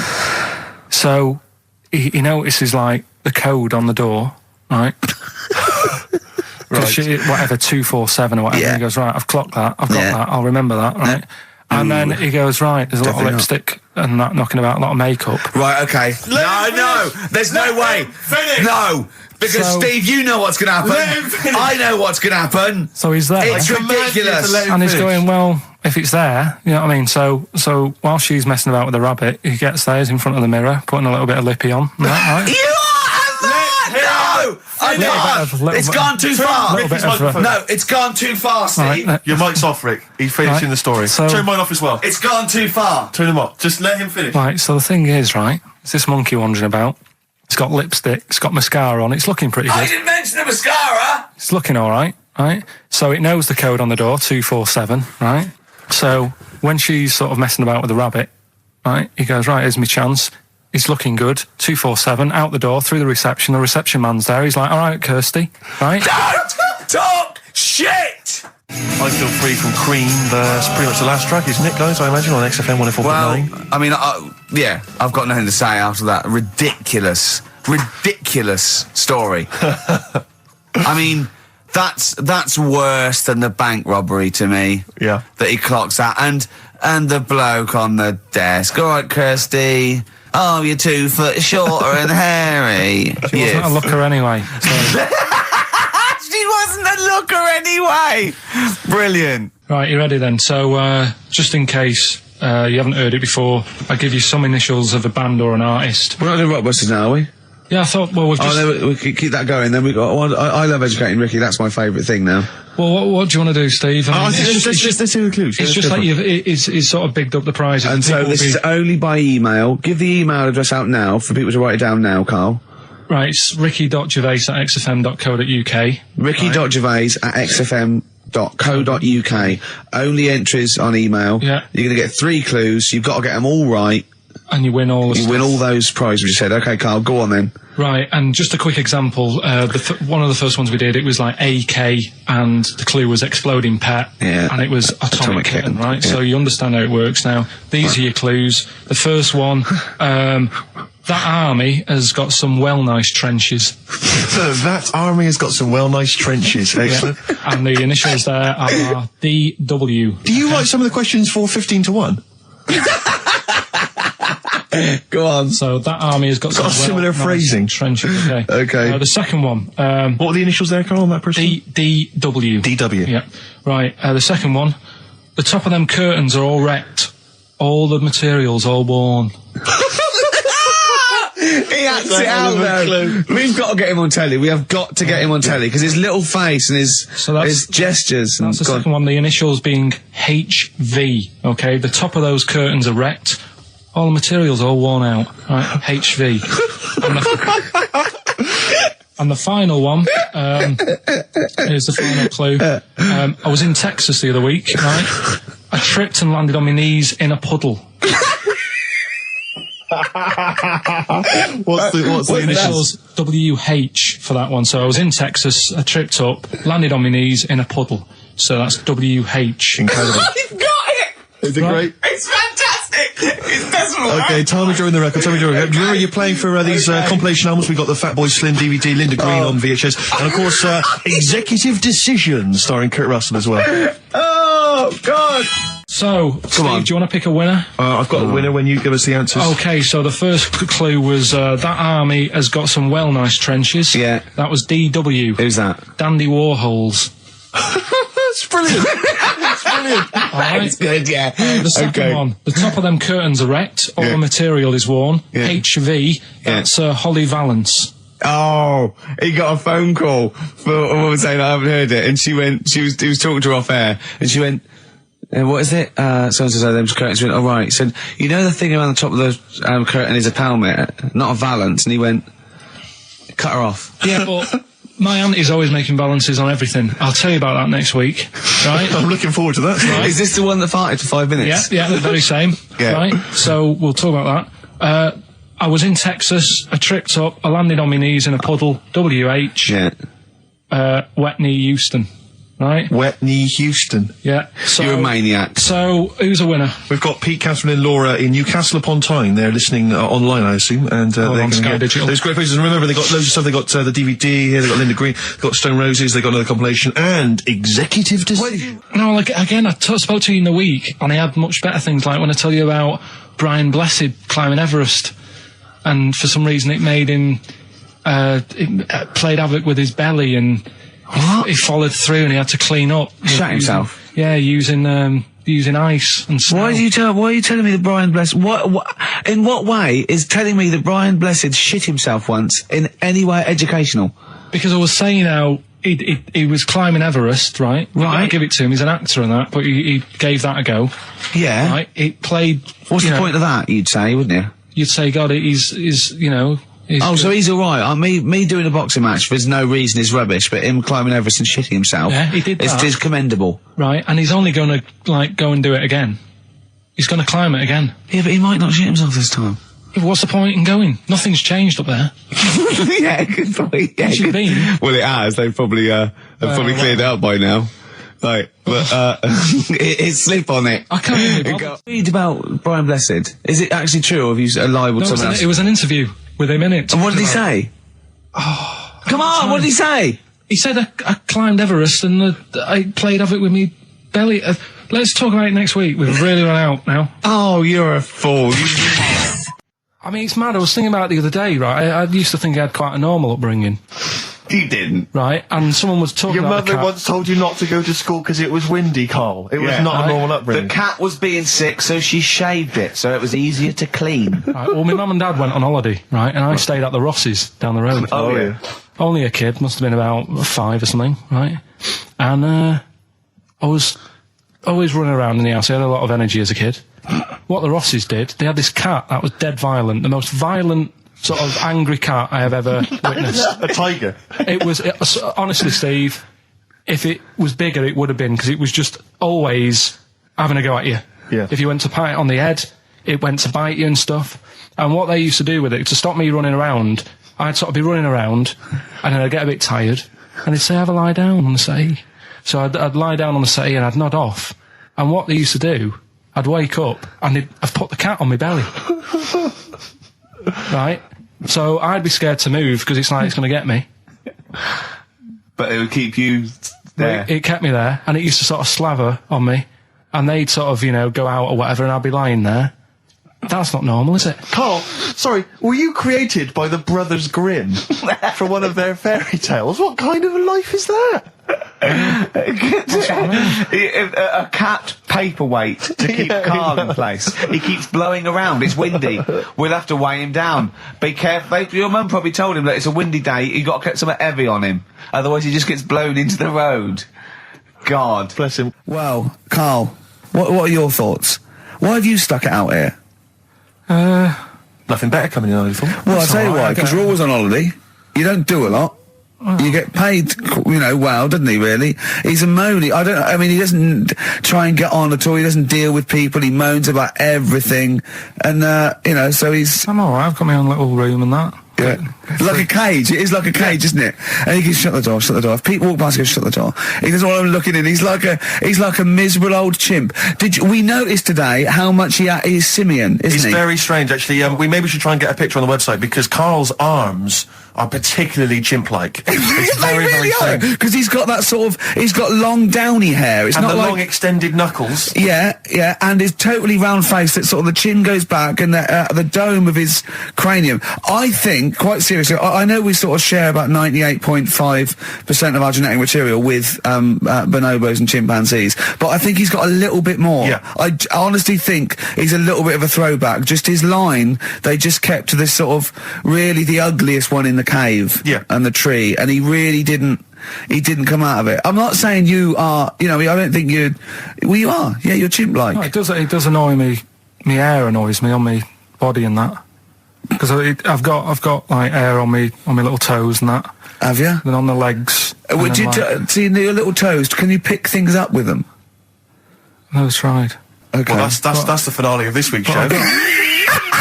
We're going to see if he can play a record and put the fader up from a tyre while swinging in a tyre, just using his hairy toes. Yeah, I've sort of got hair all the way, but then it just runs out where it should be on the top of your head. Sure. Yeah. And is this part of the reason why you're always uncomfortable about, you know, being nude or around naked people? Is that partly the reason, do you think, because you look so grotesque? Well, when I'm on holiday, I don't really like wandering about without a top on unless, like, it's a quiet beach or whatever. Sure. So what would you normally wear? I just have like a nice sort of light, summery, sort of linen shirt, maybe, just a few top buttons open. Yeah. But I don't like, the naked body isn't that nice anyway, is it? You know what I mean? Whatever it is, if you're a cat and you're shaved, you don't look that nice. Do you know what I mean? But with I think you'll find a cat is naked even with its fur on. Cats don't wear clothes. No, but what I mean is, a bald cat isn't that good. You know, it does me head in that I'm bald. I'm not, you know, I wish if I could have hair, it would be nice, but that's life. Would you prefer animals to wear clothes like Mickey Mouse does? Or Goofy? You know that I don't like nudist and all that, we've done it. But don't you think sometimes you could sort of like, maybe, fancify it a little bit? Like, if there was such a thing as an ape, salon, and there isn't, Carl, there isn't, right? Would you know, give a orangutan a trim, maybe sort of his hair? Because some of those look like they're going bald, but they've got a comb over, don't they? They should just have a shave. Well, it's like that. That's what I did. Just take it back. And the underarms as well. Yeah, they've really got a lot of underarm hair. Even the women ones. Really? Yeah. That's disgusting. I know. I don't know. I don't even know why they breed. I don't know how they laid some of those horrible old, hairy ginger orangutans. Yeah, they are particularly grim, some of those. I know, yeah. The big ones. I know. Ginger ones. Yeah. You can't be happy, can they? What is that? Where did that happen, the ginger thing? Why do people give them, like, a hard time and that? Well, you just gave them a hard time then, so why did you do it? You were just buying in, were you, to people do sort of give... I don't understand why, but ginger people get quite a bit of stick, and I've never understood it. No, well, it's just, I don't know why. They do, though, don't they? I don't know, it might be historical, it might have been because... I'm sure they don't everywhere in the world. I'm sure it's probably... Oh, they are. They're always... I've said to you about even, like, ginger cats, they're always fat, because they're sort of sick of it, probably. Play a record! Wait. Ginger cats, what do you mean? Well, when you see a ginger cat... They've been eating, like, because they're upset, they've been bullied. You never see, like, a thin, happy ginger cat running about. It's always overweight and looking a bit fed up. It's just a good point, isn't it? I wouldn't say it's a good point, Carl. It's a point. So last week, the Chinese don't age well. Now, anything ginger, including cats, are sick of it. No, but I'm just saying... Are you ginger? Would you like to take issue with any of Carl's points? 83 XFM is the text. You can text us. Maybe you've seen a thin ginger cat. I'm not having a go, though. That's what I'm saying. I'm just saying it's weird how people give him a hard time. And it's if I could have hair, I'd go for ginger hair rather than being bald. Really?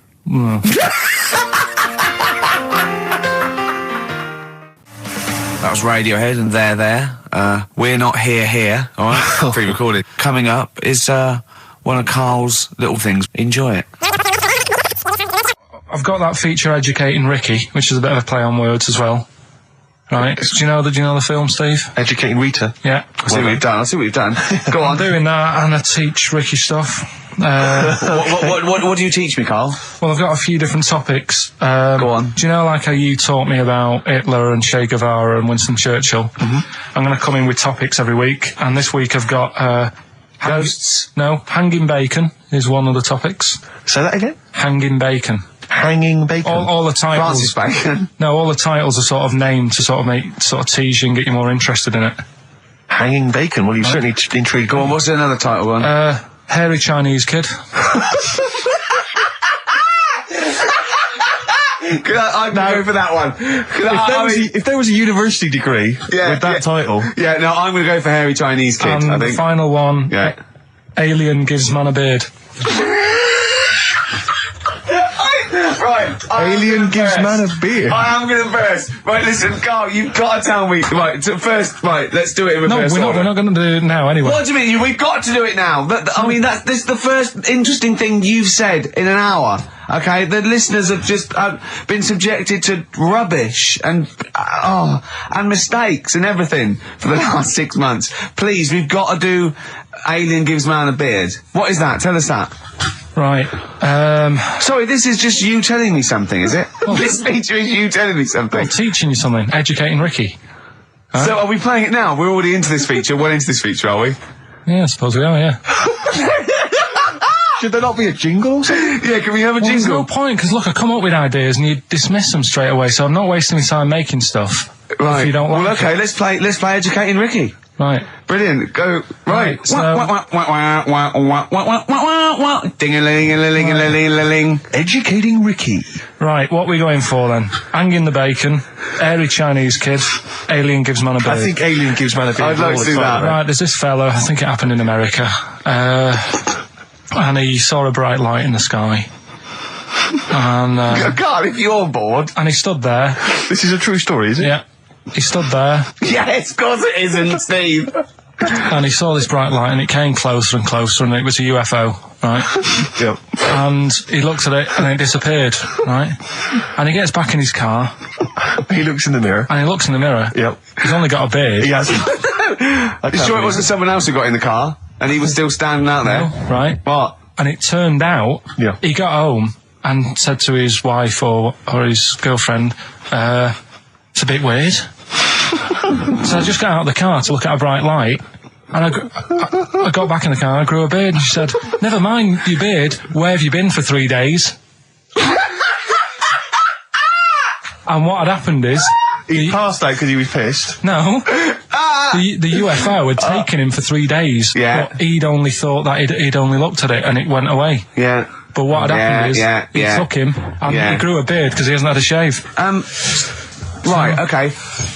I mean, was Will Smith or Tommy Lee Jones anything to do with this at all? Did you see this on a video maybe and thought it was an educational film? No, it's from a book that some kind person sent in to me. Here. Can I just ask again, just again, I'm just throwing this right back at you. Do you think there's any other possible answer here? Right? A man is absent for 3 days from home. He's grown a beard. The time that it could take to grow a beard, lest we forget. What if he hadn't actually seen a bright light in the sky? What if he was lying? What if he was lying? He'd got knocked unconscious, he'd had a car crash. Just lying. No, just lying. Or he was just lying. Yeah, he'd been on a bender, getting pissed for 3 days and that with was his an mates. excuse to his wife. And they went, Dennis, what are you going to tell your wife? Well, wait a minute. Wait a minute. You're not going to believe I was out with you, lads. Just say you're only away for a minute. No, I wasn't away from it because of the beard. Oh yeah, look, it looks like you've been out for 3 days. Well, we have. That's exactly right. Okay, we've got to cover that then. Alien abduction. Great one. Okay, let's try that. Do you see? That's a little scenario there that could have been played. So, when you say educating Ricky, what have I learnt from this? Never listen to you again. That's all I've learnt so far. Never listen to you. Yeah, we'll add a little bit more in here, right? Well, no, what do you mean add a little bit more? We'll add a bit more to this what I'm educating you about. Go on. Right? There's only a law in America that says if you touch a UFO, you're going to get done. Now, why would they make a rule? I don't know that. Do you know, like, all their rules have a code? Carl, I genuinely do not know what you're talking about. Right. Do you know, like, how here they might have... Do you know? I have no idea. Right. Okay. Do you know, like, over here? I'm listening to Capital and these headphones. I got Foxy on from yesterday. Right, let's bin that. No, wait, it's great. No, I want to hear about Airy Chinese Kid. Let's play a tune. Okay, play a tune. Come back with Chinese Kid, definitely. Some doors. Yeah, I just thought I'd go back, take it back to the 60s. This is a tune that a friend of mine sent me. If you touch UFO, you get done. Soul Kitchen from the Doors. Shambles today, this. I remember, I think all kids go through a phase of shoplifting. Well. And when I was going through it, I used to just little things, just like magic markers and magazines, Mars bars, that sort of thing. Yeah. And one day, right, my mate Anthony, his mum called up my mum and said, I've got to meet up with you. I've got to have a word with you. And she said, what about? She said, I don't want to talk about it over the phone. So she goes, oh right, well, yeah, come round tonight then. So anyway, my mum sees me. She don't want to be in an awkward position and like be a bit embarrassed and what have you. So she sees me and she goes, right, Anthony's mum's coming round. What have you been doing? Yeah. So I go, oh God. I said, I've been nicking stuff. So she goes, like what? So not big stuff. I've had a few calculators and Mars bars and stuff. How many? I'll just work it out. Hold on. Works out at 7.2 per day. So, how many calculators do you need? So it was when that phase. You failed maths, didn't you? Everyone wanted a calculator. It was like a trendy thing, wasn't it? Right. Oh yeah. In Manchester a couple of years ago. Yeah. So anyway, so I told her all this and I confessed to like. Computers will make it there one day. I confessed to there's magic in the back of battery. Go on. Confessed to nicking all this stuff. She comes round. She only wanted to borrow some money. Brilliant. She said, oh, I don't like asking. I was a bit embarrassed to ask you over the phone, but can I borrow 20 quid? Oh, that's fantastic. And there's me. That's great. And it's similar sort of thing to yours. And did you? And he went, hold on, I'm going to work out the interest on that. I bank 10%. She'll owe you £4.40. Oh, so your mum was a loan shark.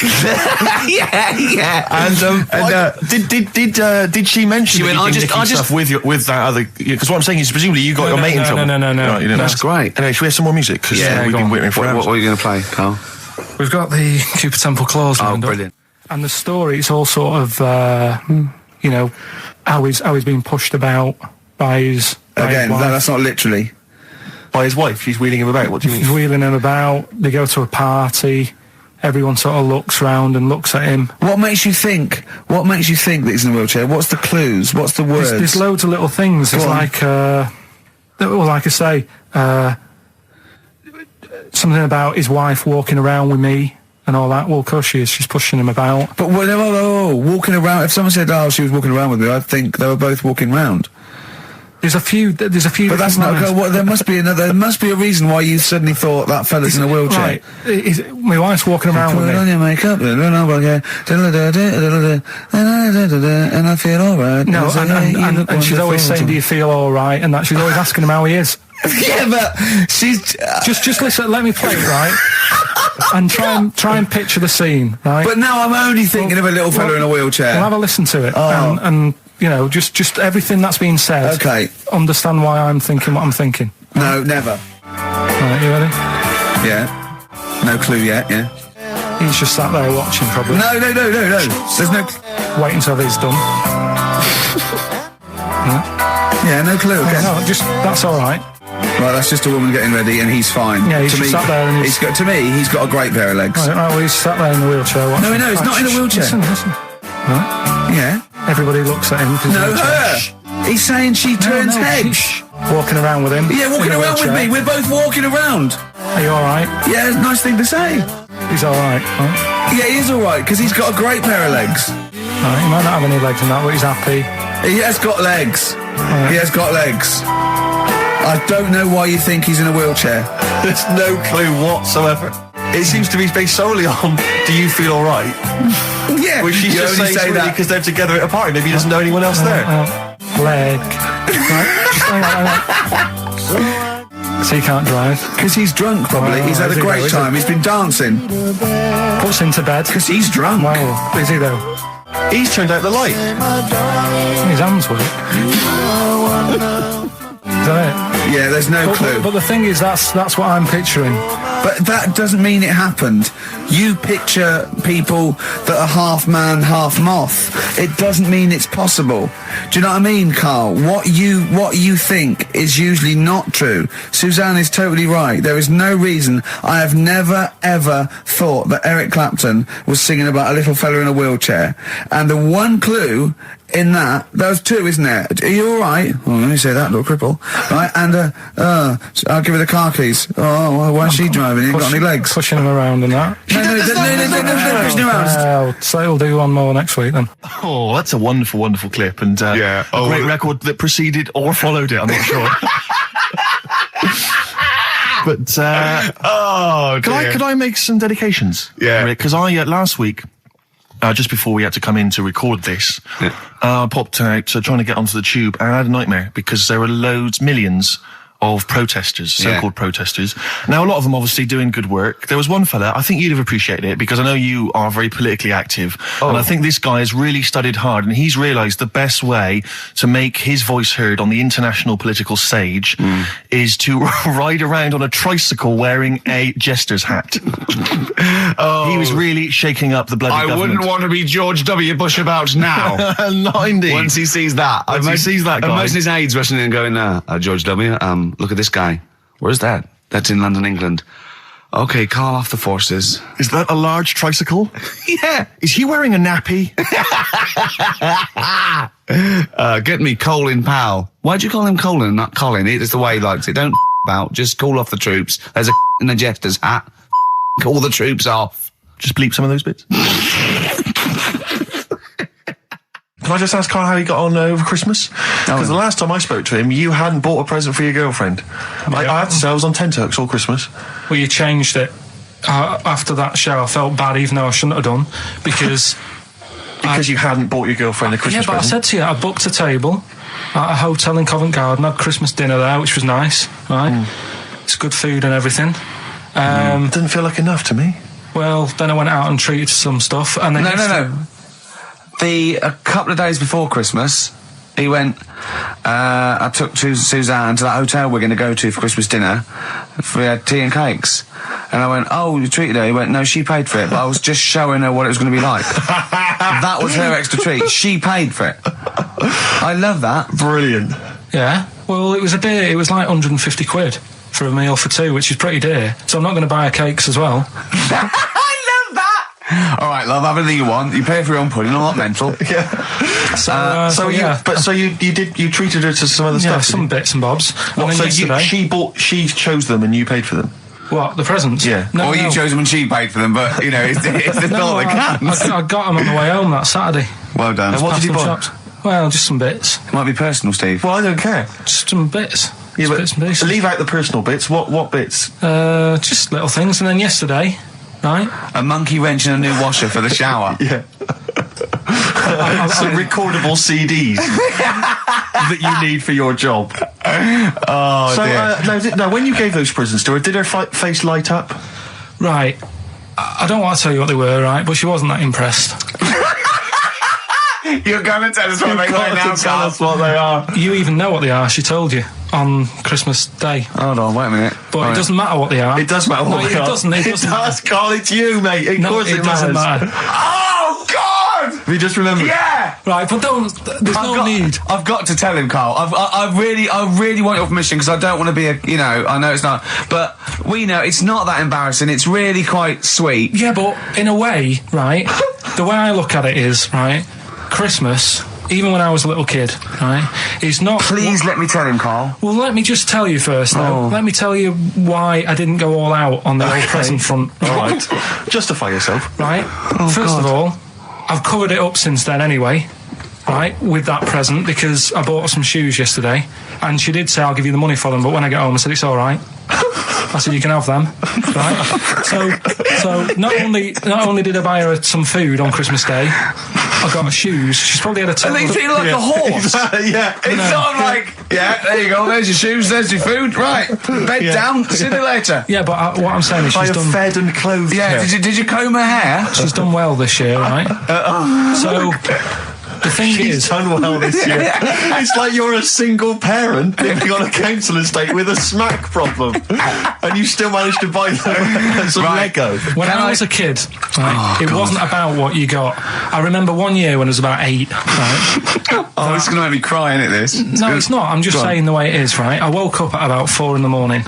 And I was like, oh, what I forgot? And I couldn't sleep. I was that on edge. It's the excitement of Christmas, isn't it? It's like, oh, what's wrapped up? I need to know. Sure. Yeah. And it's the fact that people are saying, no, you won't know until tomorrow. Yes. Sure. That annoys you and winds you up. Okay. So I got up at 4 in the morning, opened my presents, and then went, right, I know now, went back to bed, had a great sleep. Yes. Right? So it's nothing to do with the excitement of what you get. It's the excitement of not knowing what you've got. And then what happened when you got up to go down with the presents?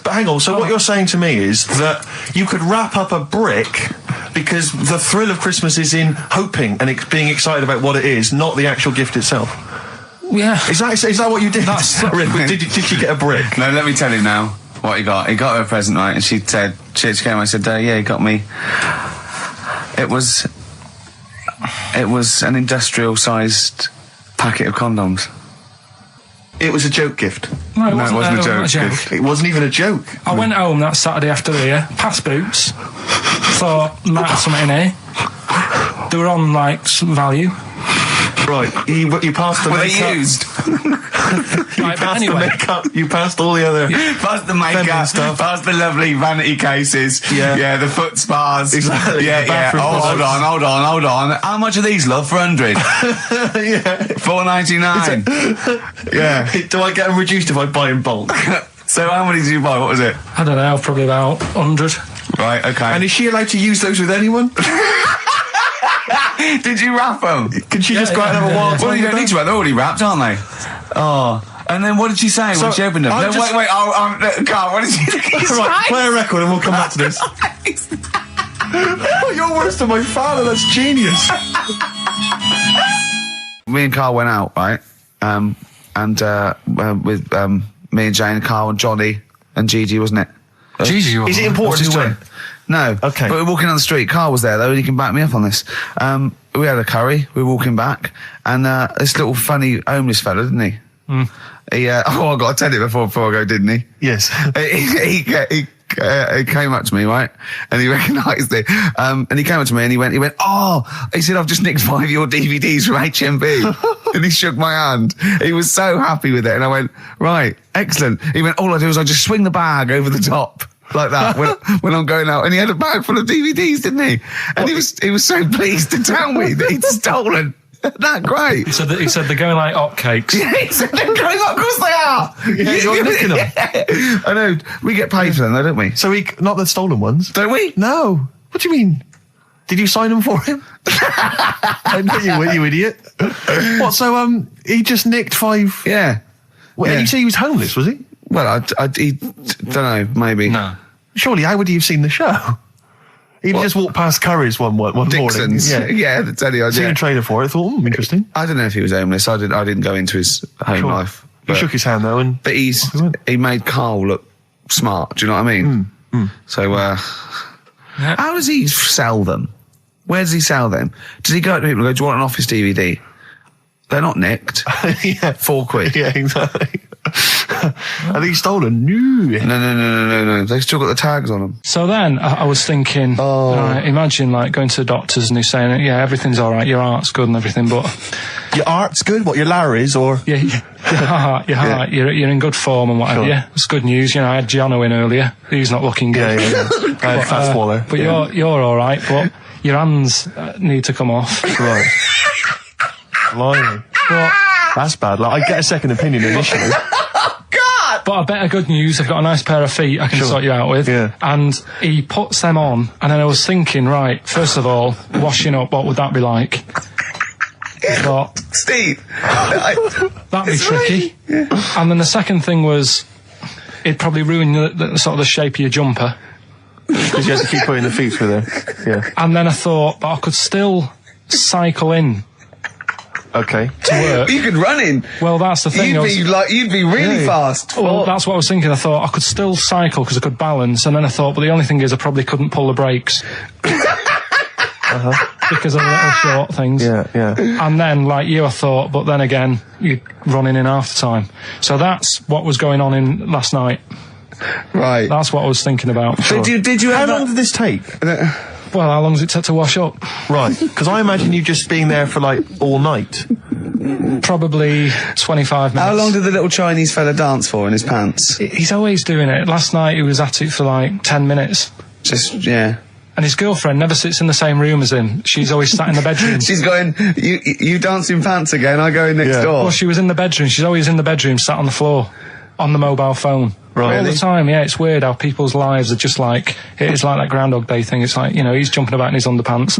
The old woman's sat there reading a book. Yeah. And that's what got me thinking about my life. Do you think she ever goes... Are you sure she's not dead? Every time you look down there, she's just flicking through it. She's just reading this book. The pages never turn. She never seems to finish it. She never moves from her chair. Are you sure the Chinese her girl's cats going... are dead around her. I'm going into next door again. That little round-headed fella's looking in. He's looking in at me. The bouncer goes, "Don't worry, love, I'll go and beat him up." But he's always getting ready. That's true. They see you staring at him, washing up, going, "I could have feet here," and they get scared. The old woman's dead. Oh, Carl, can you tell us roughly which neighbourhood you live in, so that we know? It's central. Central, is it? Yeah. Wow, imagine if that little... Was he a Chinese fella, did you say? Yeah. Imagine if he was listening now. I'd love him to call in and explain his actions. Well, he might be on some other radio station talking about a lad who's always washing up and looking at his hands in a mysterious way. But do we know this doctor that would go, "Well, all right, Carl, you can either leave them as stumps, or I've got a lovely little pair of feet." Why? I told Jane this, and Jane went, "Is that the only choice?" Could you say, "Could I have some dead man's hands?" Have you got any? Where do you get the feet from? Where do you get the feet from? Can I have? What would you rather have then? Human feet or monkey paws? Well, I mean, that wasn't an option last night. If the doctors said... No, it wasn't an option last night, but don't forget, it's in your head, Carl. This didn't happen. I'm just saying, at the time, that's all the doctor had to offer. But it's your head, you can go anywhere. No, it wasn't a real doctor to offer. It's in your head, you can go anywhere. You're not trapped. Yeah, but if you can do anything, then you'd say, "We'll sort us out some other hands." Fair point, let's play record. We gotta come back to this. 50 Cent in Da Club on XFM 104.9. We're playing our favourite singles of the year, and we're looking back over some of our favourite clips of the year. You've done maths, you think? Yeah. Did no revision for that? No. Okay. English, do you remember what it was? Did they ask you about Shakespeare? Did they ask you about books? I remember, but I must have done it because I thought that was... It was English language, not English literature, wasn't it? So it was like... spelling and all that? So was it like a comprehension? You read a passage and had to ask questions on it? Was it, did you have to write a short essay? I don't know, I can't remember any of that. Okay. I did a science. Okay, physics or chemistry? Physics. Alright, well done. And this is all you think? You actually took that? You actually took physics GCSE, you think? You're obliged to do a language, I think. Did you do French? I did French for a bit. I don't think you are. I don't think you have to do a language. I think you have a GCSE, I think you've got to. Well, English quite good. I think that's his language he did. So you don't know about language? History? Geography? Just what you will find out, won't we? Okay. But you just can't remember. I can't believe you can't remember turning up for these things, because it's quite a big moment in people's lives. It is the thing that you've been working to all of your educational life. On the day that the things came out, I was working at as a printer. Okay. And it was a really busy day. A lot of spelling mistakes that It was day, a really busy day, so you're bound to forget. Yeah. No, but I had to use gold ink that day. Oh. And it's, I mean, you're not a printer, so you don't know. No, that's the biggie, innit? But it's tough, you've got to really get your rollers clean. Carl, play a record, mate, and good luck with the exam results. Hopefully we'll have them for you by next week. It's time to give Carl... You're actually nervous. I'm a little bit nervous. Just to recap, Carl is 30 this year. He never went to get his results of his GCSEs. So myself and Steve took it upon ourselves to phone his school, track them down, and we actually got your results. What did you think you took? Did English. Right. Maths. Yeah. Art. Right.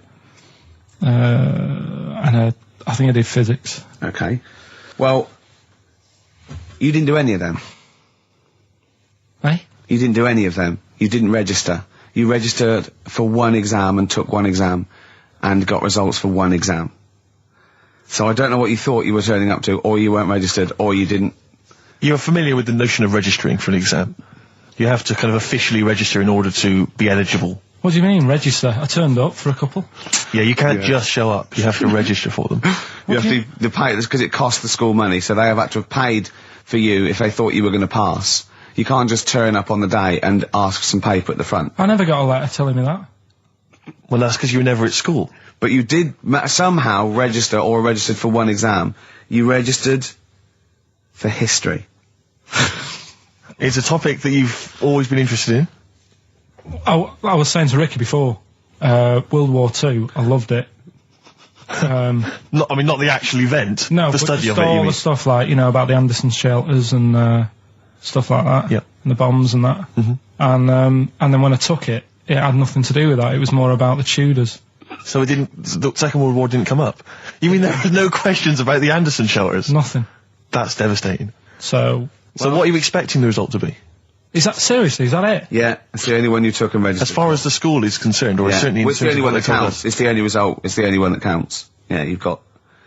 Did you register for yours? Yeah. Yes. I've got certificates and everything. So what, do you do that before the exam? Do you have to go somewhere and sign something, or? Yeah, you don't check your results and then decide if you want to register. It's not like Millionaire, when you look at the question and go, I think I'll take the money. Yeah. You go. No. But anyway, you must have registered for one, or maybe your teacher put you in for it. Well, I didn't do it. They must have been confident. They must have been confident. They must have thought your best bet was history. Right, so, what did they get? You got an E. Which I think, technically, is a pass. E? It's a bad pass, but there's F, and there's U. You're not going to be doing a PhD. You can get an F, right, which is fail, and then a U, which is ungraded. Now, I don't know why the U exists, because F means you failed. U is like them going, you not only failed, but you wasted my time. So we're annoyed that you took this exam. So you thought they'd register me to get an E? Well, they didn't. I think they were hoping. It was rather like you with the lottery. They were hoping for something better than nothing. See, I assume that the man who registered for that thought he can scrape an E if Anderson shouters come up. Yeah. Well, that's it. You've got. Now, what I'd like to do, Carl, is I've started your re-education. You've read a book on Rasputin. I'll be asking you a few questions about that later. I've got another book for you to read next week. Next week, I'm not in the mood. What? Not in the mood. Oh, come on. Look, what's that? What does that say? It's that fella, it's the picture of the bloke that he used to use for Citizen Smith. Yeah? Che Guevara. Yeah. Yeah. He was quite happy, I think, when he found out that Robert Lindsay was involved. He went, yeah, of course you can. No worries, yeah. What are your feelings, Carl? What do you think? Are you depressed? I'm just a bit annoyed because I'm sure I turned up for more, so it just wasted my time. Listen, they don't matter. I'm sure you're doing very well. You know, you can educate yourself. GCSEs are merely a step on the ladder to help you, not just for education, but, they're more vocational than anything else. You're doing very well, and you're reading books. Don't worry about it. Guess how many balloons it would take, helium balloons, to lift a human up? Go on. 6,000. Should we do it? If you want. Brilliant. Next week, that's got to be a challenge. Is there a sort of balloon company or some sort of, party company that are willing to sponsor us to lift Karl into the air with helium balloons? 10 feet off the ground, where we're tether him down, right? Is there someone willing to pay for 6,000 balloons to try and lift Karl? We can maybe get some kind of company to sponsor it. I'm thinking like Electrolux, if they're going to sponsor puddings. If they're going to sponsor puddings, and celebrities, Russ Abbott, they will sponsor Karl being lifted. Heat magazine, come on. They're big selling, very successful magazine there, and they know about Karl because they've mentioned him. Heat magazine, can we have a heat balloon? Yeah? Oh, 6,000's an awful lot, into the air. It's the heat 6,000 Karl challenge. Lift Karl 10 feet into the air. Yeah. Come on. What about if it was Karl and Dr. Fox? We could get 2 different balloons. I think we need a lot more than 6,000. It's a lot more for Fox, isn't it? Mix, yeah. The hives. I'll just explain what I'm laughing at, right? We just had a call from someone saying his company would sponsor Karl, right, to be raised by all these balloons if he could have a walk-on part in the office. And we immediately went, we're worried about that sort of thing. You can't really promise that artistic, and I was worried about the legality of it as well. How can you promise someone that for personal gain that's a private and all that sort of stuff, right? And I went, I don't know. And anyway, put the phone down to him, and Karl went... I love the fact you're more effing worried about that than me being raised 30 feet in the effing air. You started getting scared, did you? Are you worried about it? Well, you're quite excited about the idea of the challenge, aren't you? I like the idea, but I want, like... Why do you like the idea, Karl? What if it went all wrong and we're there going, the humanity of it? I think we need Karl, to get... he's just... And the rope would pull out my trousers. Oh, no, it's definitely got to be Dr. Fox if that's going to happen. God. We've got to do this. So hang on, but let's just think about because wait a minute, we say this, but we'd have to get all kinds of health and safety people involved. No, we wouldn't. Of course we can't just start raising it in the air. No, you're allowed to do it on private land, aren't you? Look what happened to the Hindenburg. No, but I was just saying there was lots of people died. Listen, look, all we do is we get someone, right? But what if he gets loose and he just floats off into the air? And he meets his magpie that he lost. He used to peck his grifter. Balloons. His balloons. So I'm so excited about this. Listen, we've got to do this. No, but please. Shut up a minute. Let's just stop and think about it. It's 60,000 balloons. No, it's not. It's 6,000. But 6,000 balloons. That's a lot of balloons. No, it's not. No, it's don't not. Be silly. For sponsorship, people pay for... no, listen, it's worth it. There must be a company out there that'll pay for this, just so we can film Hang it. on, is there not an easier way of just getting one big balloon? Then the challenge is... There's no challenge then. No, it's got to have people coming up and hooking balloons. It'd be like Buckaroo. And the person who puts the balloon that actually raises him 10 feet wins a prize or something.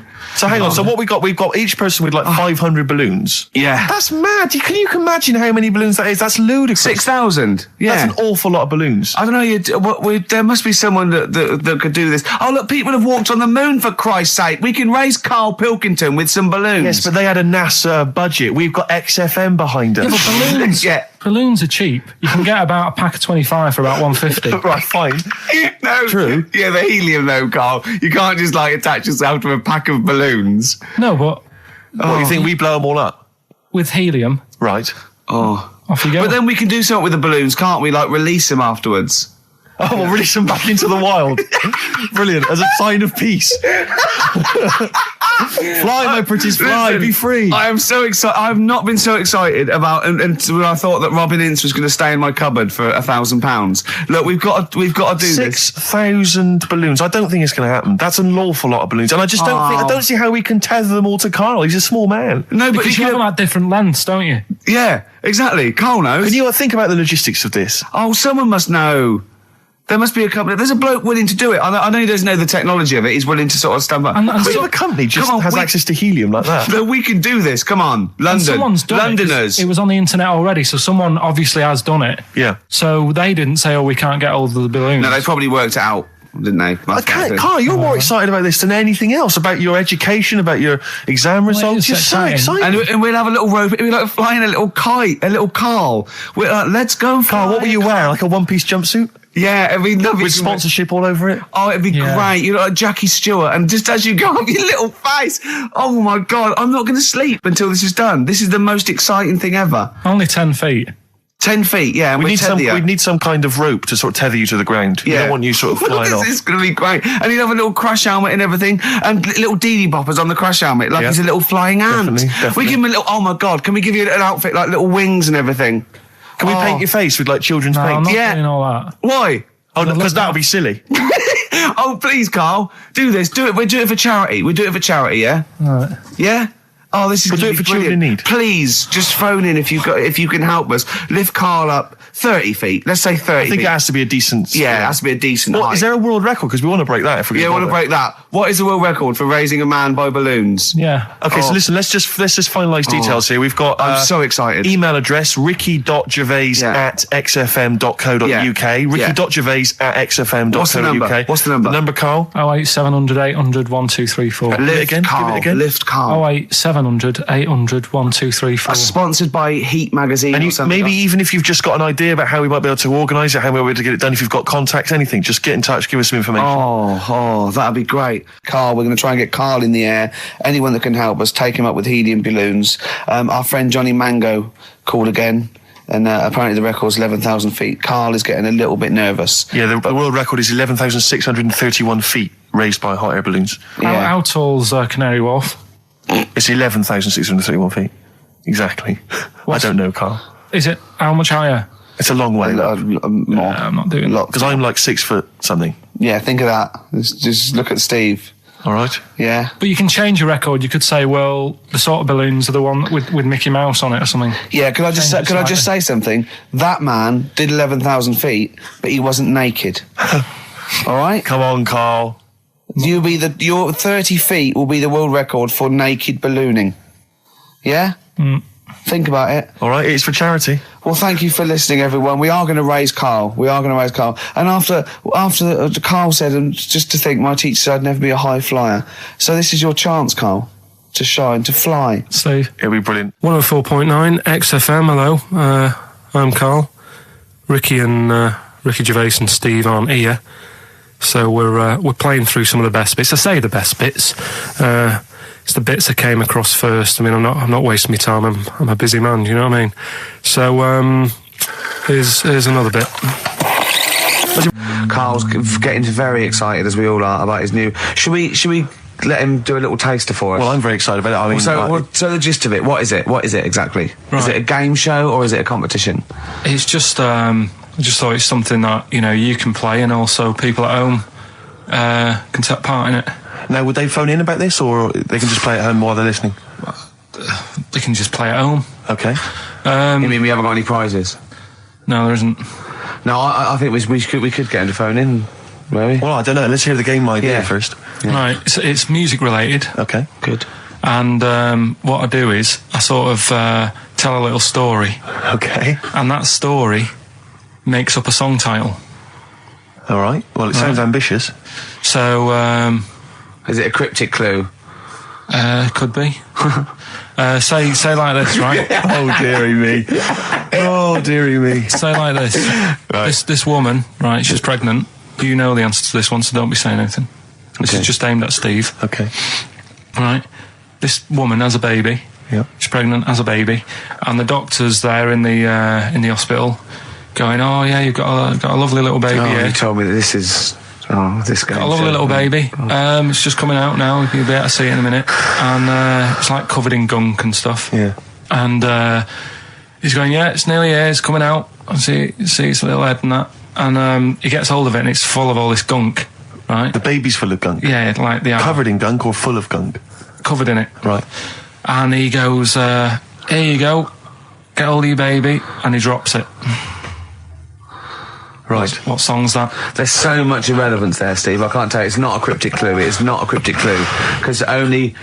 I mean, the gist of it is relevant. That isn't the best one. That's just... Right. I mean, there is just... There's things there that you were dwelling on and thinking of puns. Don't.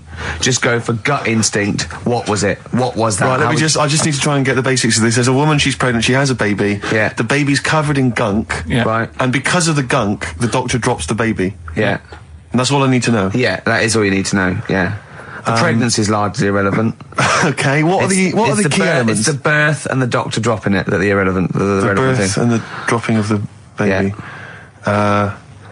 I've absolutely no idea. I can't even begin to guess. Think about what's happened here. Oh, Carl, she's had a baby. The doctor's trying to deliver it. He's saying it's a nice little baby you've got here. This is all irrelevant. Right, let me tell you this. So just to be fair to Steve, so he can get into your mind, right? This is not a traditional cryptic clue, logical problem or other. This is Carl, what song am I thinking of, right? That is Underworld, Born Slippy. I have to say, actually, that makes textbook sense. Yeah. No, that does actually. No, I'm sorry. Do you like all the story about it's all right, you can see it in a minute, or is it covered in gunk? Yeah. No, I agree there is some extraneous detail, but I have to say... Yeah. That Born was good, because it was... That's the look of it. Was Born was good, yeah. And Born Slippy, no, I was quite impressed by that, Carl. I have to say, no, to be fair to you, I'm not just patronising you. Oh, well, wow. I actually think that was really good, and I disrespect Ricky Gervais for slagging that off, because I actually think that was quite good. Well, let's go ahead with it then. I feel we could maybe open this up to email correspondence or the phone let's go lines. for it then. Okay, this is Karl Pilkington's new game show idea. It's just what's the song? Carl Pilkington presents What's the Song? Ladies and gentlemen, please welcome to the stage, Mr. Karl Pilkington. 100 Reasons, If I Could. Ladies and gentlemen, will you please welcome to the stage Pop Will Eat Itself. Carl, have you got like a sound effect or something of like, get the atmosphere we're going to test? Cheering. We'll seek it out with. Have you got something there? Have a look on there. I'm just looking in the NME. For the kind of forthcoming gigs of the smaller known bands, and it might be a useful place to just begin the Ladies and gentlemen, peoples around the world, will you please welcome to the stage Chumba Awamba? Have you got a sound effect? We got one. Nice, yeah. Ladies and gentlemen, will you please welcome to the stage the Parkinsons? They're playing in Leicester this week, so I look forward to that. That's a good plug, isn't it? Let me see who else. If anyone wants to pop down to Leicester to see the Parkinsons. Ladies and gentlemen, please welcome to the stage Cyclefly. Okay. Oh, there's a genuine one here. This is someone that Simon's emailed, and he says, will you just test this name for us? Okay, Carl, if you can, there you go. Ladies and gentlemen, will you please welcome to the stage Coach? Not utterly convinced. No, it's not too bad. It's not. I'm worried about the sound effect. We start to sound like Chris Moyles or something. He's a top broadcaster. Everyone loves him. Losing weight as well. He is hilarious.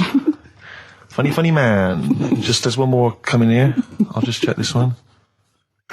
Ladies and gentlemen, will you please welcome, this is Chris in Oxford, ladies and gentlemen, please welcome, Meanwhile Back in Communist Russia.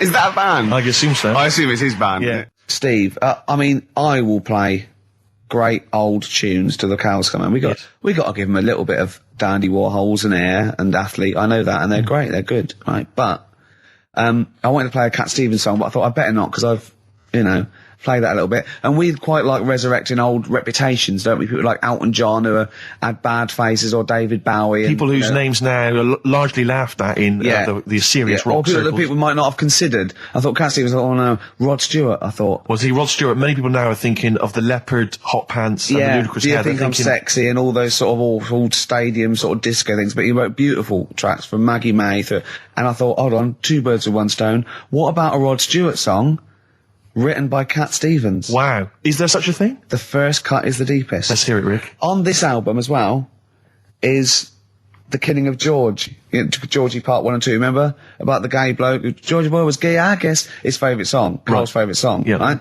And I was going, I remember that, yeah. I said about, and I said, did not intend to take his life. He just pushed it when he gets mugged and killed.